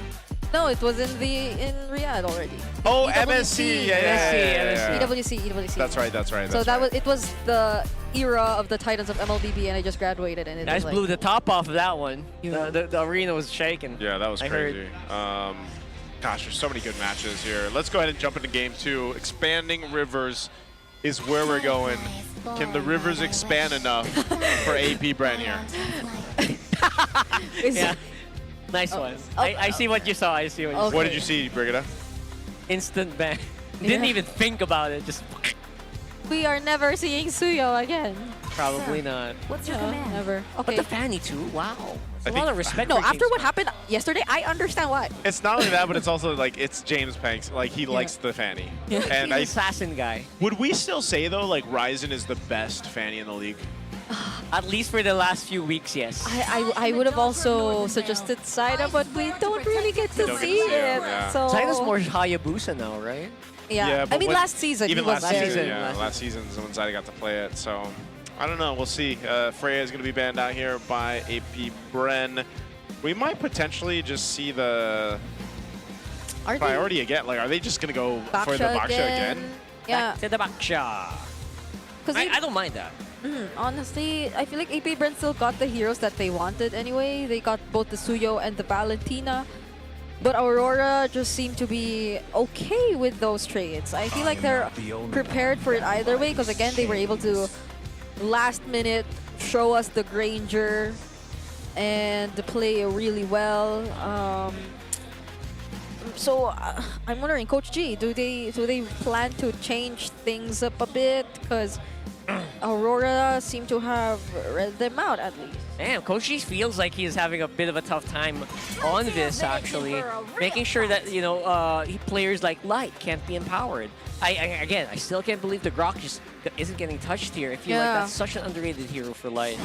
Okay, Baksha still. Baksha still. So does this mean you want to go ahead and, like, consider also not letting them get the Granger again? Or now actually Shizu can play that hero. Yeah, I've seen it. He can. Yeah. Or do they want to do a similar front-to-back approach? Because the Joy just didn't work. I actually think so. I think we kind of just can leave the mid lane for later. Because I know Aqua has like a deep ocean of heroes. Yeah, love that, Khalid. But again, it's gonna get no Sora, countered huh? a little bit by the Baksha. that's the reason, like, Joy's damage and everything else was still great. Like, that's usually what we expect from a Joy, but she just got blown up. Wait, Yeah, yeah, Joy yeah. is a... Is Joy a she or he? Yeah, the Baksha plays. It. The Baksha was able to just like, oh, Yeah, bump like, into the Joy. bump into the Joy and you were dead.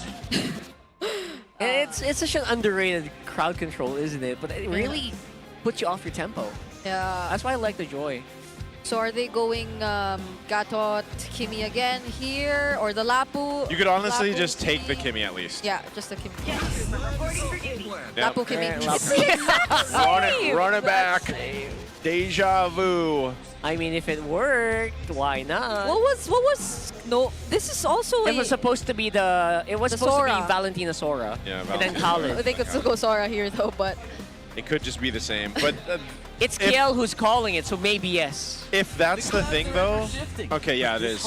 So if that's the case, then what you do need to change is change the jungle. and the You think? or ban out. Nah, cause do we really ban the Granger now? I don't think it's a. Is it super worthy? Because it wasn't like it was good at the late game, but it wasn't oppressive. I feel like it could have actually been handled So. if they went there a little early. If they ganked it earlier. Okay. I think in terms of like the speed of rotating, the Joy was able to do that too, but it's just really the damage. Yeah, I made Kalabityo because I saw something. What'd you see? I'll show you if I see it again. But What was it? Explain it. You need to know. Okay. You You can't brought it just- up. You brought it up. Yeah. Oh, so now they take out. Will they go for the exact same bans? RORA's basically just doing the same thing. Like, unless this is going to change at all, just expect to once again see the same answer. They're probably going to just go for the Granger. And Light, I don't know. Light could probably change things up if he wants to, but might not even be necessary. I really like the light-centric banning here. Another roam hero would actually be very good. Again, Light's such an underrated player when it comes to these. I just need one more pick-off hero. That's not even a Hylos, pick-off hero, but really? they ban it still. Yeah. They're okay with the Grok. Grok is great, yeah. Grok is good. Okay. Yeah. All right. The Klon's banned out. Are they just going to pick up Jungle now? Or do they go for Shizu's pick? Or YSS again. or Harith. Or Yeah. Oh, okay. Harley. Game Spanx. All right, not bad. Okay, I think this is at least better than the Joy. Yeah. In terms of like from start to finish. But the answer is going to be the Harith going over to Dominkite. That's excellent. And what, do they go If Grok? if it's Grok, oh Grok. Just man. Grok it, bro. It's not hard to play Grok here. Come on, Light. You're literally making the tech charge MO right now. Yeah, their only consideration probably is just the Valentina, but It's not. Whoa! Oh, spicy! Debut pick, one of my most played roams. Love to see it right here, Badang. yeah, they Badang. they really don't want to give it to the Valentina, I guess. So Shizo, whatever Shizo's gonna pick is not gonna have a great time. Moskov, so- YSS are the options right now. Maybe go for a gold. They need range, so they can't go fighter gold or anything. Yeah. So they need range. Obsidia could be forgiven, but it's gonna have a hard time. Obsidia. They're running out, basically. It's Moskov or YSS at this point. He's probably just going to go Moskov. Unless because he doesn't go Granger, does he? He could. Yeah, He could. we said it a couple times even to Teddy, Oh, but he it's did. But Moskov. yeah, they're just Moskov. gonna be safe. Ah. I am a Kinda little trapped. worried for AP Brent here, guys. I think their composition is very squishy. It can fall apart pretty easily. very fast, yeah. Yeah, I get it. And yeah, that's a problem for AP Brand because if they don't get the early game that they need and they get out farmed, oh no, Aurora. Now that they're on momentum, might just go for the sweep here. Well, we did see them have momentum yesterday.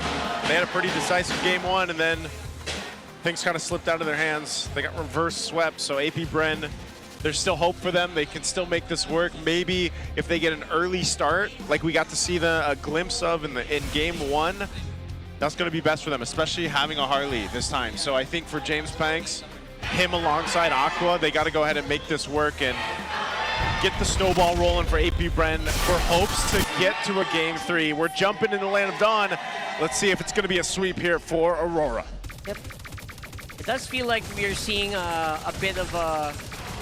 It feels like AP Bren, who's clinging to these very aggressive early game to mid game heroes, trying to get a very early advantage. And I think it did work, right? It did work last game. But now I don't know if that's going to be the same case, especially with a very aggressive anti-gank hero like a Badang. Yeah. I think that's one of the reasons why they picked this instead of the Grok. They want to discourage these early engagements, because if you get walled out very early on, sometimes there's just no going out. You're going to be forced to use a flicker, and then you're going to lose your advantage. So I really like what Aurora's doing here. Yeah, and they got the early game they won this time. Demon Kite not necessarily interrupted. And same as what he mentioned, you might feel a bit discouraged to just keep playing aggressive. Like that! Line up, right? And that's over. First blood for Aurora. And that's why the Badang Roam works so well. It's such a good tempo breaker, and even when you're so used, because I mean, I don't know if Nova was just not expecting it, because he held on to the flicker too, you know? So he's like, yeah, I've done this many times. I can just quicksand guard it up, I'm gonna be fine. But then, because it's also a Baksha in the hands of Demon Kite, like he can rotate so quickly. And this being, you know, just a map that favors the rotations when we get to the expanding rivers portions of this. So they're off to an early start for RORA instead. Yeah, I like that you said that with a little bit of a smirk before you said it. You know? sir. Yes, sir. That's what Badang does. That's my guy. Again, it's because even Brigitte was mentioning, you know, these early to mid-game heroes that AP Bren likes to pick up. Well, Badang is just one of those heroes that goes and stops some of the tempo that is built around those kind of heroes and those compositions. We'll see how the response is. Light's actually pretty low here. Yeah. So they might have an upper hand. KillVJ even still has his ultimate. Now they're blocking these entry points. KillVJ with a two-man set. Follow-up from Aqua, copying that Bravest fighter with attraction pulls. Doesn't pull anyone in, but they're after Demon Kite. They just want to take the kill on Demon Kite. The SOD doesn't land, but still, Nova with the flicker now gets the job done. But Aurora are still not letting go of this turtle. Yeah, very unfortunate as well. Missing on the SOD could have been pretty good for AP Bren, but they still go for it. Yeah, James Panks gets to secure that. Raging Sandstorm stopping Aurora from going for the chase. AP Bren actually were able to get what they wanted. Yeah, they went with a fight. Again, Light was really low before that fight broke out, and then they decided to, you know what, just force Aurora into this position that they're not going to be comfortable in. They got an upper hand. They got taken. Demon Kite got taken care of. So good initiation and just fight from AP Bren to go ahead and showcase that. And if you look at how they're going to play into this, they look even to want to go up here top. Demon Kite again is the target. Still has the Torturous Passance and is gonna Baksha shield Unity his way out. Yeah, they threw everything there, including the Retribution, and the Baksha is fine. One of the reasons why Baksha is just so good. By the way, you have first item Piercer this time. I saw that, yeah. So that should be pretty good. That should be the big focus here. But then again, you can lose those stacks pretty easily against heroes like the Khalid, like this Sora. So eyes on the prize here if you're Aurora. Make sure Yue doesn't go down. But for AP Bren, that feels like it's a pretty good challenge. You got a Harley on your side, man. Yeah, the Harley is going to be the one that Aurora really has to watch out for, because it just seems like playing around a Harley, you know, keeping tabs on him. Yue, that's kind of what he has to do. Whether he burns the flicker or not, James Panks always has the opportunity to go ahead and do that, you know. That was nice. Make things happen. Yeah. Small things. Did he just retrieve the green cow? He did. I don't know why that was. It's fine because there's no turtle for like 25 more seconds, so it's all good in the hood. Because I think he kind of feels that creeping goal, right? That RORA is starting to get. So James Panks, he's trying to do his very best with whatever resources he has to make sure that goal doesn't get out of hand. Currently at 1,000 right now for Aurora. Look at Demon Kite right now, too. He's got his eyes on James Panks. So information there. James Panks pick up a Genius Wand. He holds on to his Retribution. Demon Kite's got his as well. and he's buffed up. He's not going to go ahead and grab his purple. He starts up the turtle instead.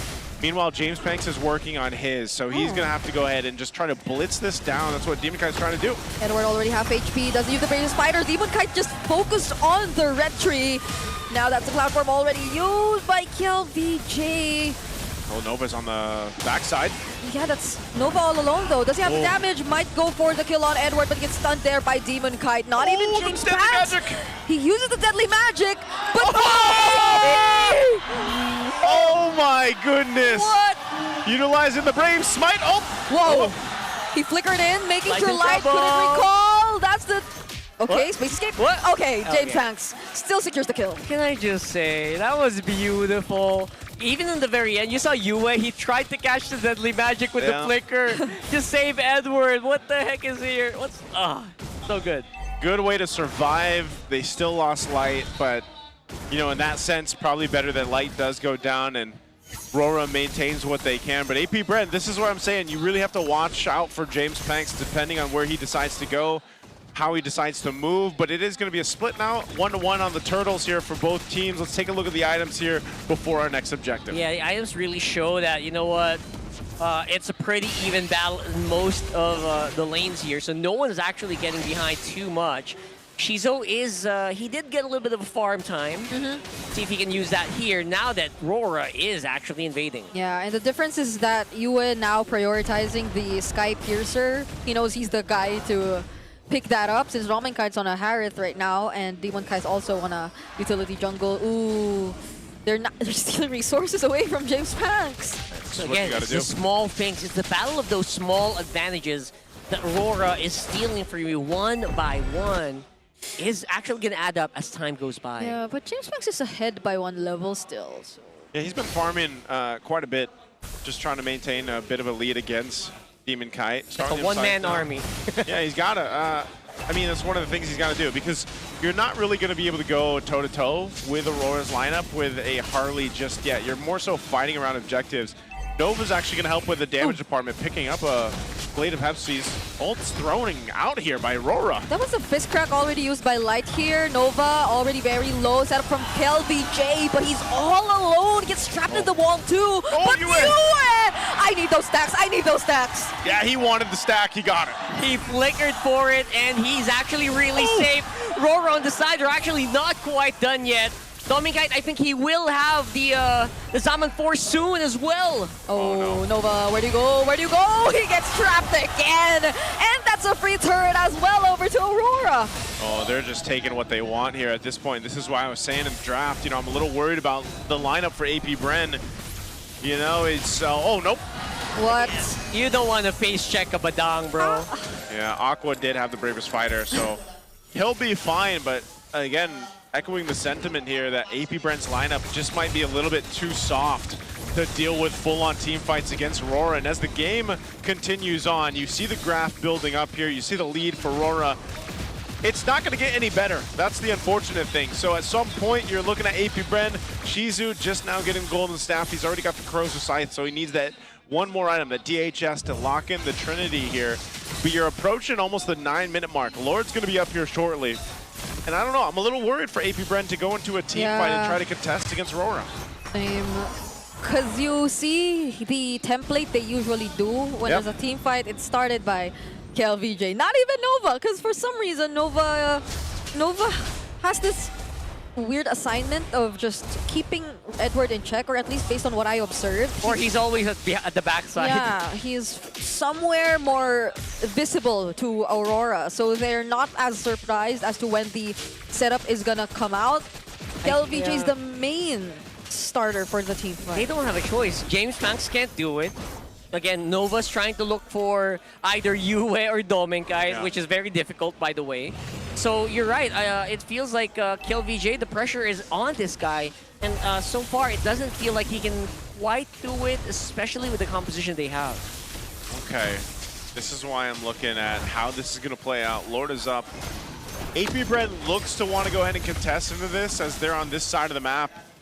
But they got to watch out for the collapse from RORA. Meanwhile, too, oh, they're going to go for it. Oh, that's different. Now it's Nova starting things up, but Dominkite might just survive this. Still gets to regen some HP, and it's Edward using the bravest fighter going for the chase. Yue might get more stacks, and there you go. KLVJ is the only casualty after that. It was a good attempt. It was a good attempt on Dominkite, but he survived. Yeah, and I get it. It's almost, again, it feels like the game plan here for Nova is to look for Doming, but can you keep doing that? Now they have the turtle control, sorry, the Lord control. Yeah, Nova can only watch. Oh, the SOD! Good attempt. Good attempt, good attempt. At least Shizu is pushing in that tier 2. Attempted to take the Lord with the steal with the SOD, not going to happen. Tier 2 still going to stand, though, just barely. As RORA goes and cleans out the last cannon minion there. So they've gotten themselves to the Lord now. They've got themselves ready to go ahead and march towards the base of AP Bren. Taking a look again at the items. AP Bren's defensive capabilities, how are they? They have a Mozkov, which can clear waves pretty well. They have the rest of this lineup, but are we looking at them buying more time? I would say almost roughly another 6 minutes or so. He needs one more item he complete that. He has 2.5 right now, basically. Gets to complete the Trinity plus maybe a Malefic Gun, and then it's go time. Wind of Nature is a necessity, but you can't have it. Oh, they're going for Dominkite? Yeah, they want Dominkite, but look at that trap from Light! He was prepared to save the day. Aqua now looking like the next target is a double kill for Dominic. Make it a triple as he finds KLVJ. That is just that's a massacre right there, man. No other way to say it. That hurt, man. If you're AP Bren and you see Light sitting there, they fall into the trap. Demonkite just drove by them. Yeah, he almost just drove by and said hi. That's what it felt like at that point. You're not going to go for my kite, brother. The top turret will fall. Are they looking to end here? All right, they have waves coming in top and mid. Nova might try to work on this bottom lane, and they somehow still defend it. So AP Bren are still hanging on. They're hanging on, but barely, man. At this point, 8,000 gold behind. None of these team fights are going their way. If you notice every single interaction we see, it's let me go ahead and throw out my deadly magic, hope that I get Dominkite, but at this point, it's getting even more difficult just to get Dominkite, because who else are you going to get over there? It feels like most of it is just a long shot, right? Oh, traction pulse! This big fist crack coming in from Light! There's the counter set from KLVJ and the Raging Sandstorm, but Edward is going to be okay to tank all the damage. They lost their minions and they'll have to walk out of this, but Aurora, they're all okay except from Light! Even Demonkite taking a couple shots from the turret just to allow the rest of RORA to get on out there. A great initiation, forced one, with that Badang again from Light. It's a 1-for-1 at the end of the day, but it's actually just enough to keep AP Bren on their toes. Just a reminder, yo, under your turret, it's not safe. We can do that again, and they're gonna wait for the next Lord to make it happen. Now that gold is actually quite gigantic, but I would say, there you go. I think, yeah, Malefic Gun is the next one for Shizu. He's very close. He can feel it, but then again, how is he going to survive the onslaught? I feel like the damage is way too much. You could get bursted in one go here. With the amount of gold and items that Aurora has already accumulated. The amount of space you can cover with Light here is just insane to deal with for AP Bren, especially when he's got the flicker available. Luckily for them, he doesn't have it, but this is going to be a Lord just go into the hands. You can see Light given the information. They've got it complete control at this point, so still giving the information. I think he's gonna go for James Pax. Oh, there you go, Whoa. James Pax! He gets chain CC'd so hard, and I just have to say, Light on heroes like this who are just capable of disrupting the Badang, the Grok. Yep. It's such a great view. Chef's kiss, 100%. James Banks is just getting wrecked right now, and this might be the end here. Uh-huh. Nova, what can he do? He still has the Raging Sandstorm, so they might try to go for something, but Light seems to be waiting for a conceal He's waiting play. for his flicker. Yeah, or the flicker. There you go. That's a conceal from Light. Looking for another target. Might go for the surprise. Two-man stun from Yue. That's the Salmon Force already. Still no setup from Light, but there you go. And as we speak, it seems like Yue has only one thing in sight. It's the base as Aurora secure the sweep. excellence in their blood. RORA with another sweep in their belt here. Looking like they really shrugged off that loss yet last night. They look really good in this one. The crowd feels it, and Aurora, they needed it here. The RSG, the Raider reunion, ends with a sweep for Light and Demon Kite as they wave off to Aquaman. And again, Coach G over there for AP Brand 2. It was just, I don't know, I think it really just was the draft here, even before the game started. Yeah.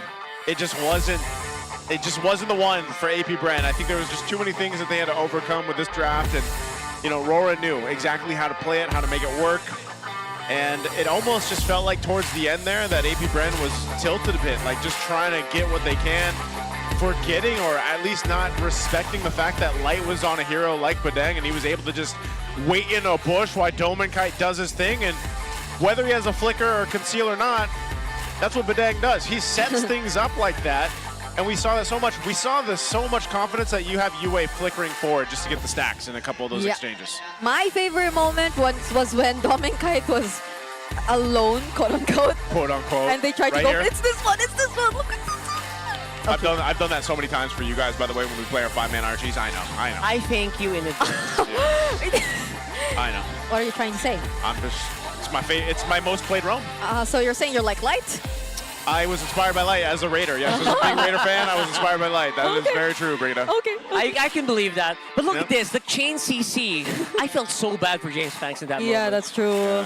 This was definitely a brutal game for James Banks, man, and AP Brand in general. But congratulations to RORA. I can't wait to hear what they have to say over on stage. Let's go ahead and hear for our winning interview. And with that 2-0 sweep, Aurora adds another win to their standings. And Demon Kite, we want to know, you came from a loss, and now congratulations to the win. Ano yung feeling na tapos na yung slump? Parang relieving lang siya, pero syempre, gagawin namin tong momentum as patungo sa mga next matches namin. And earlier, nagkaroon ka ng reunion with your former RSG team members. How did that feel? Nakatulong ba magpa-motivate o nakapangpagigil ba sa game mo ngayon? Actually, masaya lang ako kasi kumbaga, minsan lang kami nagkakausap and minsan ko lang sila nakikita. So, masaya lang makita sila. And with that, gusto ko naman kausapin yung isang nag-perform very well in game number 2. That's you, Domin Kite. Alam mo, Domin Kite, nung game 2 nagwawala yung harit mo Kasi nung game 1 parang na-earlyhan kayo ng kabilang team which is AP Brand. What was going through your mind doon sa game 1? Sa game 1 siguro po nung na-early kami, siguro pumasok po sa lahat ng isipan namin composure lang, and alam din namin na kung kailan gagana yung hero namin nun. At talagang gumana yung Granger mo in that game 1. Gigil na gigil. Coming into game 2, ano yung pinag-usapan nyo para maka-reset for another win? Siguro po hindi naman po kami nagpaka-chill, like pinag-usapan pa rin po namin kung ano po yung prefer namin, and siguro para hindi na natin kami ulit ma-reverse sweep. Okay. Yun ang dinala nyo for game number 2. And now, syempre, hindi na ako lalayo. Si Light, kausapin natin. Light, bakit natutulala ka ngayon? What are you feeling after this match? Ano yung iniisip mo? Parang malalim kasi yung iniisip mo ngayon. Wala naman po. Wala naman. Wala naman, basta nanalo kayo.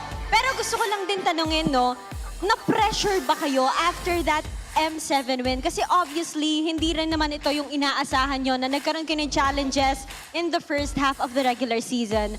Gaano ka ka-pressured or yung buong team coming into season 17?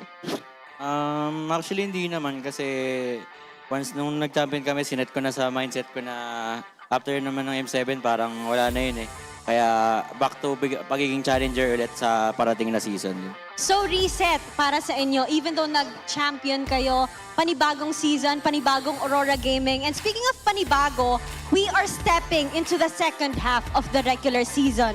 At ang match nyo na susunod will be against TLPH na nagkaroon din kayo ng challenge facing them. ano yung ma-expect ng Auroras na version nyo sa pag nakaharap nyo ulit sila? Hopefully, magtuloy-tuloy and maganda yung maging laban against TLPH. So, magpe-prepare kami talagang mabuti. At aabangan natin yan sa susunod na half. But before we proceed to the second half, Rora, sino sa tingin nyo ang match MVP? Our match MVP for this week against AP Brent is... Gomeng Pride! And Gomeng, grabe yung suporta ng Roras. Do you have any message for them?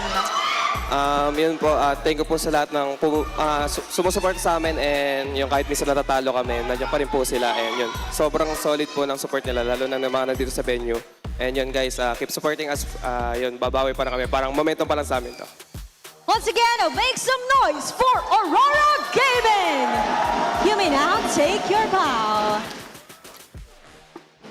And take your victory walk as we move further into this day. What a bounce back win for Aurora, right, Odin? Oo, alam mo, Thea, Auroras finally found their light again after the slump in the previous matches.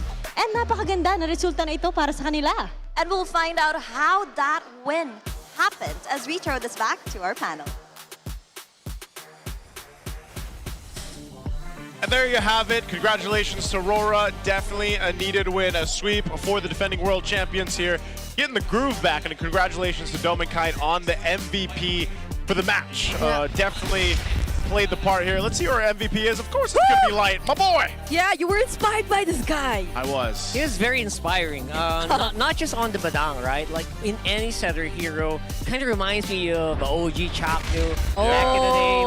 He actually just finds so many things that it's like he sees things that we don't see. Let me... Like your enemy doesn't see. Yeah. Let me see one more... It's like he sees the light. Yeah, one more hero that's like the Badang and the Grok. That's similar to this gameplay, then we might say he is the modern day, or he's similar to the modern day Chuck Mambo in a sense. The light Mamba. The light Mamba. You know, it's funny because when they were at their international for MSC, like Smart Omega was there. Yeah. You know, and Chakne was there, and you know, I remember. Yeah, it's a very different time. Light definitely had much longer hair then. But yeah, great hair, by the way. Yeah, it was. And you know, I just remember really talking about the comparison between them two back then. And, look at that. You look at how he's developed over time, and Light is definitely just such a cornerstone to the success that RORA has found, I feel like. And that synergy between him and Demonkite is just going to always be there. And, you know, it's great to see RORA play like this. I feel like they were in a slump a bit, but even breaking down the interview, you hear them, you know, they're just going to go ahead and lock in, prepare for their next big matchups that they have for the second half of the season. They get a chance to go through everybody again. And this was more of Aurora that a lot of the world specifically was used to seeing, I feel like. This version that became eventually world champions. I could feel how much you wanted to win this. There were a lot of flicker ins. And that's something I'm not used to seeing from like... It's the new hair. Probably the new hair. It's similar to Kimmy's hair. He doesn't make Beagle the Giggle. Yeah. He lets it through. He lets the rage, the anger flow. And in this regard, he doesn't mess up. So that's the important thing. You can kind of be aggressive. You can kind of just go ahead and make a play. Just make sure that you don't slip up and you don't give an opening for your opponent, which I think we saw here. Majority of the towers were very much controlled by Aurora. The buffs as well. I think they took that Shizu buff steal a little bit personally from game number 1. That's what I was saying. It looks so good, so clean, this one. They were locked in game 1. Well, I think they were even further locked in for game 2 here. And it's good that they were able to, because I think, I don't know, I guess if you guys really watched the match last night and you saw all the chatter online, there's chatter everywhere. So that's why I'm saying, I think for the fan base and for everybody else, this just goes to show that RORA is still definitely a contender, because this is just the first half of the regular season. So much more can happen here. Let's go ahead and listen in on our Infinix mic check, though. Sabi niya, lapukin na wala. Ay, gagawin na sila, pre. Walang ulti si Kiel. Kaya ko Purify na. Buhay pa sa balinata, pre. SOT ah. Ay, bligger, walang bligger ka lang. James Punks, tingin. Wala na. Buhay ako. James pre. Sora na lang. Sora muna. Buhay ako, pre, ah. Out. Dawin. Kaya namin ni Doming, pre. Alalay kayo. Balen ko sa amin, pre. Balen nga, boy. Sora. Ako, wide. Nice, boy. Ay, tara. Tara. Basta lang. Ay, uli ba? Uli lang. Kaya ko tapos. Ay, dinatanggi ko. Sige, dyan kayo sa Torre. Dinatanggi ko. Gusto ko na ba? Makan. Ako tumatanggi. Wala na ang buhay. Balitin lang ako. Okay lang. Patay din naman siya. Di ako kita rito. Makalikod ako. Ito, parang di ako kita. Go. Pra. Bangga ako pa. Nice. Sige, kahit sino. Tingin na. Right. Parang layo niya. Kiel, bangga ako. Kiel, tsaka Khalid. Sige, pinatanggi ko. Gigi, baklainin niyo. Ayun na ba? Thank you, Lord. Thank you, Lord. You know, that great communication there. You can even see Domeng was pretty hyped on what Light was able to set up for them, but just overall the communication from RORA. Yeah. That's World Championship communication. And they were so calm. Even that one play where we got to see the chain CC on James Punks. Light was just like, yeah, we can go for this guy. And that was free CC's landing on this guy in that moment. That was amazing. That's why I said James Panks. I know he was fueling that one. So hopefully they can recover before next week. Whoa, We still got a whole half the season. Hey, My goodness. You guys can start your own season with eProject Esports. For everyone, though, we're giving you the power to bring the MPL energy to your own local community. That's right. Participants get exclusive access to tournament modes, free in-game items, and even diamonds. Just head over to ph-mpl.com/e-project and start your application. Come on, turn that passion into action. Visit our website for more information. I need to start saying that phrase on a daily. Turn that passion into action. I think that'll definitely get me through some of the days out there. So also because right now the clock is ticking for you guys. The seats are filling up. Don't miss your chance to witness ONIC Philippines and Twisted Minds right here at Victoria Sports Tower this April 24. Head on over to ph-mpl.com and get your tickets now. Seats are filling up, guys. I mean, almost every single match, actually, for the past 4 weeks has been sold out and crazy here. So we'd love to have you, because we're calling the super fans right now. Stay updated on all things MPL Philippines and connect with the most passionate community out there in esports. Join the MPL Philippines official Facebook group and the Superfan channel. And don't forget also the MLBB official Discord. That's a lot, but you can get your all-access pass to exclusive content, the latest news, and community discussions if you join us. So lead the conversation and have a chance to be featured as our Superfan of the Month. Come on, be part of the MPLPH family. Just go ahead and scan that QR code. We'll talk there. We'll talk to you guys. Brigida will talk to you guys there. Yes, I will. Will you, Brigida? I am actually a very silent. Let me Make tell sure you that what. just tag her. She sees it. Brigida, at this point, takes days to get back to anyone. So don't feel bad, guys. Business all right? days. Business days. Yes. Infinite standings after our first half of the season. Wow. Let's take a look at this, Rocker. How are things falling into place? Yeah, not really much has changed, to be honest. It's just a big change for RORA. Because again, like we mentioned, the slump is over. This is exactly the RORA that we kind of expected at the beginning of the season. They were left at 2 match points, and now we're up on 3, a little bit closer to the top. Yeah, we don't have a winless team as we end the first half of the season, similar to like what we probably are used to seeing in our previous seasons, but it's still tough for the Phoenix Army to climb the ranks. We'll see if they get to do that as we enter the second half, but for now, we're looking at the Funsik 11 Week 4 Day 3 standings, and 3 out of 4 of the top 4 teams in our MPL are still there. Yep. But it's the Bees who are actually, I think, They were number 1 last year? Yeah, the champions last Yeah. season. So they're still part of the top 4 too. Catching up. Oh, congratulations. We're done with halfway. Halfway point? Halfway point. We are at the halfway point. It's been, I don't know, I guess if I had to think about the past 4 weeks, my biggest surprise is just exactly where TNC is sitting. I didn't expect them to be there after their performance last season's playoffs. I don't know. I'm sure our community out there will share their sentiments in our official groups. I hope you guys have enjoyed it. This is wrapping up the halfway point. Me, Naisu, bringing out Rockhart. That's going to close it out for week 4. We'll be back here next week for week 5. We'll see you guys till then. Let's throw it over on stage. What a way to round out week 4, di ba MPL Superfans? Talaga namang hindi tayo binigo ng ating mga teams, Thea. At nung unang match pa lamang, talagang pinamangha na tayo ng Golden Rivalry. And in our second match, inantig naman ang mga puso natin na Raiders Reunion. And with that, week 4 is officially in the books. Pero huwag kayong kukurap dahil next week agad, we're going to officially open the next half of our regular season.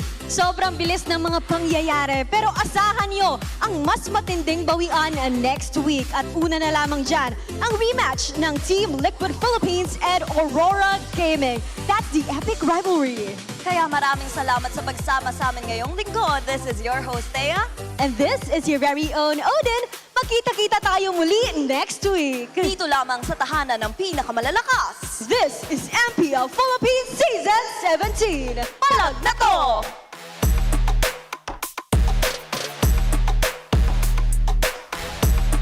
17th season of MPL Philippines is brought to you by the following sponsors. Infinix, the official gaming phone partner, the power behind every Madlang gamer. Smart, the simply reliable connectivity partner of the MPL. Our partner in esports, Clear Men. And our strategic partners, TT Racing, Ferry, and SIP.